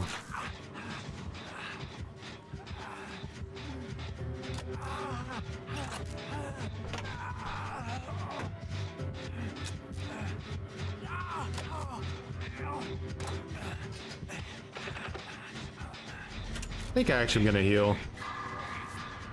Wasn't going to, but I think it makes sense to heal right now.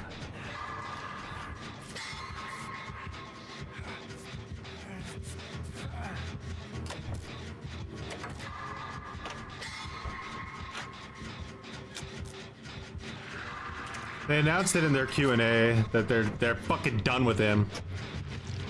Oh, he goes down. No, there was a pallet? Oh no, there was a pallet, bro. His school's struggling.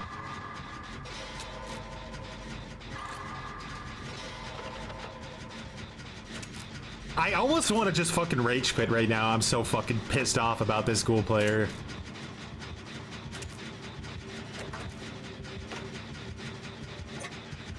I'm so sick of no counterplay fucking shitter killers like this.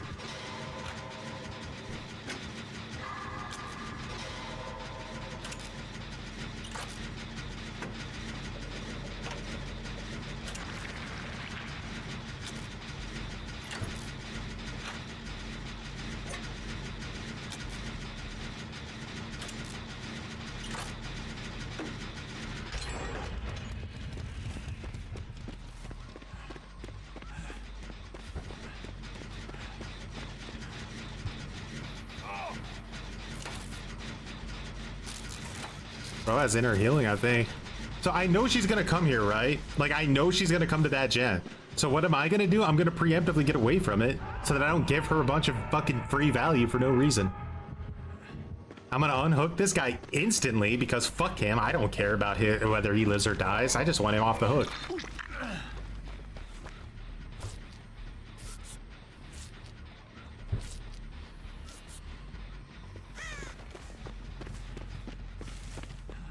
Go under in case she decides to come up. It's all just basic things. Ooh. All right, now I'm gonna come over here. I'm gonna instant unhook this fucking guy instantly. I don't care.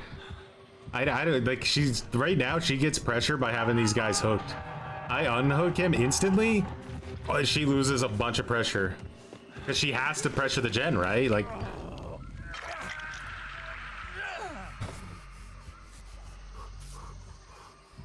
Nope, nope. She's coming back, brother. Almost like you maybe need some kind of.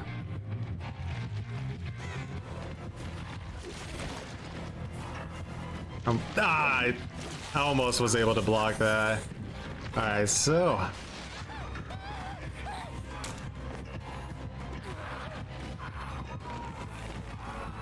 Alright, so I just want to shift W now into a corner because there's nothing to work with. I know it's all dead zones.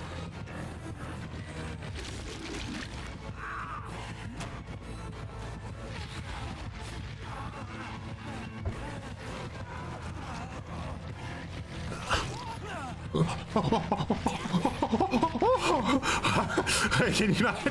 Is that a real thing? There's no fucking way. There's no way I just juggled her, dude. I fucking just juggled the killer. There's no way that's a real thing.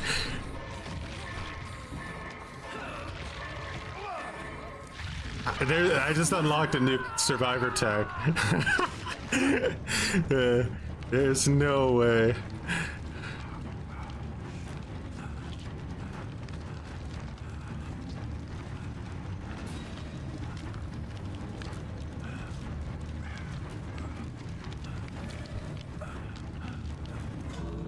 She literally was so helpless.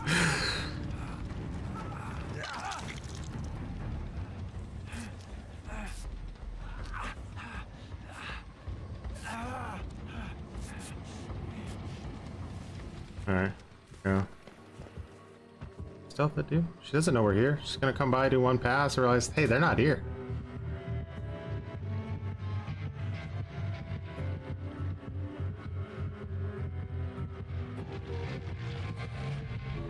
Oh, you shitter.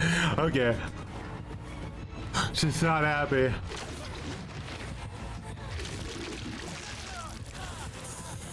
Alright, I need to just get close, but she's gonna catch me super quick.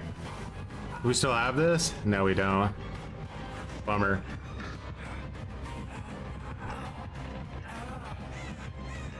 Get close to the exit gate. I wasn't paying attention actually to even where the exit gate was. I think it's this way. Oh, where's the fucking exit gate at? I don't know where it's at. Left? Oh shit. Alright.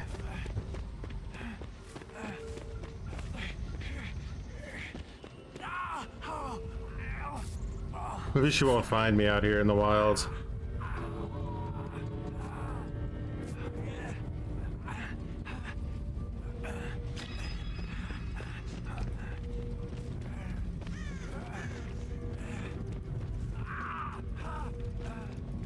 Oh, there it is.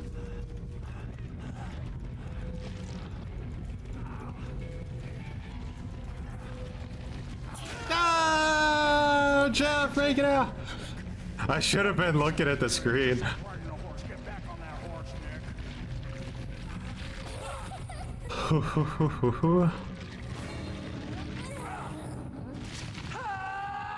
That was an easy 4-man out. I just fucked it up super hard.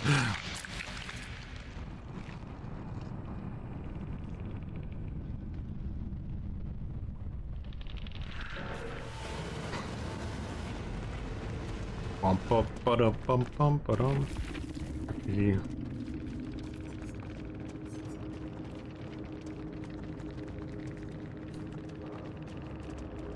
99 sprint burst maybe would have given me a small chance. Wasn't my Nerf Ghoul. Nerf Ghoul. Had mask and centipede. That's right. She gets basically built-in bamboozle and ultimate. What is this? So it's like barbecue and chili and bamboozle as add-ons with the most brain-dead perks you could ever imagine, right? Blood Favor and Dead Man's, which are literally the most overpowered, unstoppable perks in the game. And somehow we managed to pretty much get a 4 out, but I pathetic-troned because I was just laughing too hard about the fact that I fucking like juggled her at the I'm pretty sure this is. Did the person ever do the kidnap tech? Never got the chance to do it. Blind Choi? Dude, that map is gonna... Well, usually the exit gate spawns where I went. It was a weird place for the exit gate to spawn. I don't know. I blame the map. Why does it think it even has the right to put the exit gates in different places? Nerf the map. Change the whole game to accommodate me. What if I'm not... What if I don't want to pay attention to where the exit gates are at, huh? What if I'm a new player and I don't want to pay attention? Shouldn't it just tell me where they're at the whole time?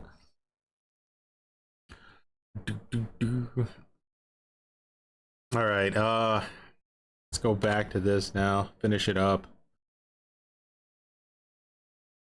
You're acting like an average Survivor player. That's right. No. It's not my fault I didn't look where the exit gate was, okay?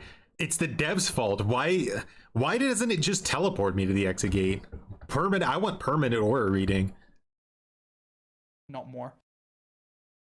Make all killers like Nurse. That doesn't like that. I don't even understand what that means. It used to be popular some time ago when the Nurse was very not just considered the strongest killer in the game, which it still is, but she was also really popular, and you would see nurses very commonly. A lot of killers felt frustrated that their own characters were not as strong as Nurse, so they ask, instead of nerfing the Nurse, who says that? That's a good question. As strong as Nurse, and then we balance around that. So make the survivor stronger, but make it so that every killer really has insane chase potential. And I don't think these people realize that it is literally impossible to make every character like Nurse. Unless you want to literally make every character teleport through walls, teleport through pallets, ignore windows completely, which would honestly make all of the I agree, Emma. And all of the elements in DBD completely redundant and the problem with this is I've never heard anybody make this argument before, so like, well, obviously we just can't do that. Balance idea: survivors can't repeat hooks or repeat perks or whatever. I've heard this one before, but it's very obvious you can't do that because, like, if there was like ever a super savage ranked mode where or whatever, then yeah, maybe. But like in the normal game, like you can't just go into a lobby with like your favorite perks and all of a sudden you can't use them because somebody else in your lobby is using them. Like, it's really weird. It just wouldn't work and doesn't make any sense. The currency system is the obviously the better way to go with that. What is this? This list. Another balance idea: make all killers 115. So as you might know, most killers move at 115, which is 4.6 meters per second, which allows them to catch up the survivors in the normal time you would expect. But some killers have a base kit movement speed that is slower than this. We have Huntress, we have Hag, we have Spirit, we have I think the devs actually stumbled onto something really important with Springtrap, which is if you are gonna have 100 and like 15% killer or whatever, I think that what you can do is make it to where they're not 115 when they're in chase, but when they're out of chase they are 115, right? Because you get a killer like Deathslinger and you just destroy him because he doesn't have the mobility to play the map at all, right? It's sort of like he has no mobility, none, zero, zilch. Same thing with Huntress. She has no mobility, so she just always proxy camps and plays one little small area of the map. Like Springtrap has a teleport, and when he throws his axe, he's 115. I think they need to look more into that idea of like, how do we make these killers that are super slow able to actually play the entire map? Like, we either need to give them some kind of mobility, or we need to give them like a teleport or something. But it's really unhealthy to have these super slow killers that are really strong in 1v1s, because the best strategy obviously just becomes proxy camping super hard every single match. I would say Spirit, on the other hand, is fine, right? She's like an S tier. She has a mobility power, so that's different. If anything, Blight should probably be a 110% outside of his power, so that you're incentivized to always use his power instead of basically being the fucking giga chat of all trades, which is what he is right now. Spirit isn't S anymore. That isn't that mostly because of bugs though? Like, she has so many bugs, like audio bugs, that she's just dropped out of S tier.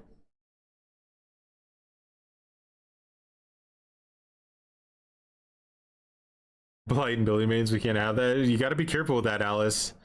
You bring that type of talk around here, you might end up dead by daylight. You might not end up on the payroll if you keep saying things like that.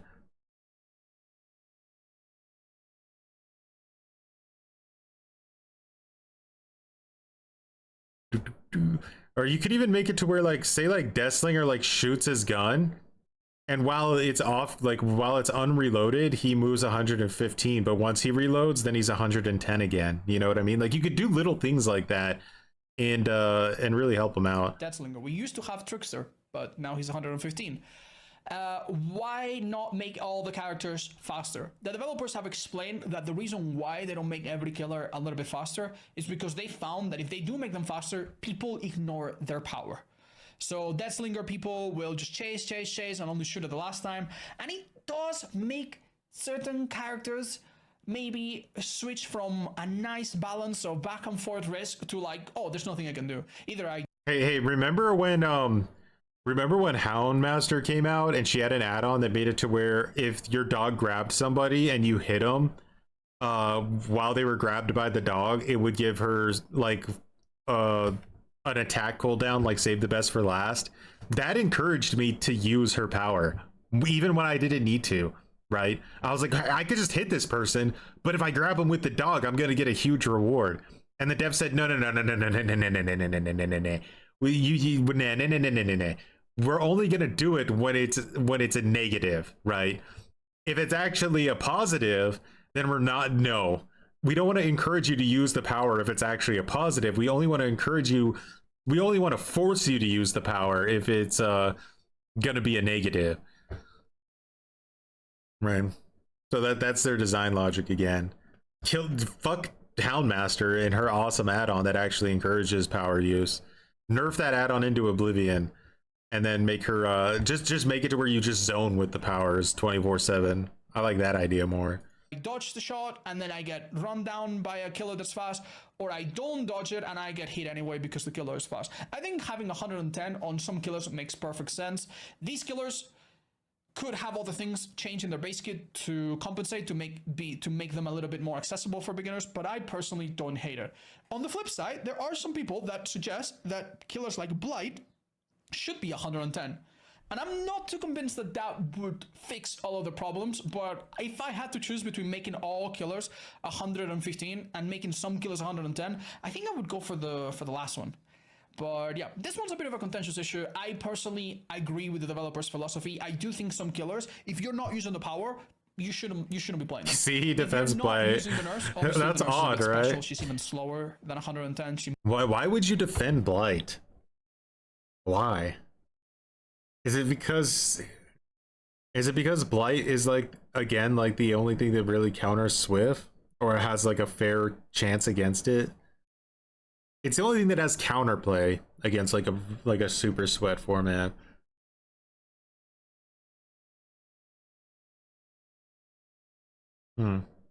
Moves slower than survivors. Like, if you're not using the nurse's power, why even bother playing her, right? If you just want to play Hag like any other killer, why even bother? So I am part of the people that believe that some killers should remain 110, and ideally there should be any loops that are so unbelievably strong. I don't think Hag should be 110. I think that's one of her biggest problems. I think you shouldn't, like, with Hag, like, you should feel encouraged to chase people if you need to, right? Like, you shouldn't, like, putting you in a box where you can only get hits with teleport is really unhealthy in my opinion. Like, very unhealthy, actually. I think it boxes you in way too much, and it actually makes the game less fun for everybody. So, like, because as a survivor, you know, hey, she's literally never gonna chase me. She's never gonna chase me the entire match because she can only ever get a hit if it's a teleport. So, like, why would you? Nah, I agree. That is, like, Hag should be 115, 100%. It just encourages bad gameplay otherwise. That 110 killer can never catch you, right? And another problem with 110 killers that even on strong killers like Spirit feels a little rough is haste perks. Whenever you play 110 killer, haste perks absolutely dominate in chase. If you have to play Dead high hard in a into place mate with for no this. traps and you're chasing a survivor that is almost as fast as you while they have a smaller hitbox, yeah, haste perks in my opinion are a problem. Not as bad now as some time ago, but hey, that's a different discussion, and I don't think you should over buff or compensate killers for a part of survivor that should be addressed on its own. And this one also comes from a honest place. Make all killers stealthy. Okay. So do all killers need to be stealthy? Not necessarily, but I do think that there's when you're dealing with characters that don't have mobility, I think we need to talk about their terror radius sizes for sure.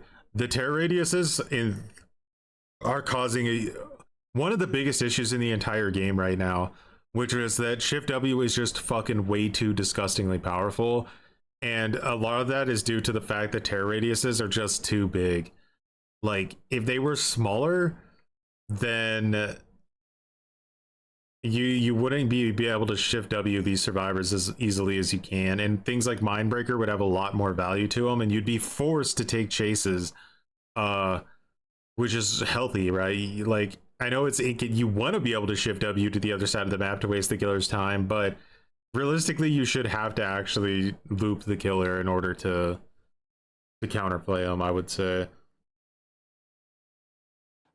Of nostalgia, some people believe that every killer should be stealthy. Some people believe that feeling that you have when you play DBD for the first time and you play against your first Myers, that every match should be like this, that every killer should have the element of surprise.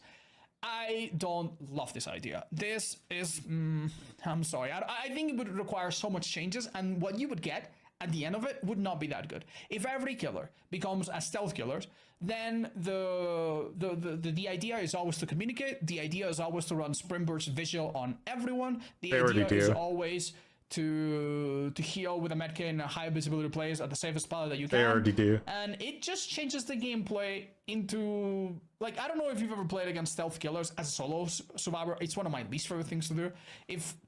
If I don't bring a medkit and I'm injured, I'm basically at the mercy of my team. If they are doing well and on gens, I can play a bit safe and we'll be okay. If they heal me, that's amazing. If I don't get healed and they're not on gens, like, what am I supposed to do? Am I supposed to be on gens? It feels really, really bad to basically play solo when each killer theoretically would be testing your communication. So I personally don't love this. If every killer, it's almost like Swift might need balance. It wouldn't be a big deal balance-wise, but trust me, it's not fun. If you make every stealth killer happen, basically every survivor is going to be ready. What makes stealth killers so good is that survivors are not ready for them. Sometimes you play Ghostface, you run into two people, you mark them and down them both because they were expecting a trapper, because they were expecting another Kaneki, and that's how it works. If they knew that every killer is stealthy, trust me, you would never get the same results that you're getting now. So this is... I don't necessarily agree. I think that this is a map design issue. Like, if you can make any killer stealthy with the right perks, and what you quickly realize is that it all comes down to map design.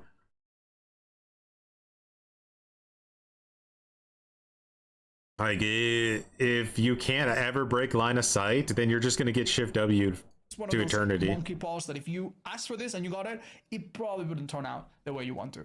Now, this is the most comprehensive list I could come up with. I'm sure. Wait. Nerfing Swift isn't in here somewhere? Where's nerfing Swift? Does that mean that Otz thinks that Swift should be nerfed? Oh my goodness. He didn't say it's a bad idea, guys. We're locked in. Stealth killers don't actually get to be stealth killers. Not like normal, like non-stealth killers are way better at using stealth than stealth killers.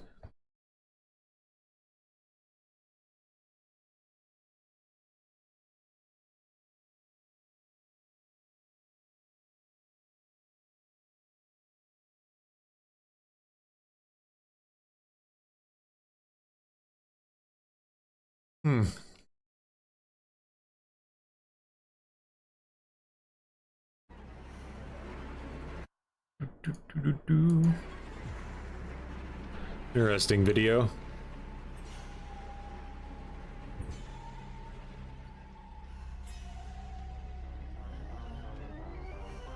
How do you ever down 2 people at once with Ghostface? That's a good question. I think the only way you could ever do that is like if you were using like forced hesitation, 2 people were working on a gen, you insta down the first person the second you marked them, and then the other person was marked as well, and you managed to get them before they could run away, or maybe they're both injured or something. But yeah, I don't know about that. That's a pretty difficult situation. You're getting your plague ready for Choi Plague Week? Yeah, let's go. The Choi Plague, guys. We'll bring it. We'll cause as much havoc as we can. And don't worry, we won't affect new players because they shouldn't be playing against us because of MMR, right? So don't worry about that. That's true. Anytime you see Ghostface in comp, they only let him play on Larry's. I always set the map to Larry's.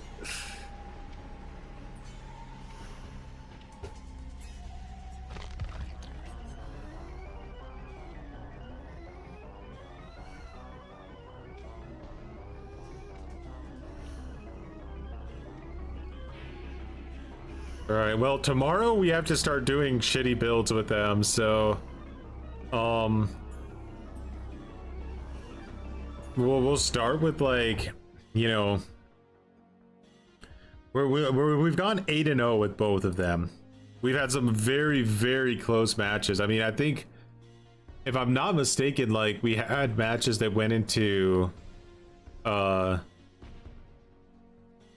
end game multiple times, right? And we just brought it back.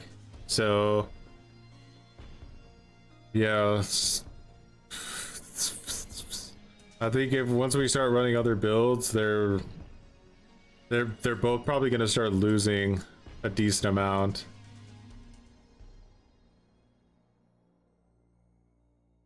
We'll do viewer builds. I mean, we'll do everything. We'll try to really run them through the ringer tomorrow. Or actually, it won't be tomorrow. It'll be Monday, next Monday, and it'll be our first late stream, our later stream, right? Whatever it is, wherever you are in the world, 2 hours from now, from right now, is when the Monday stream is going to start. And that'll be our new stream time for a good while.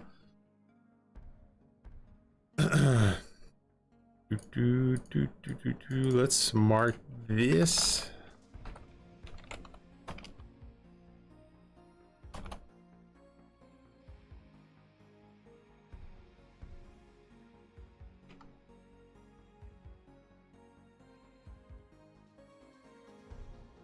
Just in time for the Tuesday update. Yeah, we'll get the finale, and then on Tuesday we'll be locked in and ready for the update. But you know, the thing on Tuesday is we probably won't even stream on Tuesday, because the issue will be that it's going to be like a 50 gig download for the update.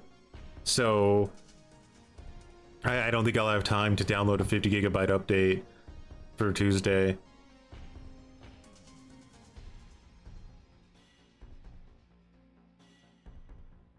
I think Twins will be good after the Franklin's nerf. He will still have spinning top, and she is the best at slugging. Yeah, but you have Conviction, Alice. Like, I think Conviction is gonna fucking destroy Twins. Like, brutally destroy her. And if I know how DBD works, the conviction is going to shoot up to the top of the meta super quick because it is disgustingly unfair.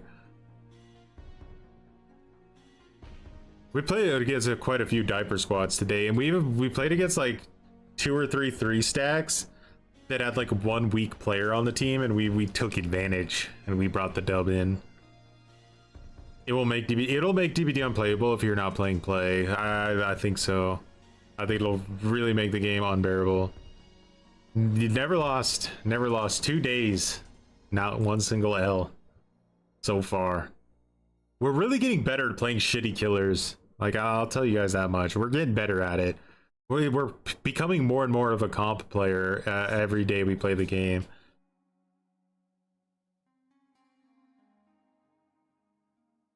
They still haven't fixed the bug with Rift Quest not letting players get the 48th mission needed done for the reward. I've done 56 missions altogether and 53 regular. Classic DBD behaviorage. So what? Who solo queue is getting this update? Behavior, that's the thing they don't. Fuck solo queue players. They're the turkeys of the game. Nightlight would be proud. Would he be? Alrighty, guys. But I think we're ready to come back Monday afternoon and see how it goes then. Last afternoon we played had some sweats on. I think a lot of people were trying to stream snipe True Talent or something because there were a lot of sweats on. Like, it seemed just crazily overloaded with their builds. It was a bit strange. Anyway, much appreciated for the commitments, the recommitments, hanging out, all of the good vibes, the diaper talk. The only place we really get to open up and talk about, you know, which quality diaper is worth wearing in 2025. But anyway, have a good rest of your day, guys. And yeah, peace. Hey there, kid. Are you a gamer? Yeah. Do you ever get so into the game that you end up pooping your pants? Yeah, all the time. Well, then I have a product for you. Gamer diapers. Oh my god! Pampers Premium added a new gentle touch line plus Aloe. It's special